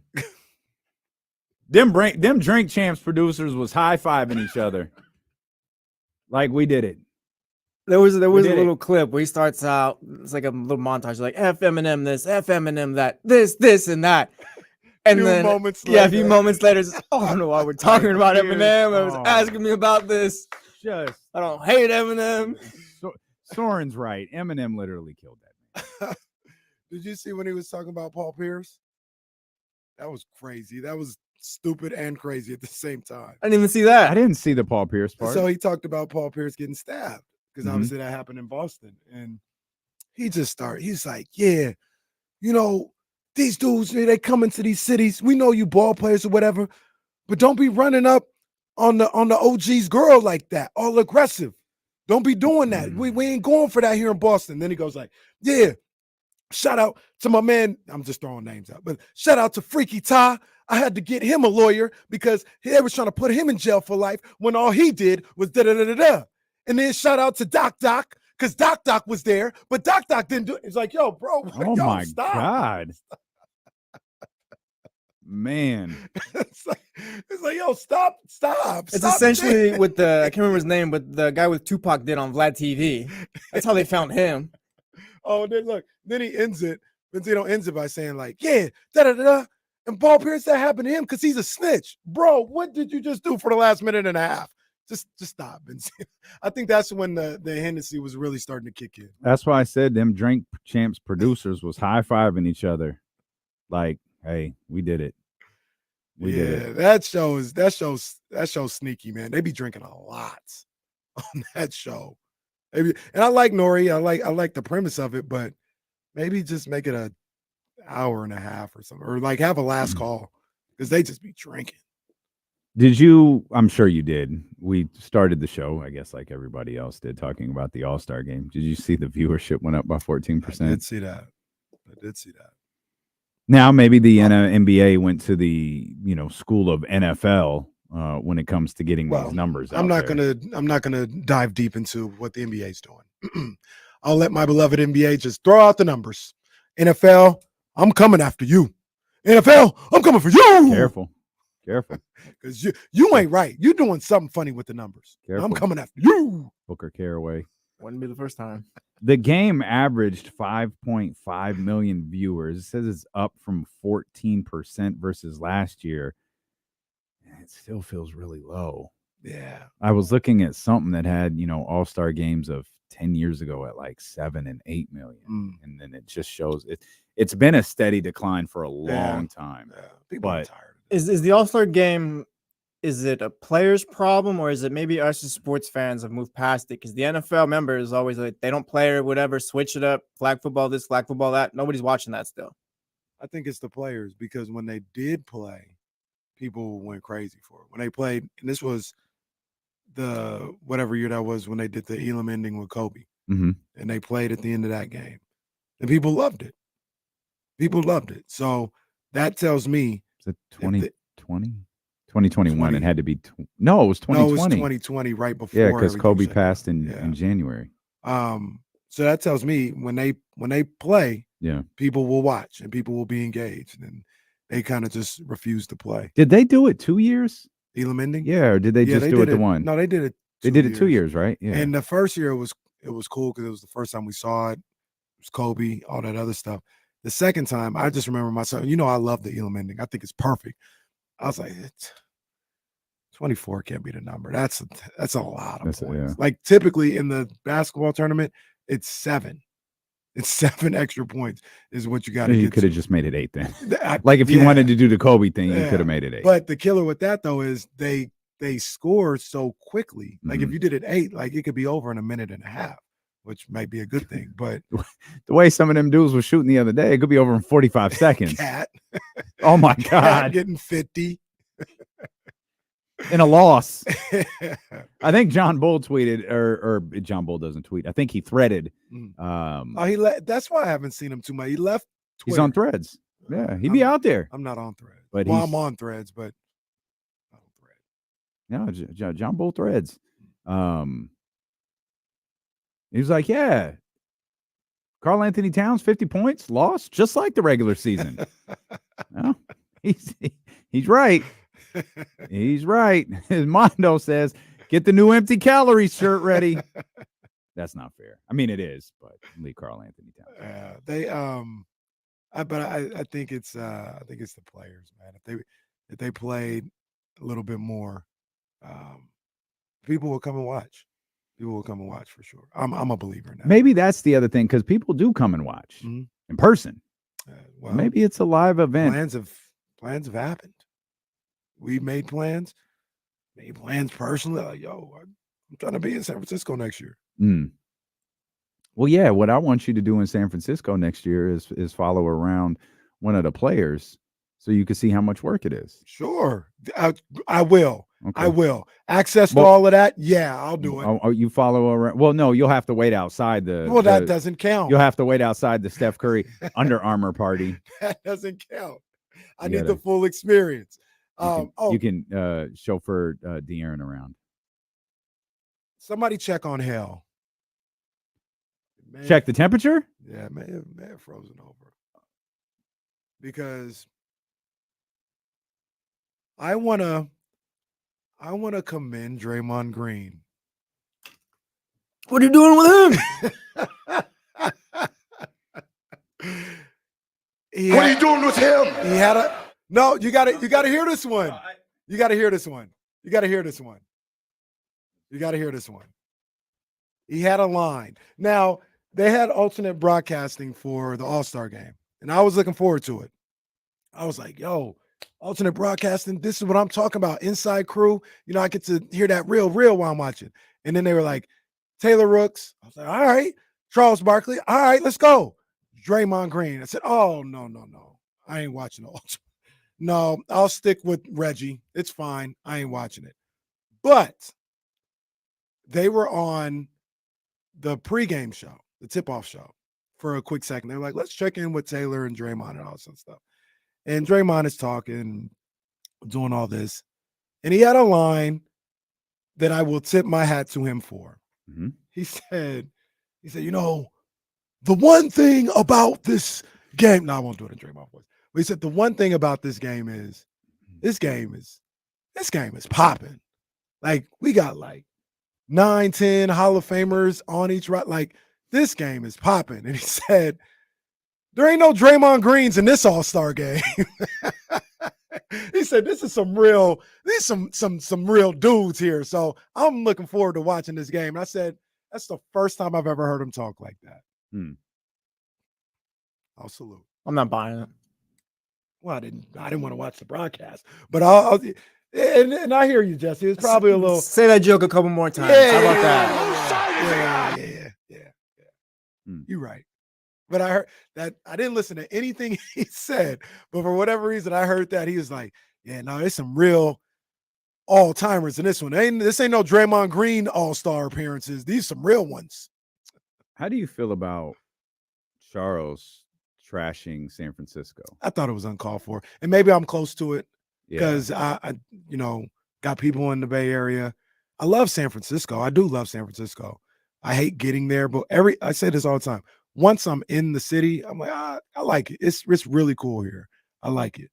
So I say all that to say I hate what's going on in the city. I hate the homelessness. I hate that businesses are leaving out of the city, and it's such a bad look for the city right now. So I'm close to it. I got a little emotional investment. I didn't like him saying that. I have an issue with anyone, especially like the ilk of Charles Barkley, talking about homelessness anywhere. Mm-hmm. Like, you could feel however you want to about San Francisco. We gonna act like we don't have an issue here, right? Like, our unhoused California, here bro, isn't a problem. Yeah. Like, we need to get this stuff figured out. Mm-hmm. And look, man, I'd like to believe you and I and Jesse and this radio station and this company that we work for have some influence. But influence is one thing, money is another. Mm-hmm. I'm sorry, Charles, you've got the money, right? Mm. Like, I really, like, if you don't like a city, that's fine. Right. There can be a million reasons why you don't like the city, but don't bring up homelessness and don't bring up the unhoused, because that's a issue that needs to be corrected. You cannot like the people. You cannot like the nightlife. You cannot like the atmosphere. You could not like all of that stuff. When you get into the unhoused, when you get into the homelessness problem in the state of California, in this country, period, that's something that has to be fixed. Yeah. And to go on national television and make that part of your bit, like, I like Chuck and I get what Charles is. That's a tough look for me. Yeah, that's a tough look that. to the point where TNT should be like, hey, you got Chuck, that ain't it. That ain't it. Next time you on there, you gotta look. And I get apologize. you've got this weird little war with San Francisco, and it's fine. Keep it to the Warriors or to Draymond or to shooting 3-pointers or whatever you want. Leave that out. Yeah, I thought that was whack. Leave that out. Yeah. TK, what's up, buddy?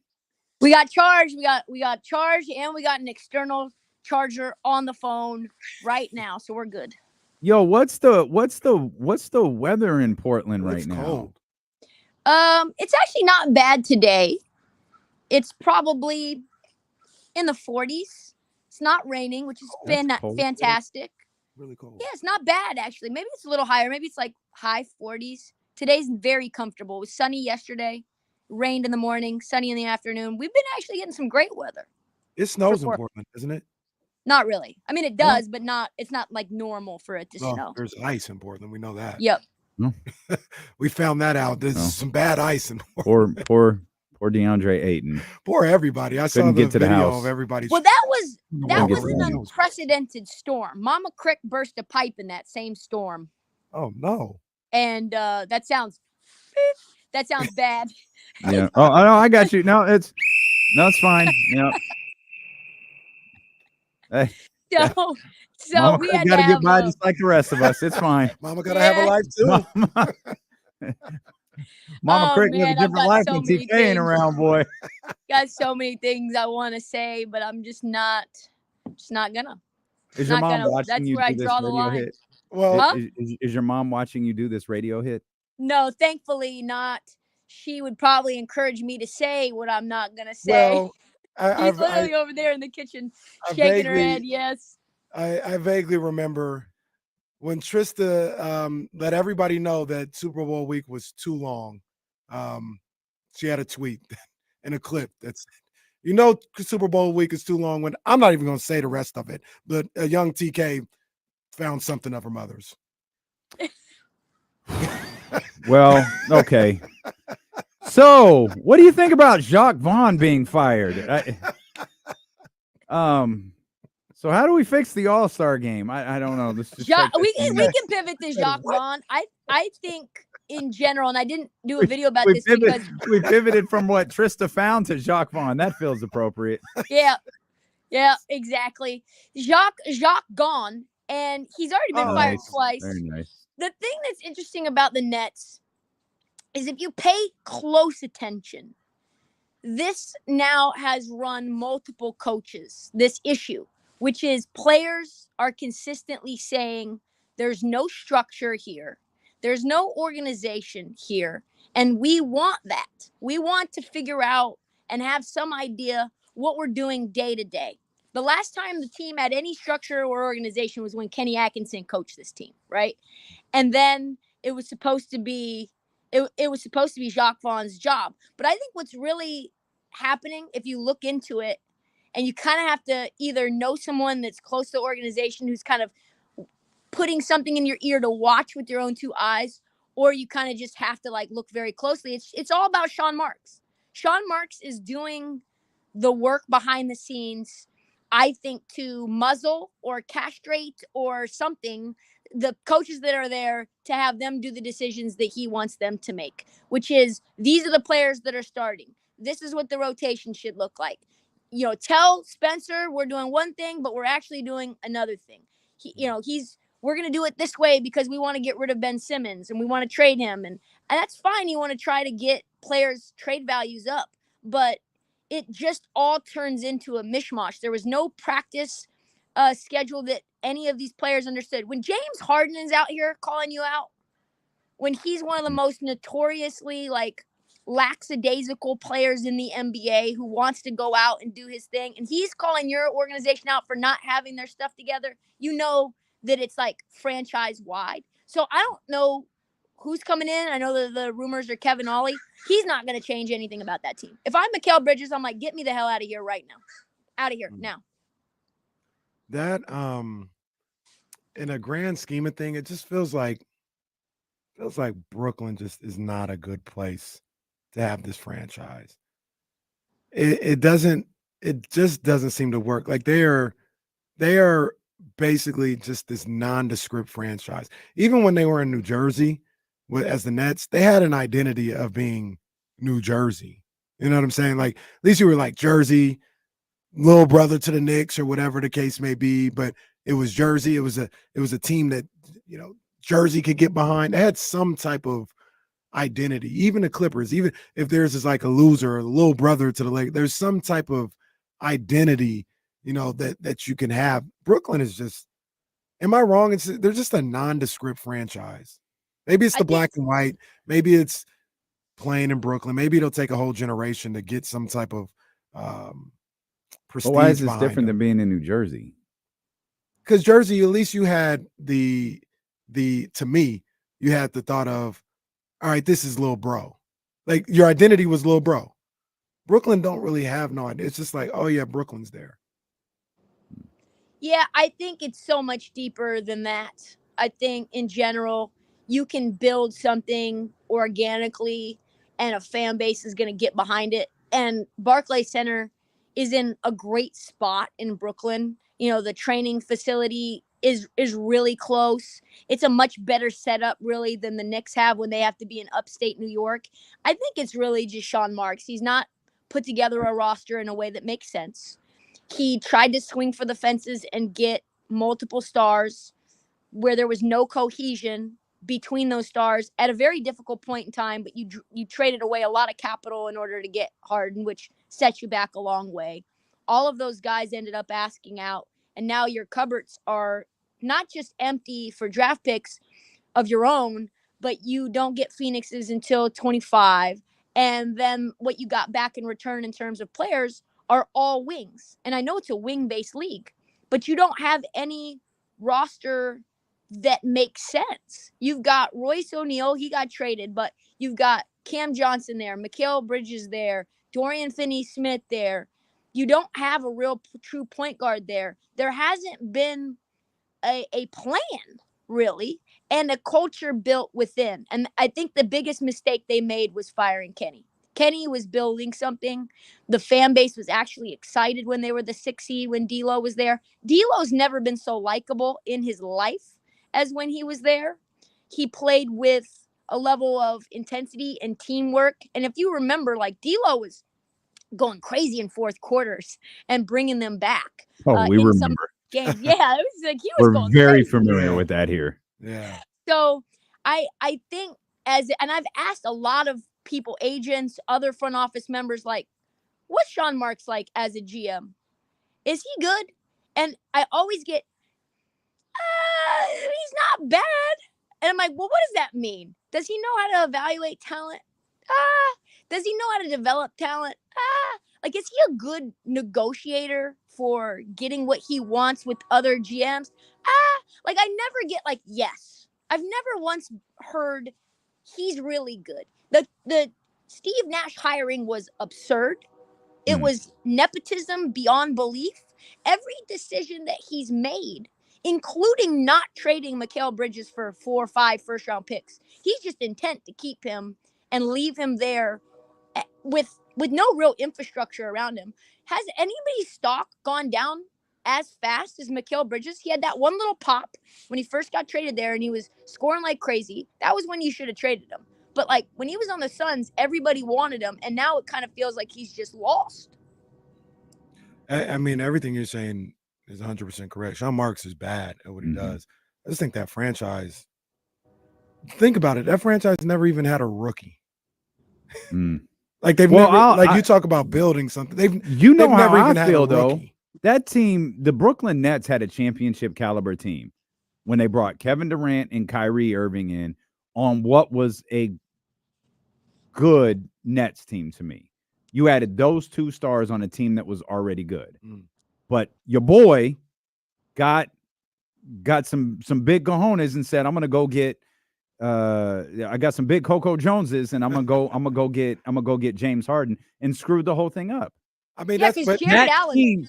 That team prior to James Harden's arrival was a championship caliber team, in my opinion, TK. Yeah, Jared Allen was huge, and obviously he's a big reason that Cleveland's succeeding. Getting rid of him was just a major miss. But to what you just said, that shelf life was always going to be shorter. Yeah. Adding James Harden to that was always going to make the shelf life of that team versus the team that Kyrie and Kevin Durant joined much shorter. True, but do you think that, like, do maybe he looked at it like this, and he's terrible at his job, don't get it twisted, but I don't have that long of a shelf life with these guys anyway. No, yeah, I think you're wrong. I think you're wrong. If you have a good young group right there, you can extend Kyrie and Kevin Durant. Yeah, but do you think you gave all of that up? Well, where have they ever stayed? Where have those guys ever stayed? They don't stay places. There's always a circumstance. That was Kyrie. But they never stay. I can't explain Kyrie in Boston. I can't explain that. Like they had only been on 2 teams at that point, if I'm not mistaken. Yep, 2 teams. Oklahoma City and Golden State, and Cleveland and Boston. And they're gone. Now it's 3 teams. Well, I think part of the reason that they're gone is because of what Sean Marks screwed up. For sure. I don't dispute that. I just think it's a nondescript franchise. They need to get rid of him immediately. And if Kevin Ollie becomes the coach, it's just they're doomed. Kevin Ollie. What are we talking about here? Is this a real? I always think to myself when these types of things happen, is this real life? Are we really making the decision to go get Kevin Ollie? He was already in the mix the last time that they were looking for a new coach. They should have just hired Ime Udoka and been done with it. This team would have been so much better if they would have done that. And then I think there were leaks and character things, blah, blah, blah. You know how it was. The powers that be kind of stopped. So Brooklyn, was Brooklyn the team that was okay? Yes. I think they were all ready to do that. And I think the powers that be said, you cannot do this. I think they had a deal done. That's insane. That's insane to me if the league really did step in and say, you can't do this right now. Because I'm asking, why the hell not? He was suspended essentially for an HR violation. And forgive me, I'm not excusing this, but let's call it what it is. He wasn't even suspended by the league. He was suspended by the Boston Celtics for an HR violation, who by all accounts signed off on this potential signing to Brooklyn. And you stepped up there to say, no, you can't? How did that timeline go? Was he when they were? I don't think he had been fired yet. I think that's the other thing. Right. But every report, TK, you could probably weigh on this better. Wasn't every report Boston was like, we don't care. Yeah, they were going to they were happy to let that happen. They were going with Joe, and that was clear. And Ime, you could do what you want.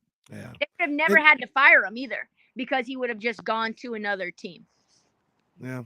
And to be, I don't care about being Phil. He's terrible. But isn't Kevin Ollie just the interim though? Like if they sign him to a long-term deal, like they get everything they deserve. Probably. But Yeah, probably. he's just the interim. He's on the staff, and he's just He was taking already over. there. Yeah, that's all that. But he was in the running to take the full-time job before Jacques Vaughn the second time around. And I think he was in the running before they hired Steve Nash too, if I remember correctly. His name's been around for a while. For a while. Yeah. I agree with you guys. They'd be ridiculous to hire within again anyway. They'd be ridiculous. Jacques probably shouldn't have got the job when it was. They should have went with Udoka, and that's who was going to get the job. And Jacques only got it because they probably weren't allowed to hire Udoka. And now you can fire Sean Marks and hire Jordy Fernandez. Or Jordy Fernandez would be awesome. Yeah. But I don't think Jordy Fernandez, the thing that if I was him, I would pull not to go back to Kenny Atkinson again, but I would pull a Kenny Atkinson and just say no, like he did with the Charlotte Hornets. The situation with Sacramento is so much better. He's going to an unwinnable situation. If Sean Marks is the general manager, I agree. If Sean Marks is not, I disagree. Yep. You gotta start somewhere. But if Sean Marks is the GM, I would. And I would from what I understand, not take that job. Joe Tsai, the owner, and Sean Marks are like this. That's not a good look, man. That's a tough look for Joe Tsai.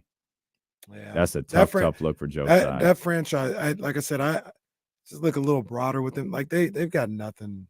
They've got nothing. They've never had anything. It's just this franchise in the league that as soon as the Knicks, like they had an opportunity when the Knicks were down to like have a buzz, but we all knew it wasn't going to last. Once the Knicks got good, they would dwarf the Nets. And like I said, at least when they were in Jersey, they had a state in a city that was like, this is why do you hate Brooklyn? This is a weird stance. I don't hate What Brooklyn. It's do just to not. you? It's not a big enough city to dwarf the New York Knicks. Half It of doesn't need to. Brooklyn are Why Knicks fans. Why does it need to? Okay. Why Nobody can't cares you about the New York Nets. Nets? Like LA is the LA Clippers, LA Lakers. Why does it have to be delineated with Brooklyn? I don't get that. Number one, and this is where some of these things take time. Number one, the Clips have been there for like 40 years. The Nets, they've not moved the needle except for the time when they got KD. But and all this those doesn't other have guys. anything to do with the way that the organization is being run, does it? No, I'm not saying they're mutually exclusive. I think that's a hopeless organization. Oh, you're wrong. I think you're terribly. And on top of that, it goes to what the organization has ran. They never start over. Like they never bottom. They haven't bottomed out once. They're always trying to a quick fix. Like I said, Well, that's a management. That's a Sean Marks problem. but that's before Sean Marks. That's Billy King. That's not a Brooklyn problem. That's Billy King. Prokhorov did that. Prokhorov Prokhorov did that as well. You know that Well, that's Damian Lillard. the other thing, TK, Yeah. that I forgot about. You had an owner for like 3 years. Yeah. When was the last time you had an owner who was just like, you know what, this isn't for me? I'm out. And let's be real, like he was a Russian oligarch, and he had to sell the team because they were seizing his assets, and he had to leave the country. So Oh, that's a good reason to. you know, Dame Lillard was Brooklyn's pick. Apparently, Dame Lillard was everybody's pick. No, like he's But- number but- 6 was Brooklyn's. Portland owned Brooklyn's pick because of Gerald Wallace. Who owns Oh. Sacramento's? Nobody. That was just their own mess. That was just your own mistake. It'd be easier to believe if someone owned Sacramento's pick and made them select. He who shall I not know. be- T-Rob is like, Oh, he who shall not be named. Damn. Oh man. we got T-Rob later on, and I was like, top 5 The pick. whole damn league got And I was T-Rob. like, this man can't play basketball. Well, that's unfortunate. TK. Do you- What's did you up? watch the All-Star game? Yeah, I did. I had to do it out of like, I didn't want to do it, but I had to for the pod. So I was talking to my mom, and she's like, aren't you watching the All-Star game? And I'm like, I don't want to. And she's like, don't you have to do an episode about it? And I was like, yeah, you're right. Just turn it on. So I watched it. I watched all of it. I watched the 3-point contest, watched the Rising Stars. I didn't watch the celebrity game. I think you guys can forgive me for that one. No, it was ass. That's the one thing we saw a lot of because it was on in the studio Your during boy, the second MVP. show. Micah Parsons? He has ups. Aaron Donald's a pretty good basketball player as well. So is what's his name? Oh my gosh, the greatest defensive lineman in the game right now, Garrett. Oh yeah, Myles Garrett. Garrett was balling as well. Yeah, Myles Garrett. Yeah, he's good. Yes. Do you have the outrage though that everybody else has about All-Star Weekend? I think in general we need to all take a step back and just be like, listen, is it that serious for us to continually write these annual think pieces about the demise of the NBA based around the All-Star game? I know why Adam Silver's scared. Well, I get that. he's But still everybody upset. else, I don't know if we should be like so upset. I think there's probably ways to make it better. I'm sure there's incentives to try and increase the competitive nature in the game. However, I'm not sure that you can really get beyond the fact that everyone knows now that this is an exhibition game. And what matters the most is not getting injured and making it through the last third of the season and going into these are all-stars on good teams. These aren't all-stars on playing teams. They're getting ready for the last stretch of the season where they want to be fresh and ready to go. Which is why I was not shocked that Kawhi didn't play in it, right? Like he should probably chill out and wait and get his legs ready for the stretch of the season. So I think the fact that players are now making so much money and see themselves as what they are, which is products, and that their legacy is tied to these, ring culture. They don't care about D'ing up at half court. They don't care about like putting the straps on other guys. They just want to shoot from deep and mess around and, have like try to throw lobs to themselves and, try to have fun. But Anthony Edwards, you knew it was a mockery when he's like, I'll just shoot with my left hand the whole time. I just look, man, they can do whatever. I just thought that I'd like to see a little bit more competitive nature from these guys. They ain't got to play. But how do you do it? Like you could say, Stop all being right, well, whoever wins the game gets you got home court for the finals. I think the way you do it is somebody needs to stop being a follower. Somebody, like, that's really what all this comes down to, is they follow whoever it is, the guy at the time, like whoever sets the standard, LeBron, Steph. And I actually think they play relatively, I wouldn't say hard, but they actually play the game a little bit. But these guys are followers. None of them want to like take it seriously because nobody else is taking it seriously. So they'll just be like, all right, I'll just fall in line and not play defense and just run around like everybody else. Get through it. It's going to take somebody to be like, nah, who, Anthony Edwards, you got the ball? I'm about to lock you up, bro. Like, I'm locking you up. Ironically, you would think Anthony Edwards would be that type of person. You know what I mean? That's the type of competitor that he's shown himself to be. But even he's just falling in line of like, I won't do anything. I don't know who that person is, but somebody got to change the energy in that game. Whether it's talk crazy, D up, whatever. Yeah. Somebody's got to change the energy, but nobody's willing to. Yeah, I think the entire premise, everybody's wise to the premise. And it's like, I just kind of want a vacation. And everyone's going out at night, right? Everybody during the All-Star game, including the players that are playing in it, they're out late. They're seeing, these different shows. Like, there's a lot of good parties. So you're not really thinking about getting yourself together to D up. I just don't see that being a thing. Yeah, they can do more. I was going to make a joke. Yeah, I was going to make a joke about D'ing up, but there's another. They can do more than what they do. They can. The Elam ending. Don't forget that the Elam ending gave us some competitive basketball for about a quarter. Mm-hmm. They just don't like it because it feels gimmicky. And it's like, how do you satisfy the casual fan and then simultaneously satisfy, the like loyalist fan, right? And casual fans coming in. I think the timing of the All-Star game is whack too. It should not be the week following the Super Bowl. I stopped going to All-Star games when that change in the NFL calendar shifted, when they put in an extra week, which made it Super Bowl then All-Star versus a week. And I think there should really be 2 weeks in between, because it's just, we had the most competitive, exciting last third and fourth quarter and overtime of that Super Bowl. Some of the best football that we've seen all year. And then you go into that, right? And it feels like you're getting the Pro Bowl right after the finals. Why would we want that? We wouldn't.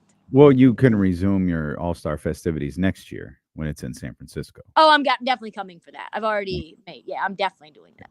All right, very good, very good. We're staying at whatever hotel you're staying at, because I'm sure you'll get like 5 comped rooms for no reason whatsoever. Just throw us one, and we'll be no good. MGM out west, unfortunately. So I'm going to be slumming it like everyone else. There's some nice hotels out there. TK's version of slumming is a little bit different. She's gonna find the nicest one. They got some. We're gonna need to book in advance though, baby, because it's gonna be popping. I think. That's all right. We got you, or we'll drive. Next too, you'll go to LA after that too. Indeed, I didn't go to the LA one. I was in Korea when it was the last LA All-Star. Have we discussed the Korea era of Trysta Krick? The Korea era. Have we? It was not an era. It was not an era. It was a blip. It was just the Winter Olympics. This isn't when you almost married. So, the Olympics. Okay. It was just I was there for the Olympics. It happened to be at the same time the All-Star game was, which is again a big miss. We should not have sporting events on top of one another. Or that one's pretty easy. Winter Olympics or NBA All-Star game. Yeah, All-Star game. I'm going to tune into this non-competitive basketball game versus these cross-country skiers who've been training. I don't need to see the luge. What is it called? The luge. Yeah. Luge in person is so dope. Is luge the Cool Runnings? That's bobsled. Bobsled. Is that bobsled? Yeah. Oh, what's the luge then? They're, it's I think a different body position. Oh. And skeleton's really crazy. Skeleton. I think that's face first. Pause. Oh well. Oh, that's when they're like, yeah. Yeah, that's wild. If you're up close, because they let you just go as close as the wall. Of course, and you see them coming around the wall. Pause. And it's terrifying. You're terrified for them. Oh, yeah, wow. I don't think I'll ever go to the Winter Olympics. No, I'll catch the highlights at the hotel while I'm at All-Star Weekend. No, you would love it. It was really. I'd cool. love what? It's cold. No, he hates being cold. He wouldn't. No, but it wasn't that bad. It was on the. So they had it in 2 different spots. One was near the mountains. One was on the coast of Korea. This village called Gangnam, and it wasn't that bad. It was only like 35, 37. I mean, you just put on a. I'll be bundled up. I'm okay. Like I went to the snow a couple weeks ago. Can we just? Fine. I hope the NBA watches the film back from this past weekend and realizes how stupid they look with these guys coming in from outside, shaking the snow off of their jackets. Who put in the bid for after LA? I did. Milwaukee. Yeah. Oh yeah, that's a no. We didn't even talk about Doc Rivers. Well, we got time. Do you want to talk about Doc or you want to talk about Kenny? I'd like to talk about Kenny. I don't know what's happening with Kenny. What's happening with him? Well, Kenny. I thought you meant Kenny like not Kenny. I'm sorry, not KC. Oh, you Kenny mean like Smith. Kenny All-Star Game Kenny. That Kenny man, Smith. I tell you what, I think in general, the larger issue is that these guys, I don't know if they really like basketball. I wonder sometimes to myself, was that the appropriate moment to say that thing, right? You want to talk about Sabrina shooting in the women's three-point line? That's something that you should have been doing in the weeks leading up to the event or even before the event. If you want to have that, well, listen, like almost giving her some sort of cover or excuse if she doesn't, like also, she hasn't been playing in 2 months, like, but she put up the same amount of points as every other guy in the three-point contest. And then you're like, oh, well, there's women's tees for a reason. She should have shot on the women's three-point line because that's what she's used to. No, Sabrina chucks deep all the time in WNBA games. It was really the rust. She was phenomenal. She had Steph shook. So in that moment, the correct comment is, my God, with all that hype for all those weeks, all that promo that they did where NBA players were voting and saying who they thought was going to win. The lead up was creating pressure for both of them in a way that like we would understand if they folded to it, but man, was it even better than we anticipated. Kudos to both of them under the circumstance. And they absolutely delivered. Boy, oh boy, did she have Steph shaking in his boots when he missed 2 or 3 from the top of the key. No, they both delivered, man. They shot the heck out of the ball, and Steph Curry. I'm sitting there watching with my son. I'm like, this guy's the greatest shooter we'll ever see. It's not like, oh, there's gonna be legions of Steph Curry's behind him. Like, no, ain't none of them gonna be a better shooter than Steph. He's the greatest we'll ever see. And after Sabrina had her round where I was sitting there like, yo, she's cooking. She gonna beat him. This is crazy. And for him to respond the way he did, they both delivered, man. And I think what you said is spot on about a lot of these guys and girls who cover the game. They don't really cover the game like that, and they don't really like basketball like that. I don't know what happened with some of these former players. Like maybe they've done it for so long, like they don't love it the same as when they grew up or whatever. But I'm with you. I don't think a lot of them really like watch the game like that. Like I don't think they watch the NBA like that. Like me, I love the game. I've got high school basketball playoffs in front of me right now. I watch college. I watch the basketball tournament. I watch WNBA. I watch women's college. Like I love basketball. I don't think those guys who cover the league are watching anything outside of what's on TNT that night. And I think they're so used to what they maybe see on Twitter, which is just criticizing anything that they could possibly chime in about, that's what they think that the broadcast should be too. Criticize the cities, criticize the players, criticize the way that they're dressing, criticizing every aspect other than what we're watching on the court. Kenny doesn't even know what Tyrese Halliburton does. He doesn't even know. And this is the guy who's like the mantle, the symbol for Indiana's All-Star game. Like he's the one. He's the one everyone's checking for all weekend long. And you don't know that he's a deep shooter? You're shocked that he hits 5 in a row? What are we doing here? Right. L.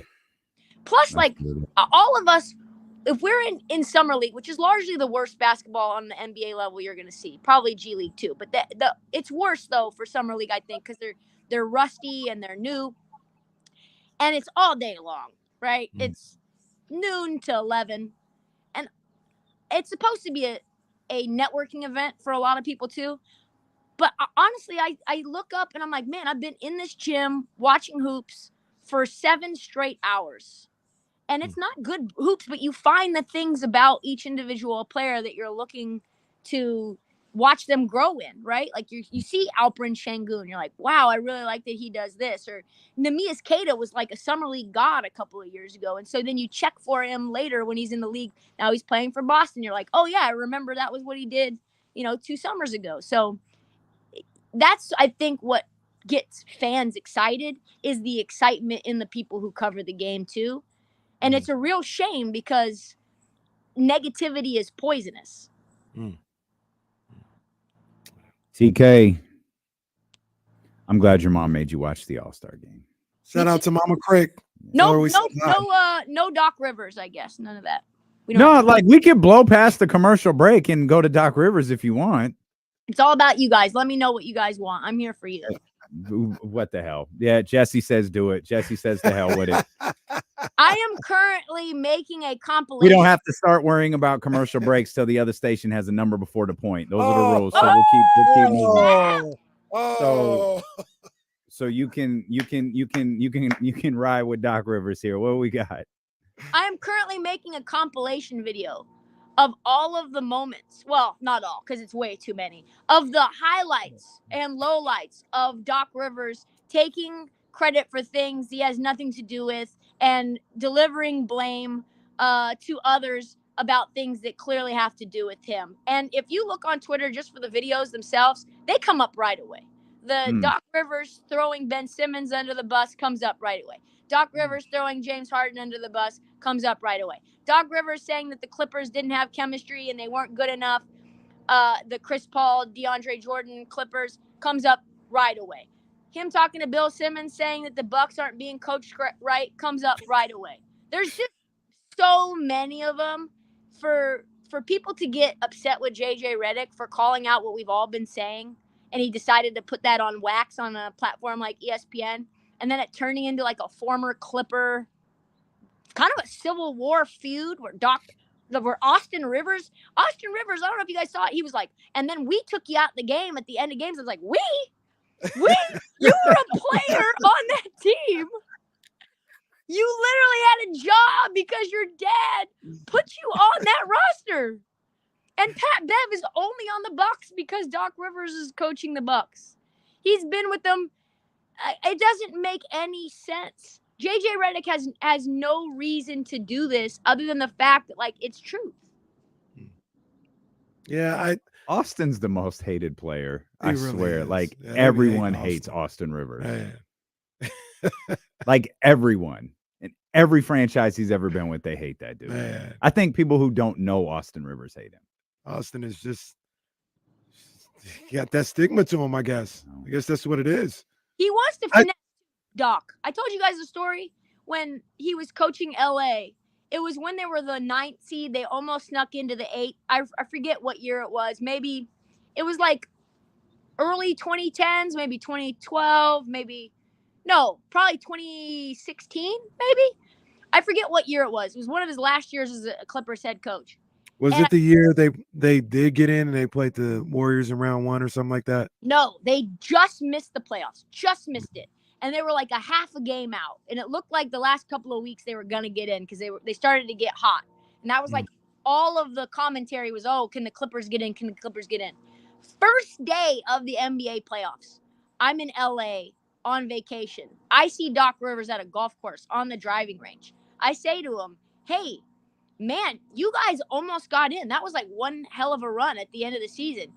Wouldn't that would have been crazy if you guys, because they were like the 10th or 11th seed and they got up. It was real close. I think it came down to one of the last games of the season. And he was like, yeah, that would have been something. What? And then I saw him proceed to play golf the next 7-8 days in a row. He was on his little golf course, on his little golf cart. And I'm like, he doesn't want to coach in the playoffs. He wants to play golf. He wants to get paid, shirk responsibility, pass the blame on everybody else, and then golf at some of the most ritzy golf courses in the country. Well, I like Doc, but you did forget when he just had a throwback side swipe of his Magic team. Oh, yeah. Well, yeah. Yeah. Well, look at the roster. Yeah. Yes. Yeah. That was so uncalled. Have you seen the Orlando Magic roster that I coached? Did you see them? We should wasn't that the birth of we should tell the whole story? That is. That's where that line came from. They say a bold 3-1 lead, and all that's what it was. We should tell the whole story. It was the 3-1 leads. That's a perfect impersonation too. Do that too. They talk about both 3-1 leads and all this. We should tell the whole story. When you do that, I mean, look at the teams that I had. I did. It's not a whole lot that could happen with that one there. They all sucked. I know. This guy, everybody's starting. It's like Woj. Remember when the whole collective of NBA fans and media all sort of realized, almost like the fog had been lifted, like, oh, Woj is not just a newsbreaker. He's in everyone's pockets, right? He's a part of the system. He needs that money for the NIL that he's funding. He's delivering little seeds like Littlefinger on behalf of agents and teams. And when he breaks something, everyone knows he's like a mafioso. If you don't kiss the ring, you're out. You know what time it is with Woj. I think now we kind of all collectively know what time it is with Doc. It's been coming. And Harden, the end of Harden's time. Did you see, by the way, Doc Rivers said that he was consulted by the Clippers. I saw that today. On the James Harden trade, and that he was responsible responsible for them pulling the trigger? Yep. Yep. I like Doc, but he tripping. I was so confused when the Bucks called me and told me I was the new coach. That's not how that happens. It'd be like if I called you, I'm like, Damian, you're moving to Atlanta. You're now the radio host in like KTZI, and you're like, wait, no, I think I have say in where I'm gonna work.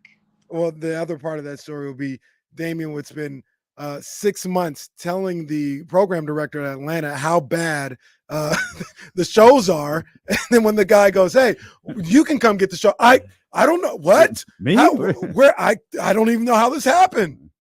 I was so confused. He went on Bill Simmons' pod and ripped Adrian Griffin for like a solid hour. He did multiple Bucks games and threw this man under the bus about defensive schemes multiple times. They hire him to be a consultant to help Adrian Griffin grow as a new head coach. And all that ends up doing is getting that man Adrian Griffin clipped and Doc Rivers the job. That is the definition of a dirty Mac. That is the definition. But why, if that's the case, if that's the case, why do people keep falling for this? Because this isn't the first time. I think it's because he sounds good when he talks. Yeah, well, wait a minute. He doesn't sound like a good guy if that's the case. Like, wait a minute. He's just kind of has a friendly tone, you know? That's what I need to work on. I think I get in hot water when I shouldn't, just because my tone sometimes is bad. Oh, your tone, yeah. It's all tone. He's like, yeah, you know, the thing about that I've realized is that, you know, Adrian Griffin's a great guy, but can't coach at all. And you're like, it really soothes how bad the words are that are coming out of his mouth. Here you go. He goes, well, you know, Adrian Griffin, I mean, he's a great guy. He's been in the league. He's been around the league forever. But at some point, if you're the Bucks, you've got to decide if you want to win a championship for Giannis. See how he basically said, you got to decide to get rid of this guy. But he didn't say that. He said, no. At some point, you've got to decide Giannis isn't always going to be here.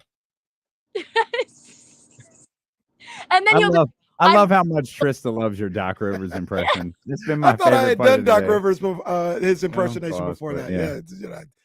It's so good. It's so good. And then he'll try to claim that he's heard whispers that Giannis was going to go somewhere else if they don't get a ring soon. And didn't Doc, you I think you have to hilarious, actually. I think caliber coach. I think Doc just works the system. Yeah. Like he just says stuff and he knows it'll get like tweeted and become news. And so he just says stuff and it's been 3 weeks. It's a lot harder than I thought. Well, he wouldn't wish this on anyone. That's the one. That's the one that got me was I wouldn't wish this on anyone. I wouldn't wish this on anyone. Sure, you've got Lillard and Giannis. What are you talking about? Also, didn't he say that the guys' minds were in Cabo when they lost to the Memphis? Yeah. He said we had some guys in Cabo tonight. Yeah, him. He was in Cabo. I think they're 3-7. He was on the golf course. Yeah. Maybe he was on the golf course in Cabo. He was probably so pissed he had to coach that All-Star game. So that's hilarious. Dude's 3-7 as the Bucks head coach, and he was the coach of the Eastern Conference All-Stars. And put Dame back in there to get that MVP. And then but Dame was cooking, and he subbed out Dame for Tyrese Maxey, which is so rich because he would always bench Tyrese Maxey when he was the coach of the Sixers. At what point, though, with the Bucks, does it start to become like a player's problem? Oh, now. Oh, okay. I don't think they. Did you see Dame had his starting 5 of current players in the NBA, and Giannis wasn't on it? Now, no, hold on. I wish we tell the whole story. I've seen reports that I haven't seen. I don't know. I've seen reports that maybe they said you can't name any of your teammates. I think it did. See how I hate the media. Well, that was like Trysta two or 3 nights ago who retweeted the clip of of what was it? Gigi, yeah. Gigi saying, "Hey, how did you guys get the win tonight?" And he said, "Well, credit to the Bucks and Doc Rivers," and cuts the clip off and just retweets it as if that's what actually happened. Y'all should be ashamed of yourself. TK, you internet guilty too. Look at it. She got this stupid look on her face because she knows she perpetuates all this stuff on Twitter as well. Oh man. I know it's so bad, but it's funny. Well, it is funny. The clip was funny. It was just a sharp like blade cut at the end is what really. Hey, just credit to Doc Rivers and the Bucks. Wait, what? The hell? That's what he said. Oh, that's wild. But I do not think that they like each other much. I don't know. Maybe they personally do. Sometimes there's a professional disagreements and professional chemistry issues, and you personally like each other.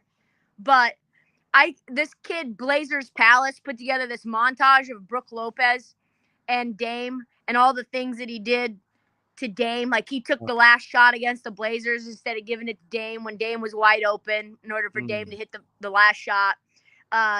He didn't celebrate with Dame when he hit that last second shot to win against the Kings. He like walked off the court.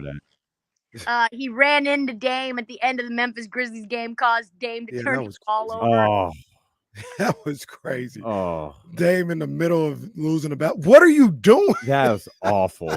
Just terrible stuff. Awful.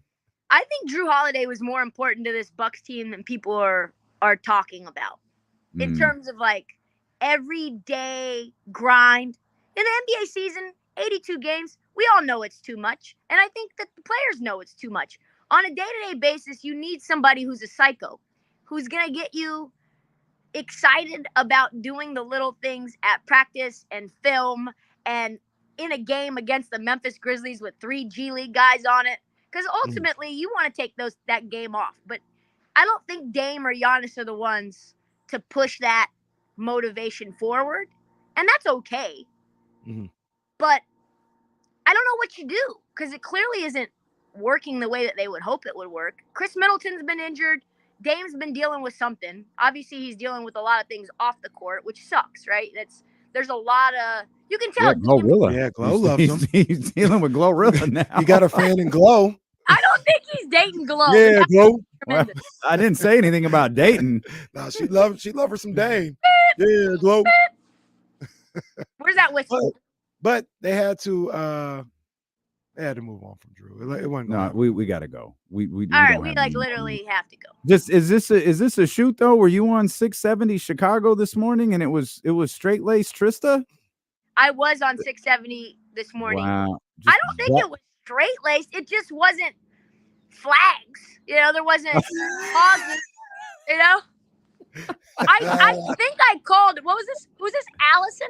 Allison, if you listen to the whole hit, I said that the Chicago Bulls were the most disgraceful franchise in the NBA, and they would never win a thing because they were stealing from their fans and using their loyalty from the MJ era, and they'll never do what it takes to compete on any level because they're too concerned about selling tickets, concession money, jersey sales, and beating the Bucks on a random Tuesday in January. I don't think that's corporate, Crick.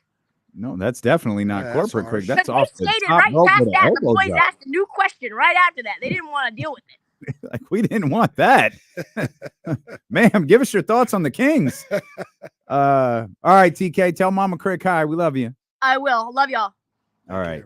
We'll come back. We really do have to take a break. We'll come back. Jason Jones is going to join us about 30 minutes from now. And we'll get back at it. Steeler and KC. We should talk some Kings basketball. I did have some 49ers stuff. There's some crazy stuff. And we might be able to hold that off till tomorrow. Sure. There's nothing going on tonight. Well, there sure isn't. Steeler and KC on ESPN 1320. Right here on my timeline. Quote, I told Bucks ownership, I don't understand why you're doing this. Yeah, he did an interview, right? Yeah. With Frank Isola.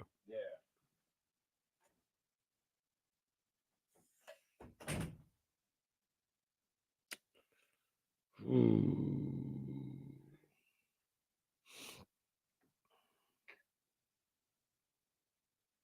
There was something I was going to say. I can't remember. Can't remember. Did you get a to-go plate? I did. I got the to-go box ready to go.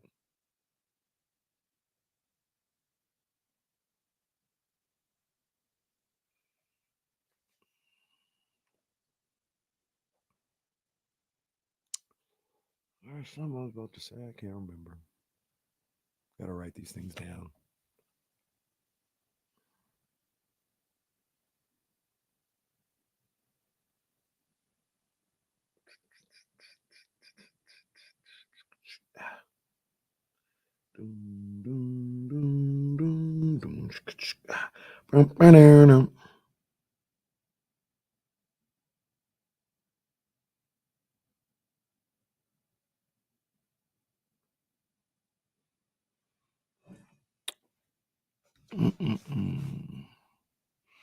Jordan, I didn't have the D book. Shout out to Phenom. They just let me check them out, review them.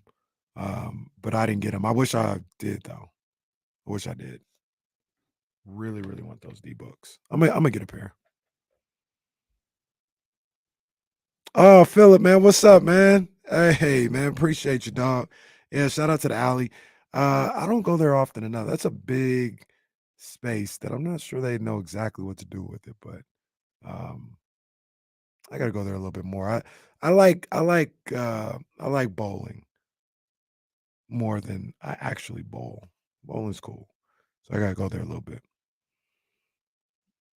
John Paul's a little bit of both, man. You know, we got a business partnership, but you know, I'm trying to get back in shape, trying to get ready for the summer. Trying to get ready for the summer, man. Shout out to Choose Fitness. I ain't trying to be like this big old buff dude. You know, I'm just trying to get in better shape. That's what it is. Stop, Jazz, stop. That book one is fire. And if you want to get that for me for Easter, I wear a size 11.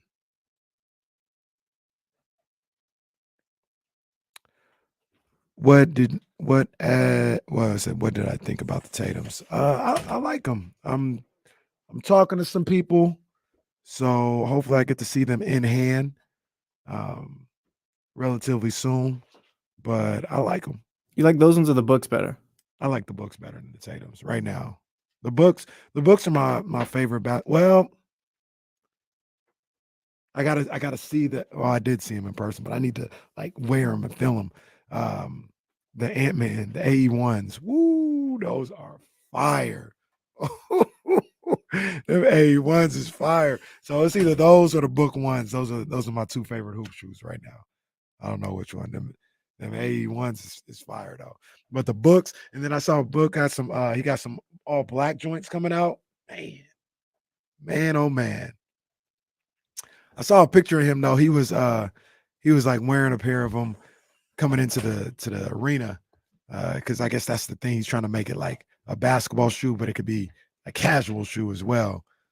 I don't know, man. I don't know if I'm walking around with no book ones, but I'll hoop in them. Jazz, size 11, Easter. Either the AE ones or the book ones. It don't matter. Either one works. Well, cop, nah. People was looking out, Mark. People was looking out. So yeah, I was able to secure that.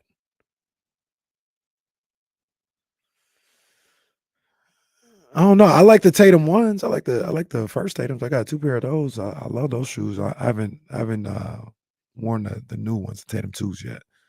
So I like the way they look. Is it the color? Like, what do people not like about the books? Is it the colorway, the structure? They just think it looks ugly. They think it's an ugly looking shoe. Come on, man. Church hoop shoe. Come on, man. That ain't a church hoop shoe.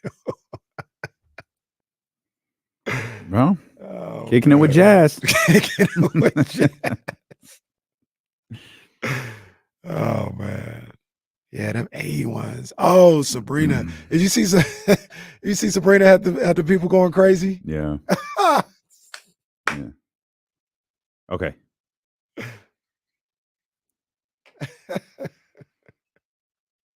Jesse working that magic back there behind the scenes.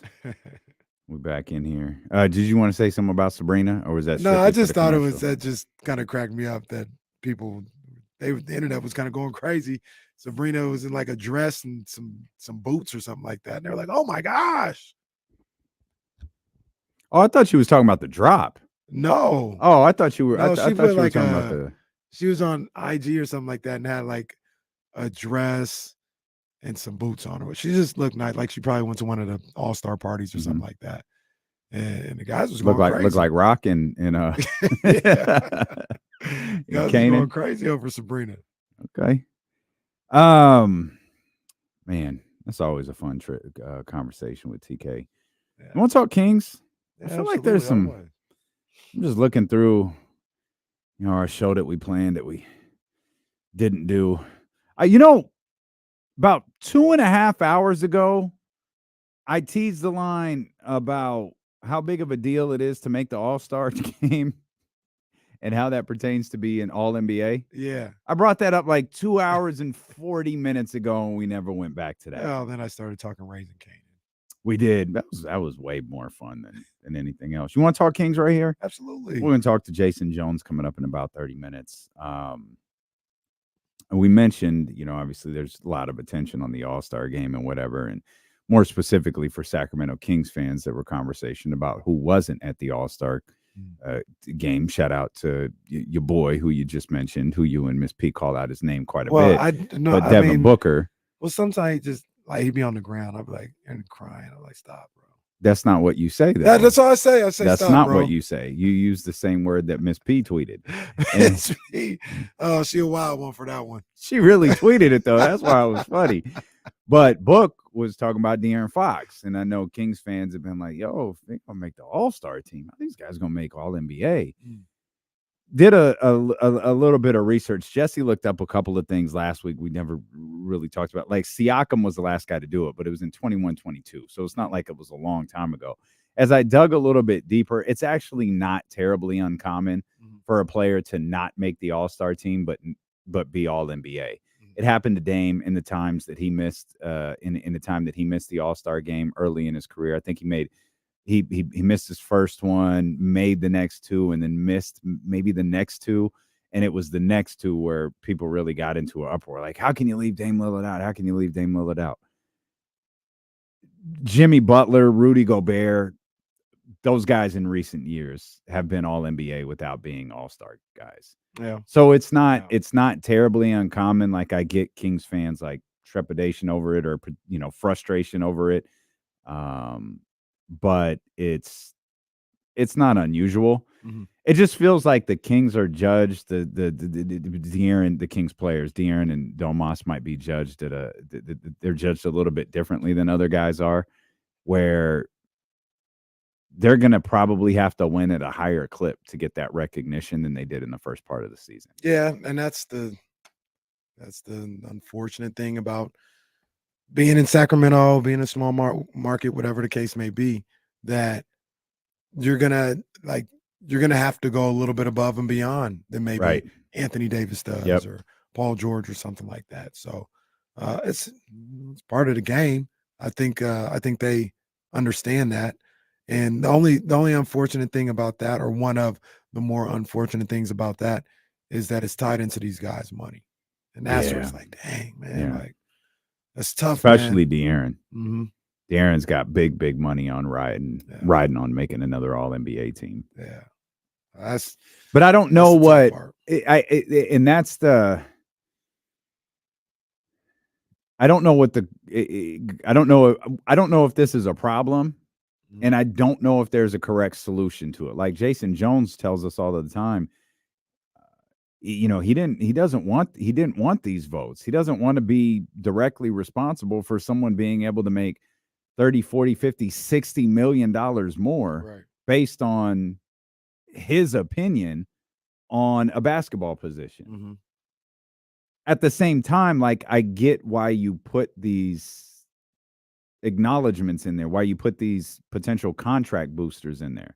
Like, I understand like both sides of it. If you're a player, you want to be recognized for being one of the best. And the best way to be recognized is financially. Like, it's very nice. It's very nice if you want to give me a new job title. What does that new job title mean to my bank account? Right? You want financial recognition. It's cool to be all NBA. What comes with that? Financial recognition comes with that. But the other side to that is, how is that recognition determined? Yeah. And that's where I think people get antsy about this whole thing, including writers and reporters or people who have votes in this stuff. They should probably do away with this stuff as far as extra compensation for making such and such team, because this is the best way to do it, and it's not even that good, because now you got writers bowing out, prominent writers, like guys who probably should be voting for it. I'm just not going to do it because I don't want to, affect a guy's livelihood is a little extreme when they're making so much money, but still, it's still $30 million. Yeah, absolutely. I don't want to be a part of it. So I don't know if they will do it because it's another way to make more money, but they probably should eliminate the bonuses or being able to make a super max because you made an all NBA team.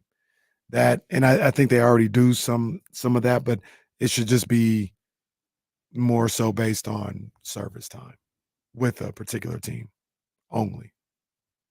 So De'Aaron Fox, because he's put in 6+ years with the Sacramento Kings, he's eligible for an extra $40 million. Mm-hmm. Like, it should go that way because there's too many variables the other way around. Are the two connected? The all NBA teams plus the service on a team? It feels like you get more, right? Like, so you get a 5th year and you can get $40 million. Right. Like, so the fifth, but it has to do with, but it has more to do with the your service with that team. Mm-hmm. Like, if LeBron goes to Cleveland next year and makes an all NBA team, that doesn't mean anything. Well, the LeBron could be an extreme example because it's like so many years in the league, but I think, like, I don't know. So, for instance, Tyrese has played the same amount of games, same amount of seasons in Indiana as he has in Sacramento. So, but the All NBA is what would have got him but I think there's a caveat to that. He was traded during his rookie contract, right? So I think that plays a part in that. If he was traded during his rookie extension, it's different. So, like, if De'Aaron was traded last year to Team X, he wouldn't have been eligible for a Supermax because he didn't have the service with that team. I don't think so. Okay. I don't think so.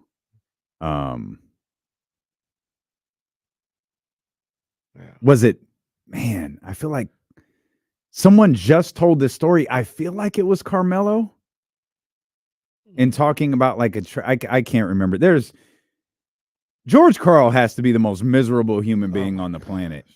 He just, like, wakes up and goes, how can I trash Carmelo Anthony today? See, lucky Carmelo, this is a different dude. Yeah, to the wrong person, regardless of what your health situation is. That doesn't give you carte blanche to just talk about people bad. You know what I mean? I don't know. I've still, the next person I meet who goes, man, I love George Karl, they'll be the first. I'm looking back at some of these all NBA teams. DeMarcus, an all NBA guy. That's why DeMarcus was in line for that massive extension that never happened. Still feel bad about that. Feel bad for the guy. The amount, yeah. I feel bad for DeMarcus when I think about the amount of money he lost in his career. Just like not just the Kings thing, but the Kings into the Achilles, and then just the series of events that happened with him.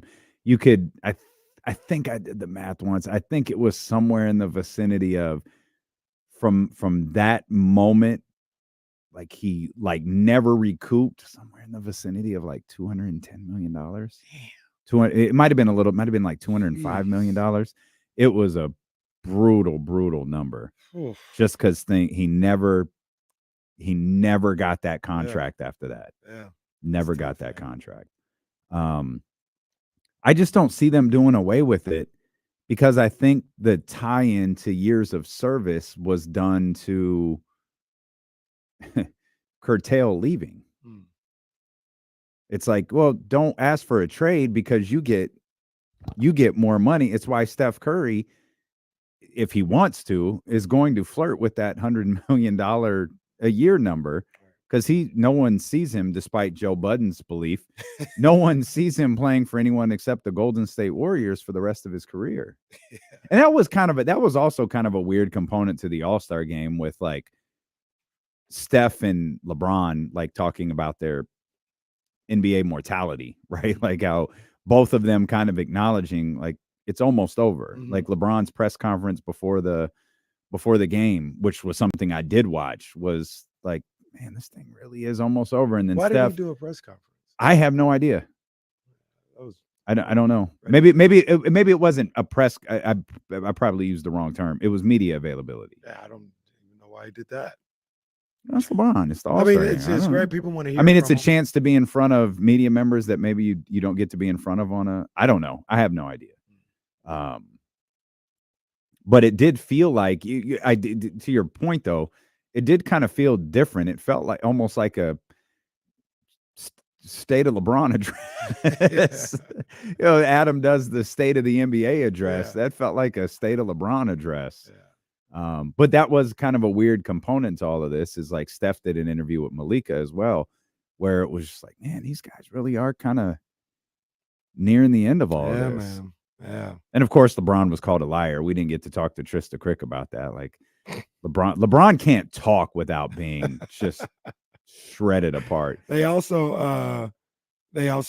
had a discussion today on ESPN on First Take about the next face of the league, and they asked if that person needs to be married with a family, like they're a president.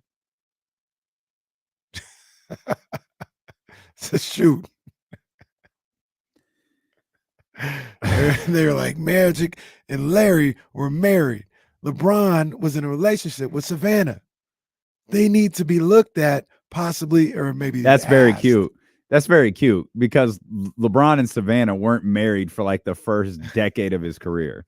But no, that's fine. Let's fudge the conversation a little bit. Well, then even JJ was like, I mean, not to talk bad about anybody, but we know how some of the personal life went for some of these guys that were married. We're going to use Magic as an example for this, huh? So apparently some of us hadn't read the Jordan books. Okay. So I just found it bizarre that they were that, and to be honest with you, it wasn't them. It was Shannon Sharp who brought it up. Like Stephen A was like, I didn't expect this to be a conversation. Okay. Like, yeah, I wasn't expecting this, but you know who else is married? Vince and Linda are married. Well, not relationship goals. Okay. Has anybody heard anything about our last first lady during this whole run up to 2024? No, right. So what are we talking about? What's your boys doing? I don't know, man. That was, like I said, that was Shannon. That was on. That was Shannon? That was on. Yeah, that was on. Oh, Shannon. And I'll be fair to him. I think he was asking the question. I don't think he said this is what happened. I don't think the face of the NBA needs to be married with children. It's okay. Like that doesn't. You're not. I don't think the president of the United States needs to be married. Not when we know what some of these relationships are. Like, what's the point? Like this ain't the 50s anymore. Like we know all about like how these people are getting down. Like, what's the point? I don't. The 50s. We ain't read about JFK and Marilyn Monroe. Yeah, and JFK was married. Yeah. Still smashing. And still defusing nuclear bombs from afar. What are we doing? Who was Marilyn? Mickey Mantle or Joe DiMaggio? Joe DiMaggio. Yeah, Joe DiMaggio.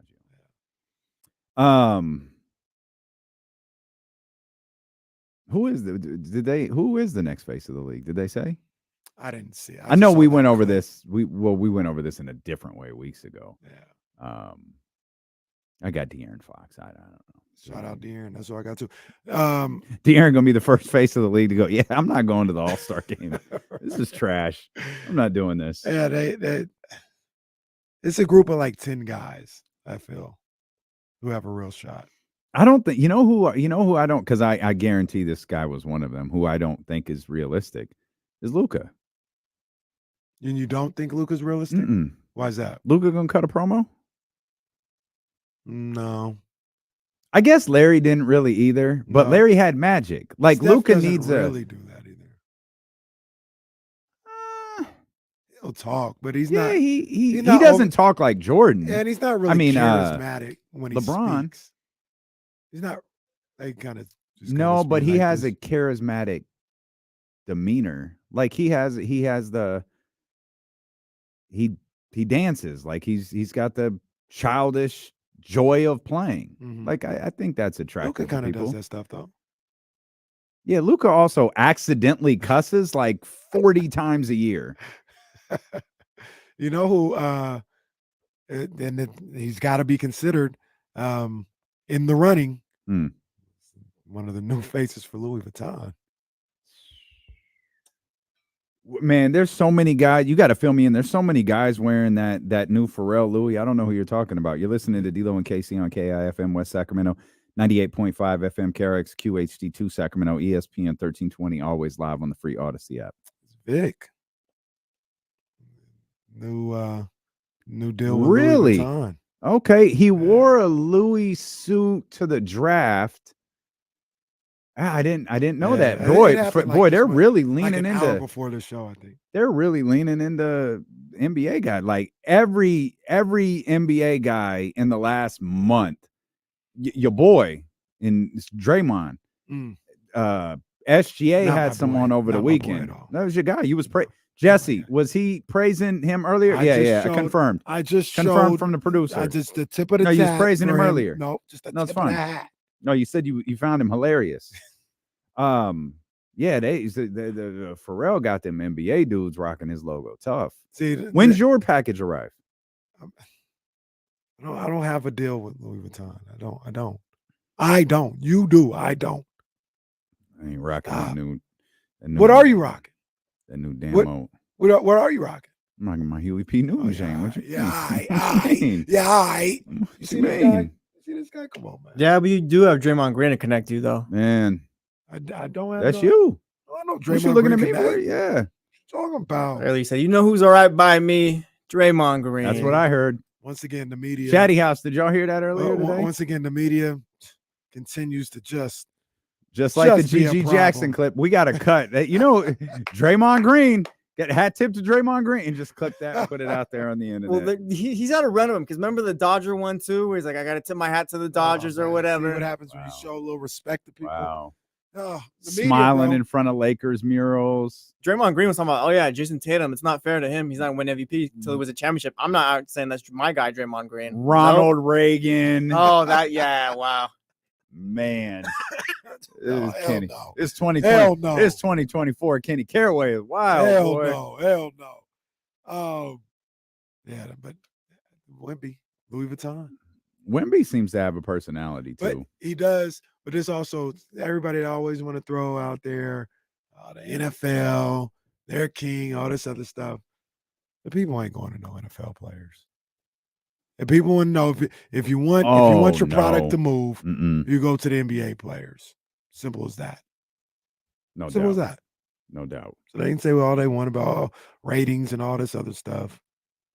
Ain't nobody. You're really offended by the they're doing something sneaky. by the NFL's ratings. Yeah, they're doing something sneaky. Okay. Now, they would still be great ratings regardless. I'm not disputing that, but they're doing something a little sneaky, and I'm going to find out. All I'll right. find out what it is. You get him. Yeah. You get him. De'Aaron would have a chance, though, but De'Aaron don't want to. Yeah, he don't want to do any of this. De'Aaron, what was the baseball player? Anthony, what was it? Anthony Rendon? Rendon? Rendon? Is it Rendon? Mhm. who was just like, yeah, baseball's not my number one priority. And he was, of course, baseball people ripped him apart for that. Mm-hmm.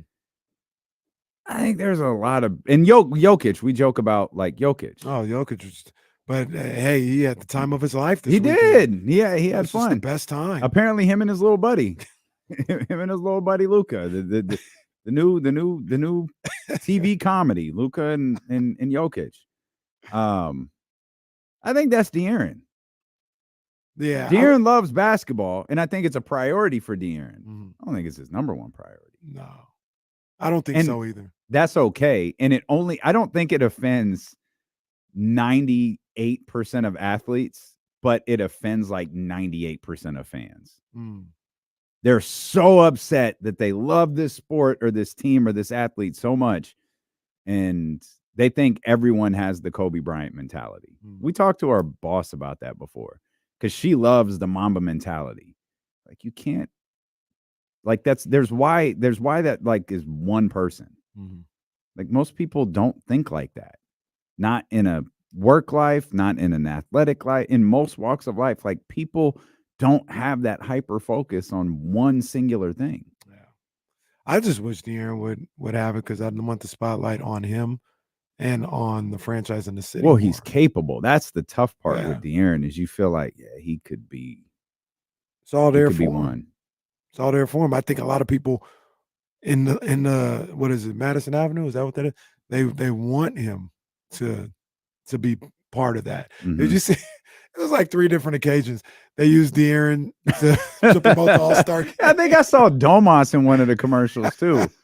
Like, all right, but he just didn't work this one through, did you? He doesn't have much interest in it. And to his defense, if they're gonna play like that, I really wouldn't want to go either. I don't blame him. What do you want to do that for? Yeah, that's a waste of time. Go do that in addition to all of the other things that you have to do. Mm-hmm. The NBA care stuff, all those other stuff, the clutch sports obligations that you're gonna have. No, bro, I'll be not Rich. I'm at the house. Now in Sac, hit me when you need, or wherever they went. Now I would want to go because it is a resume booster. And you may not care about your resume, but to have X time All-Star on there, I would matters. prefer he stop saying I don't care about being an All-Star. I would absolutely prefer he stop saying that. But if he follows that up with an NBA, all NBA second half, all right. Now you got 2. It'll look weird that you have 2 all NBA nods and 1 All-Star appearance, but whatever. That'll just make them look stupid, not you. Right. Do you there was something I was gonna ask too with Adam Silver. Number one, first of all, I know for sure I was gonna say, do you think he needs to talk to some of these players about the All-Star thing? But there was another thing I was gonna ask you about. Well, think about it for a second. Yeah. And then write it down. And we'll come back and we'll talk about it. Because that's what we do. Steeler with KC here on ESPN 1320.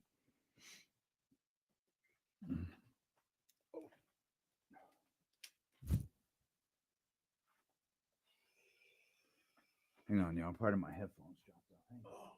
Where the hell did it go? Hang on, y'all. I heard it hit the ground. I gotta find it. Hang on. Literally crawling on the ground looking for this.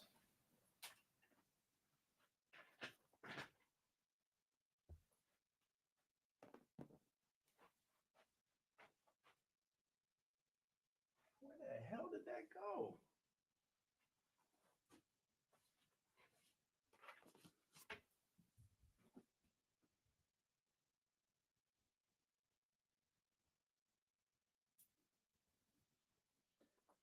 It's crazy. The carpet's hella dark and I still can't find it.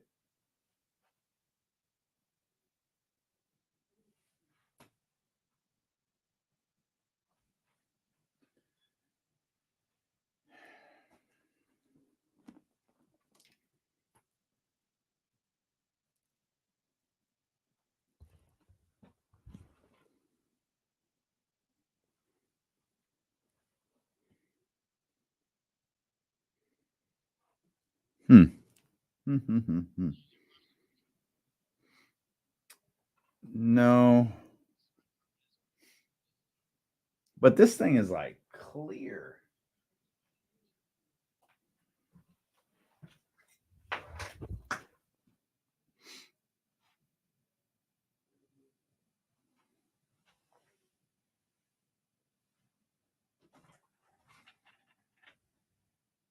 Yo, this is crazy.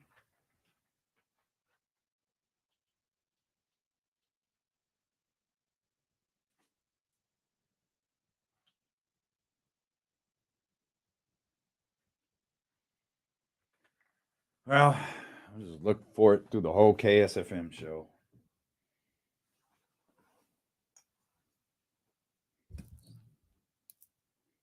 Or maybe it's stuck in my... I don't think it is, though. Belongs to the carpet now. I guess so. I guess so. Michigan, I haven't watched All-American since that fateful episode. I didn't even watch the next episode. I think I watched part of it and was like, I don't even want to watch this. I never went back to it. I just got to the last season of How to Get Away with Murder. No clue how it's going to end, other than just what they've already foreshadowed, I guess. I love that show so much. That show is so good. I've watched that show all the way through twice. Great show. The characters are the worst people on the planet. Mm-hmm. It's one of those shows where you're like, what am I rooting for? Yeah, because Crystal asked, like, oh, who's your favorite character? I was like, I don't know. They all kind of suck. They're all pretty horrible. Bad people.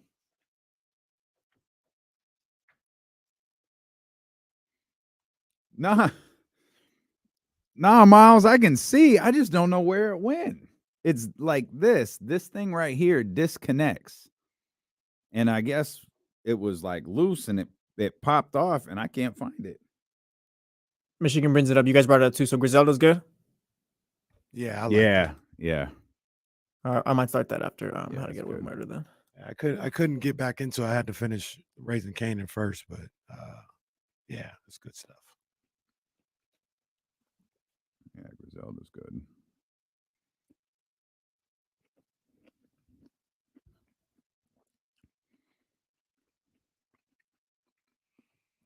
I'm gonna be like the rest of these hoes out here and make another plate to go. I gotta do what you gotta do.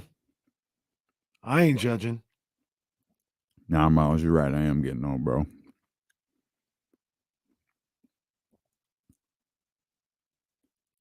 I'd feel bad. I'd feel like an idiot, Miles, if Jesse walked in here and goes, "It's right there, dummy."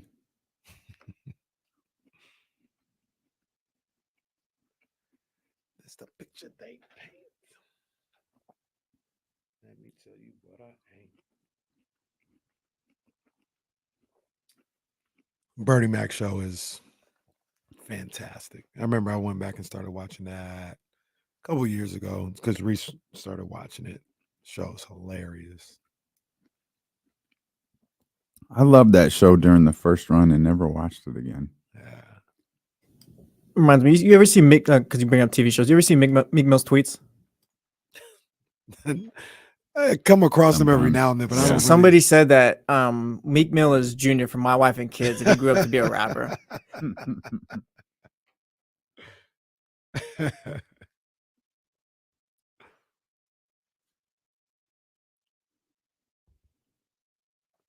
Dark skin Jermaine.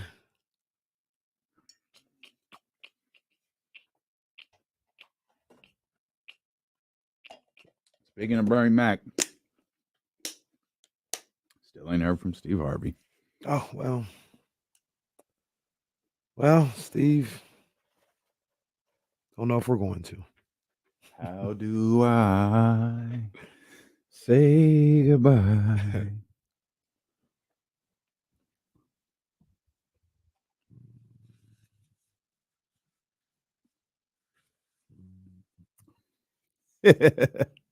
That's cold. Oh, that's cold. Not what the doctor ordered. I always blame like the players and stuff, but when you're 13 points worse. Oh, that's tough. That is tough. Not what the doctor ordered.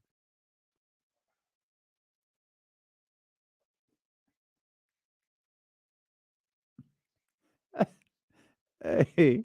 Damn. Hey. Doc, they going in on Doc, man.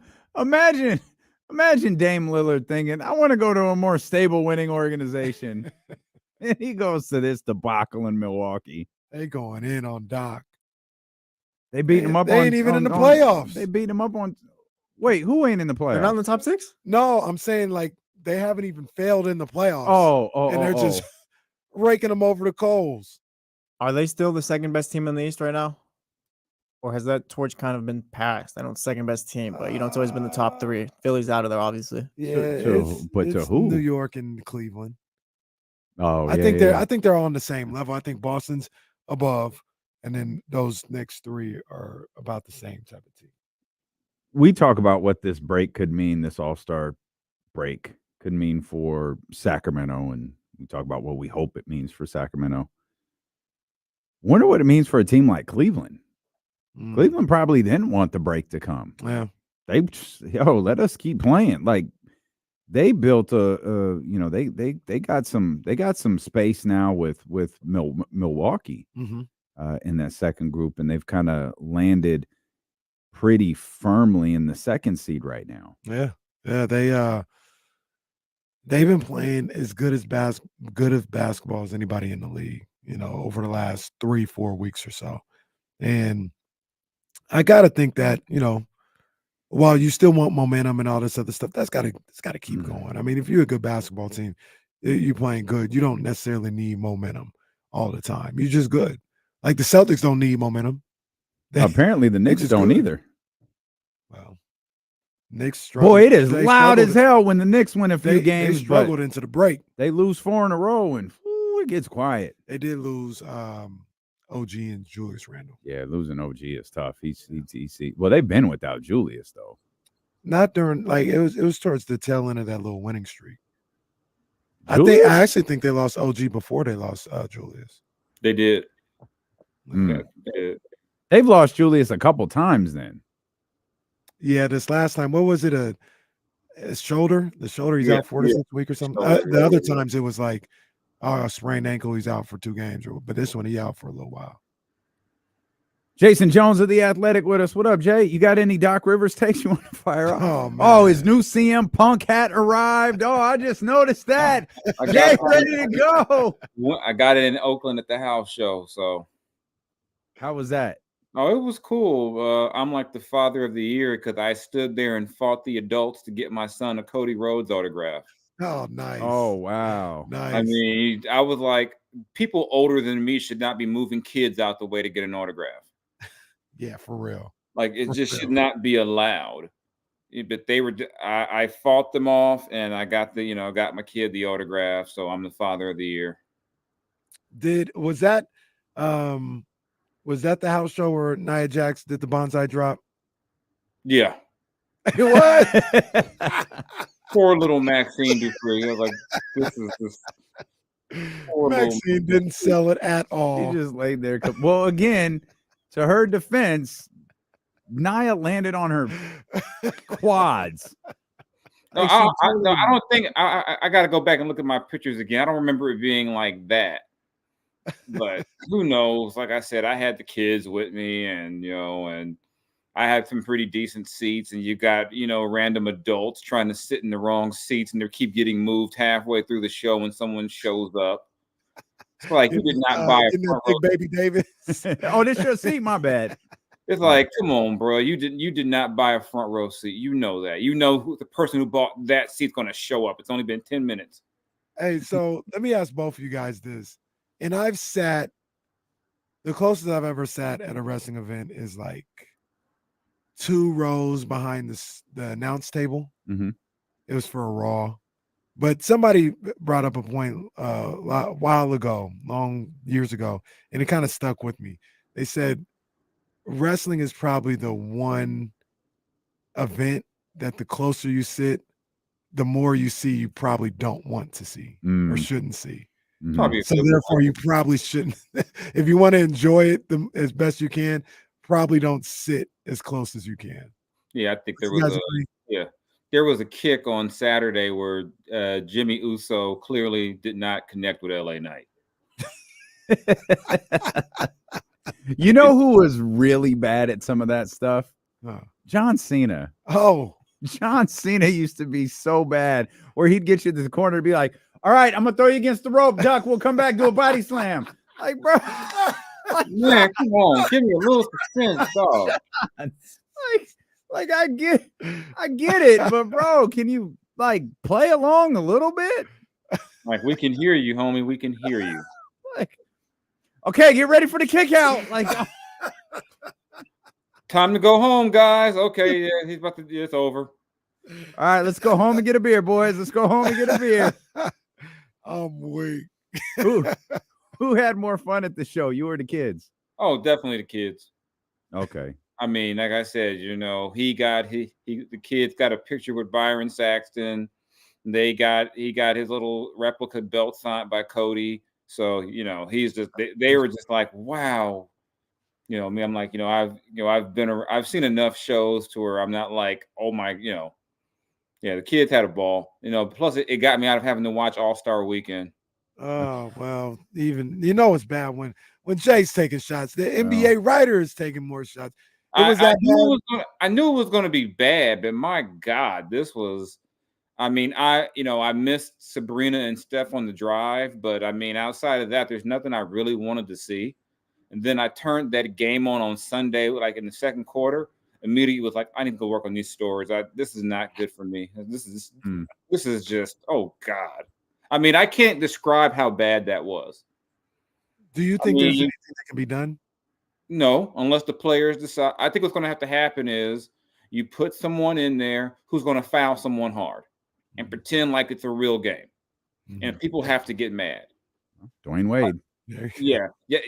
I mean, these guys have no interest in doing any. I mean, at least give us some fake hustle. I mean, it was just. I'd rather watch little kids play basketball. I mean, there was a million things I'd rather do than watch that ever again. I mean, the last time it feels like they really tried was when Kobe passed. And even then, it was like, we're going to play with some intensity in honor of a guy who always played with intensity. Then the next year, like, oh, that was fun. Now let's get back to doing what we were doing. Do you think we romanticize that a little bit as far as like what the All-Star game used to be? It used to be a little different in the 80s and 90s. But was there a time when Kobe was around when they did a little bit more as far as competing, or as it always? I saw that you didn't see the game, and maybe you heard the clip, but Steph was mic'd up, and he's like, yeah, they talk about how our game is so uncompetitive. It's like the difference though is like we shoot threes. That's why it looks the way it looks. Those guys didn't play as hard, but they didn't shoot threes. So all 10 guys were inside the key. So it just looked like, there was more going on or more competing going on. There's a little truth to that, but do we romanticize even like Kobe and early LeBron? Did they play a little harder than this? I think there's no excuse though for guys just standing and staring and letting guys dunk. It wasn't this bad. I mean, there was always a little showmanship to the game. But then again, the league did everything it could to de-emphasize defense. So of course the best players in the league just played none. And I think what riled up people, not that you expect that you're not going to see the bad boy Pistons out there clotheslining people, but it was just there were times where a guy would be dribbling up court, and then guys would just stand over and let him dunk. I mean, to me, my favorite part that I did see at the end was Karl Anthony Towns going for an MVP or something down like by 30. That he was never going to get. He could have scored 75. I was like, that is such a Karl Anthony Towns moment. Yeah, I'm going to go for 50 while we're down by 30.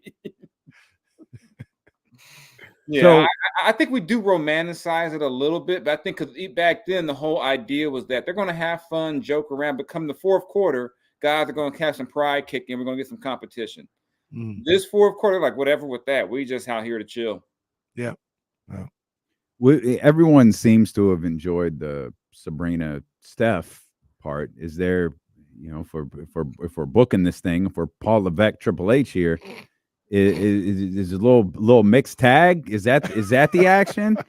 That might be the thing that maybe you get Steph. I don't know, maybe Steph and Dame against Sabrina. I don't know who else you pair Sabrina with. Elsie Plum, Caitlin Clark, pull a couple of WNBA All-Stars to play in this thing. Yeah, I think that. I mean, I think when it comes to the, everything else, until the players care, it won't matter. I mean, the dunk contest won't matter as long as guys in the G League care more about winning it than the actual NBA stars.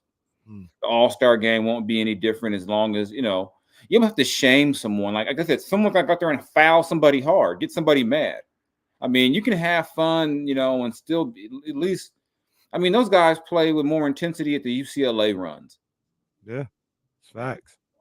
That's facts. It's so the thing that I kept thinking about with that game is it's just too many followers out there. Like you said, you talk about foul somebody hard. How about somebody talk crazy to somebody? We kind of almost saw that in the game on Sunday where Dame and KD had like a second where they were starting to go back and forth. And then Chris Finch called a timeout and zapped the whole energy.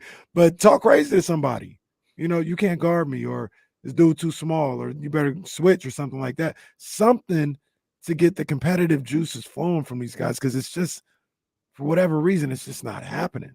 It was a different edge, I think. I mean, there was I think, in times past, guys in the All-Star game had real animosity with each other, even on their own team. Like Zeke and MJ were not going to be hanging out outside of that team picture. You get to the game, you might have a guy who's just like, I do not like, I don't know, maybe someone didn't like Larry Bird, so I'm going to go at Larry Bird because this is my chance to go at Larry. You had some of that. I don't get that sense in the modern NBA where you have a lot. I mean, all the guys who have beef with people aren't all-stars. Like Dylan Brooks isn't in the game. Pat Bev isn't in the All-Star game.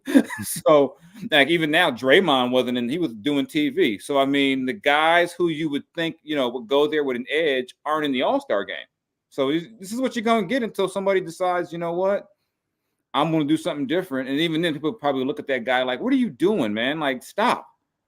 Right. But the guys who will do that aren't all. Like, I think even, like, I was talking to a friend of mine. I said, even guys who make the games in part because of their defense, people get mad they're there. It's like when Jaren Jackson made it last year, like, why is he here? Oh, because he plays defense, whatever. Get him off this game. In the end, though, does it matter? No, it doesn't. Because the NBA is going to make a ton of money no matter what. They could, the city of Indianapolis made a ton of money this weekend. The NBA made a ton of money. And even when ratings and viewership are down, that check still clears. So there's, the NFL went to flag football. I mean, someone said, well, maybe you make home court advantage. I'm like, nah, it is what it is. And I just think until some players decide they want to play differently, this is what you're going to get. I mean, players, what somebody was saying, put more money on the line. I'm like, but how much more? I mean, I don't know how much more money it would take to get the guys to compete. Somebody said LeBron and the Lakers went pretty intense for an in-season tournament, but I'm like, those were still real games outside of the championship game. Those are still games in the standings. I just don't know how much money you can incentivize for these guys to be like, you know what?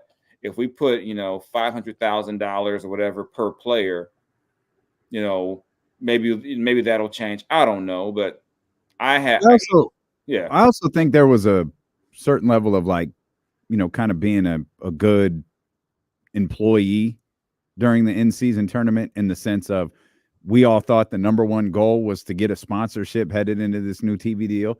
They got it. The secondary goal might be to land a network exclusive package for so there was a lot of reason for NBA players to buy into the in-season tournament. The All-Star game, it's not, and you bring up a great point, like it's not like San Francisco's gonna call tomorrow and go, Adam, this just isn't competitive enough. We're cool. Like, go ahead, give it to Milwaukee. We don't want to do this. Yeah, we don't need the headache, No, go ahead and take that weekend of festivities and parties and debauchery and everything. Take that to Milwaukee. We don't want it. Yeah, we're good. Game's just not competitive enough for us. It was so embarrassing to watch that game, Adam. We don't need that in San Francisco. we get it out of here. It's not going to happen. That thing makes money. And I always know when covering it, I was like, just get to Sunday. Because Sunday was the day that no one cared about. The media didn't care about Sunday. The players didn't care about Sunday. We were all just trying to get home at that point. I think a couple of times I left on Sunday before the game because because no one cared about the game. Am I doing too much? You can tell me if I'm doing too much here, because I think not that like they should just hold their head in shame and be disgraced for the rest of their career, but I was like, these players they should be a little embarrassed by the effort or lack thereof that they're putting out there. Once again, not asking them to play like it's the playoffs, but 200 points and just walking around the court for 200 points and you win by 30. Yeah, like that's to me. I don't know. Maybe I'm not an NBA player. Maybe they feel completely different. But I'd be like, damn, that is kind of embarrassing. Like, I don't want to be associated with that. Should they feel that way, or is it just whatever? I mean, they won't feel that way. So, I mean, like Anthony Edwards said, this is a break. Nobody comes out here to be competitive. But those crazy ones like the Kobes and the Jordans and the Magics and the Birds, they use the All-Star game to gain a psychological advantage. Like, yeah, even in a game that didn't matter, you still couldn't stop me. Mm-hmm. These guys are like, hey, I'll see you tomorrow, man. We hang out, we'll be going on family vacations in a few months. It's just a different era, different mindset. And like I said, hey, all that money that they made, it doesn't matter, man. People can complain forever. Cities are still going to fight for the All-Star game. They're still going to make a bunch of money. And guys are still going to want to be All-Stars because for whatever reason, they thought it would be a good idea to tie All-Star berths into contracts. And so guys are still going to want to be an All-Star. They may not want to play in the game, but hey, they still want to be an All-Star. It's always cool to me to see like that first-time guy who goes out there and like he's really competitive. Then he realizes, why am I doing this? No one else seems to care.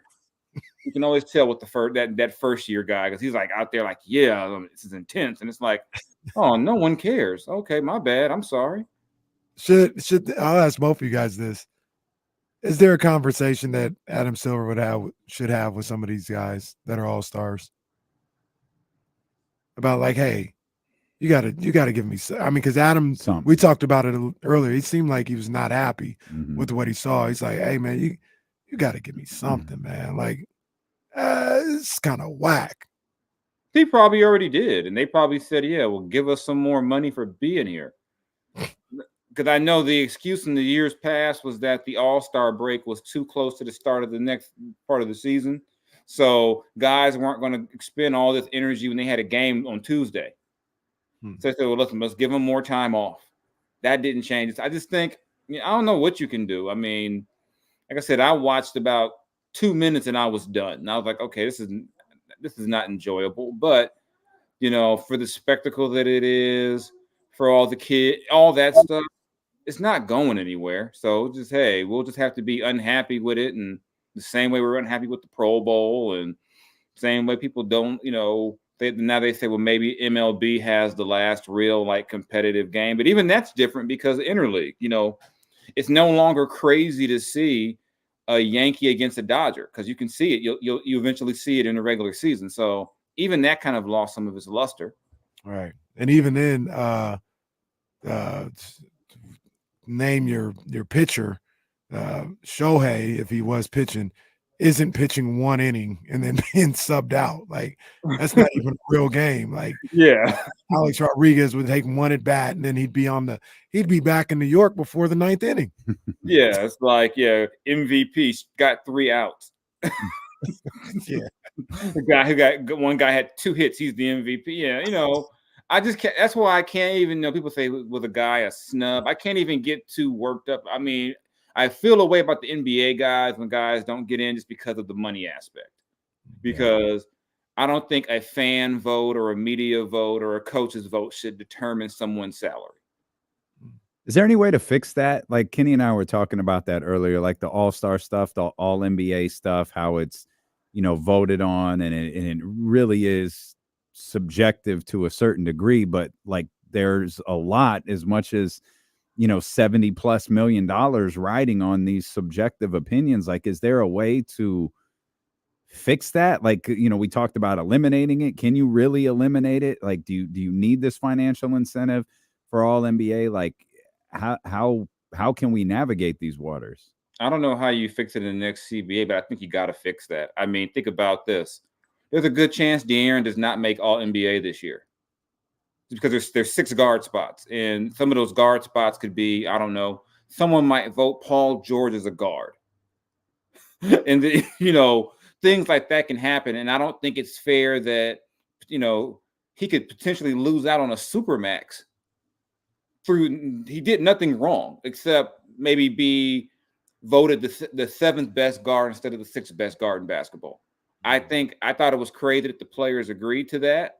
I remember my first time voting, and I'm like going, oh my God. I remember the big deal was Paul George that first time. It was like, oh my God, if Paul George doesn't make all NBA, it's going to do this and this. And I was like, that's not fair to Paul George. What if I just don't like Paul George? Maybe Paul George didn't answer my question one day. So I leave Paul George off my ballot. And now Paul George lost a gang of money because of me.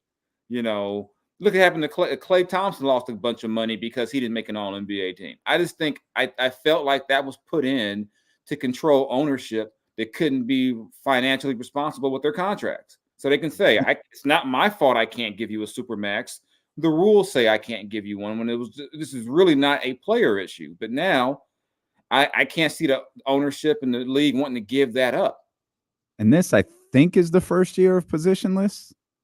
Mm-hmm. So, like, this won't be the case, but Jokic and Joel could be all NBA first team. I think, weren't they last year? No, I don't think it was positionless last year. Last year was still the position. I think this year is the first year of positionless. Yeah. That's just wild. You could have a Darvin Ham lineup. You could have like 4 power forwards. Wow. Howard's first. Wow. It could be Jokic and like, I don't know, Sabonis and AD. Like Kevin Durant and Luka. Like, what is this? Who would you rather have as your head coach, Darvin Ham or Doc Rivers? Oh, Darvin.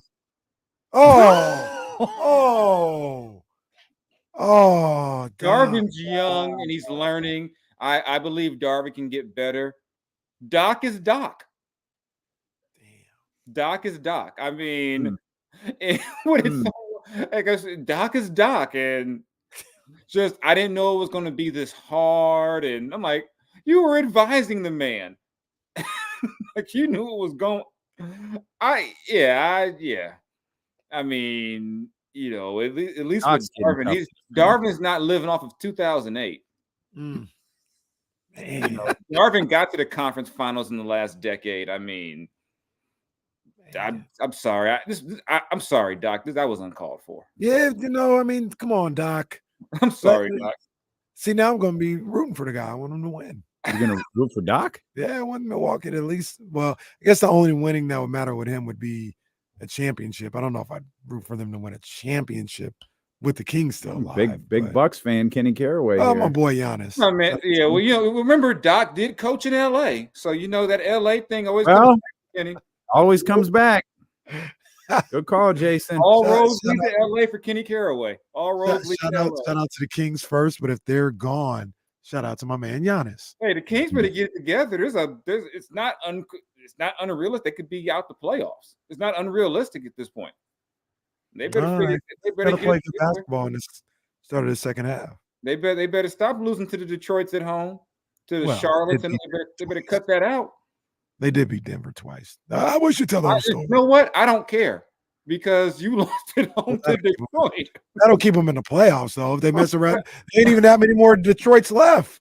They open out the gate with San Antonio. Yeah, they keep damn near Detroit. If they keep beating the Denvers, do they see Portland again? I mean, I think one more time. Yeah, they gotta start this second part of the season the right way. The Kings, I don't know what to make of them. I'll just be like, wow, they went out there and they beat, it's either that, they're blowing a lead to a good, I mean, I can't figure them out. I just can't. I'm sorry. Owen saying Doc needs to finish his story is funny. That's funny. Doc mean, I'm not even. I'm like, I don't think Doc has not been past the conference finals since he left Boston, right? No, he hasn't. Yeah, because the Clippers, their story with him was we're going to take a lead in the series and then somehow inexplicably lose the series. They didn't get to a conference finals till he left. That's true. That was the first ever conference finals. Greatest moment in Clipper history. That sounds like a shot. Jason's firing on everybody. It is. That's not a shot. It is. That's like the furthest they'd ever been in history. It's good. Yeah, you're not wrong. You didn't have to say it. I'm sorry. I need to do better. That was wrong with me. I'm sorry. I'm sorry, Clipper fans. You know, all 10 of you. I'm sorry. You talk about the Clippers. The Clippers might be the team to beat in the West. They very well might be.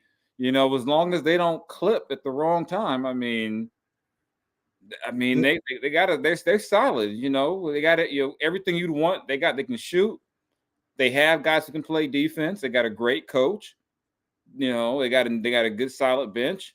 You know, their main kind of like kryptonite is just being the Clippers and just like what's going to possibly go wrong. Because for them, in their entire history, whatever can go wrong will at the wrong time. So, but they look really good. Let me ask you about another Western Conference team, and I'm just trying to check the temperature of everybody. Do we all feel the same way about the Thunder as we did the Kings last year? Because remember, it was like Kings ain't never been there. It's hard to take them seriously, all this other stuff. Do people still feel the same way about the Thunder? In the playoffs? Yeah. Like, remember, they never took the Kings seriously. I think are people saying that about the Thunder? Probably. I think that's the vibe. Yeah, that's the vibe. Like, are you going to really count on Jalen Williams being the star? You know, can he continue what he's been doing all year? I think everyone believes in Shea. Everyone likes Shea, but those guys have never been there before. So if you are in that lower half of the bracket, you're probably saying, if I got to fall somewhere, let me fall and play them. I think they're for real. I think they're like really. They can win a round or two. I think the 1 through 8, 9 in the West is, you know. But the rules are you go your first year and lose. Those are the rules. That's what we were told last year. Well, the Kings followed the rule then last year. See that? This guy, this guy. What?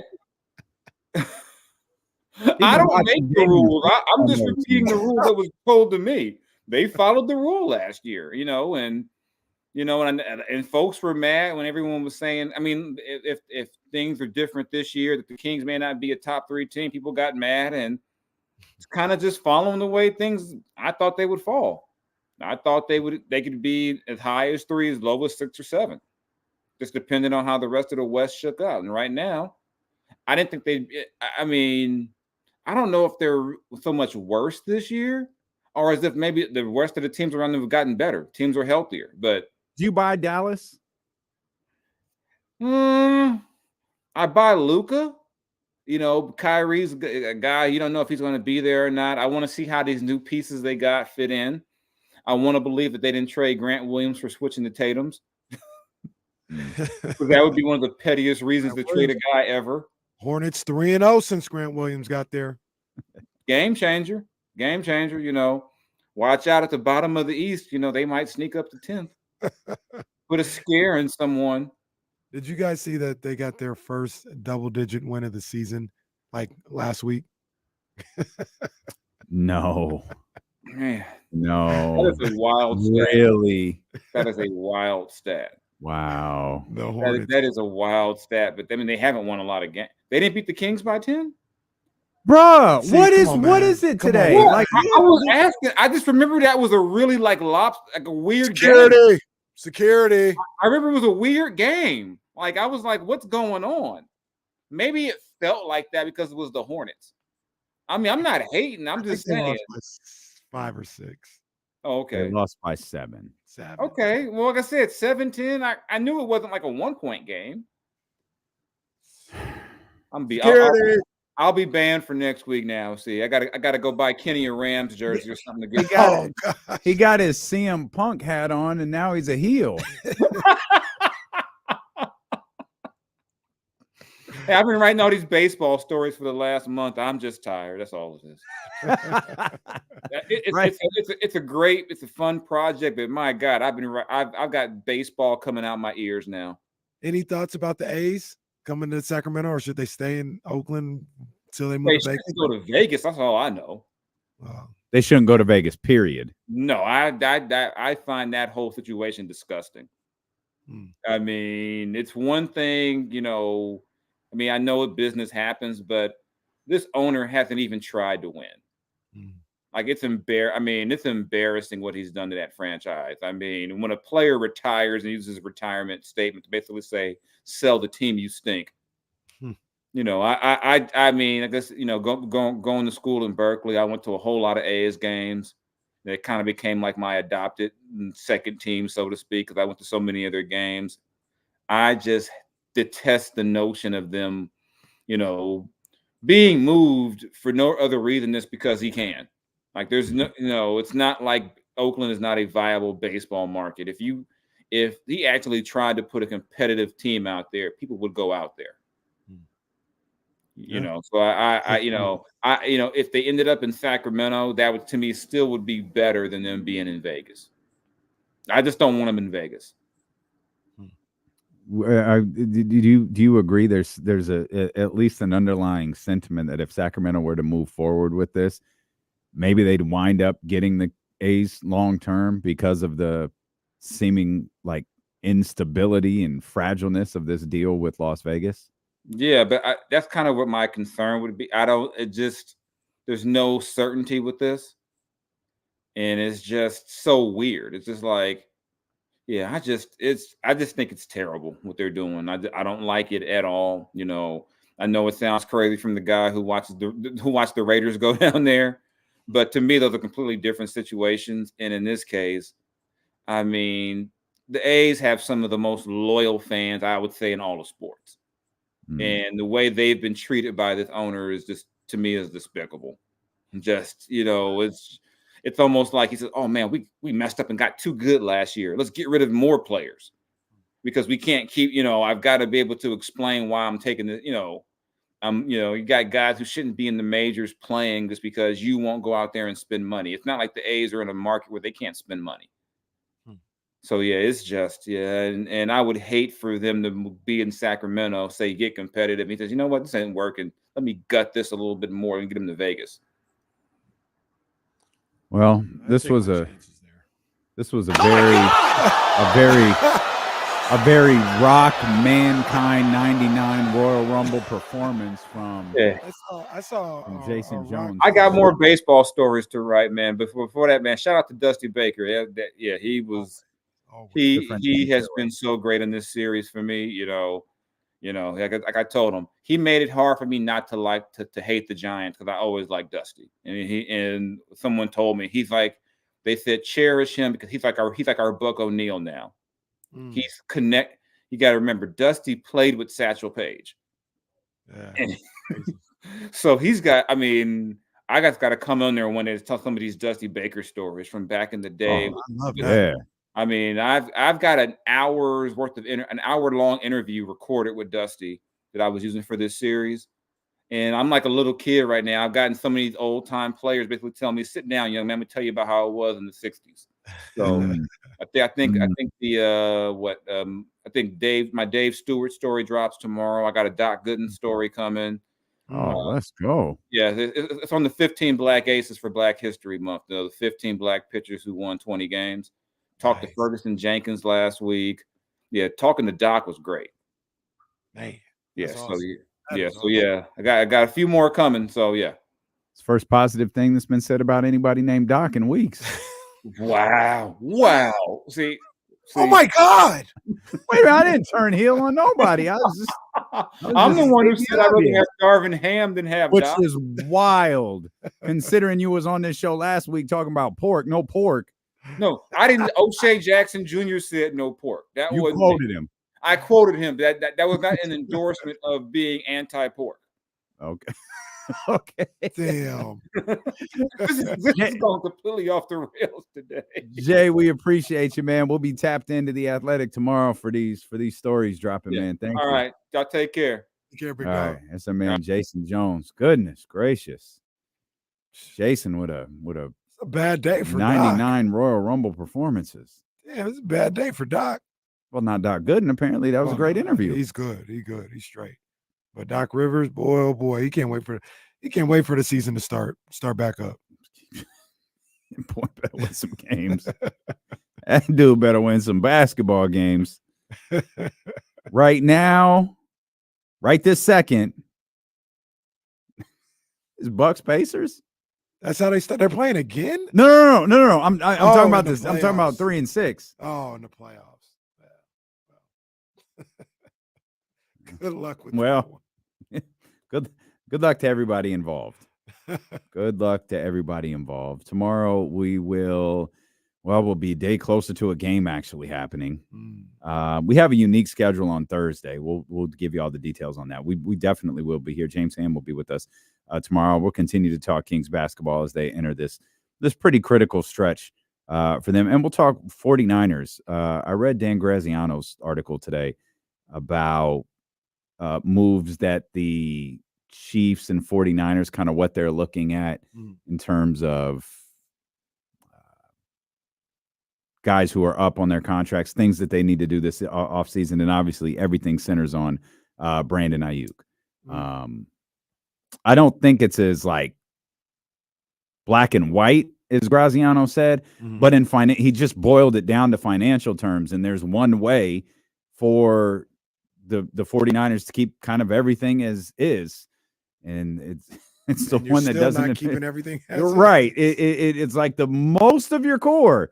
But I think there's probably some other ways around. Instead, he did talk about it in the article, and we'll talk about tomorrow. So we hope that you're with us. We're going to head over to 102.5 now. We'll run it back next here on Sacramento Sports Leader, ESPN 1320. Vamos, Kentucky. No. Not even sure they're playing tonight, but wasn't going to say Tennessee. Saw Brittany went to Baylor. I saw that. Yeah, I saw that. Yeah, I wonder what took so long. Couldn't help but notice something had changed. And you know what? You know what annoyed me about that is all of those little bag carrying women's college basketball analysts didn't say nothing about it. Now, one of them pointed out, hey, why did they do Brittany's retirement today?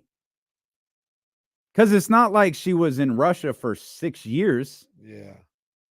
No one pointed out why they did it. All right. Y'all trash for that. But go ahead, do you. Be little fangirls of the sport and not talk about what's going on. Because you know Mulkey will be mean to you. Sure. She's a character, to say the least. Yeah, there's a lot of characters in that game. And you're a fan of them. Which ones? Hey, we gotta go, man. Come over my girl, man. That's my girl. We headed over to hey, Katrina, you know what time it is, baby. We heading over there. Rolling Loud. Man. Night for Lovers. We'll see y'all tomorrow. Hit the thumbs up, please.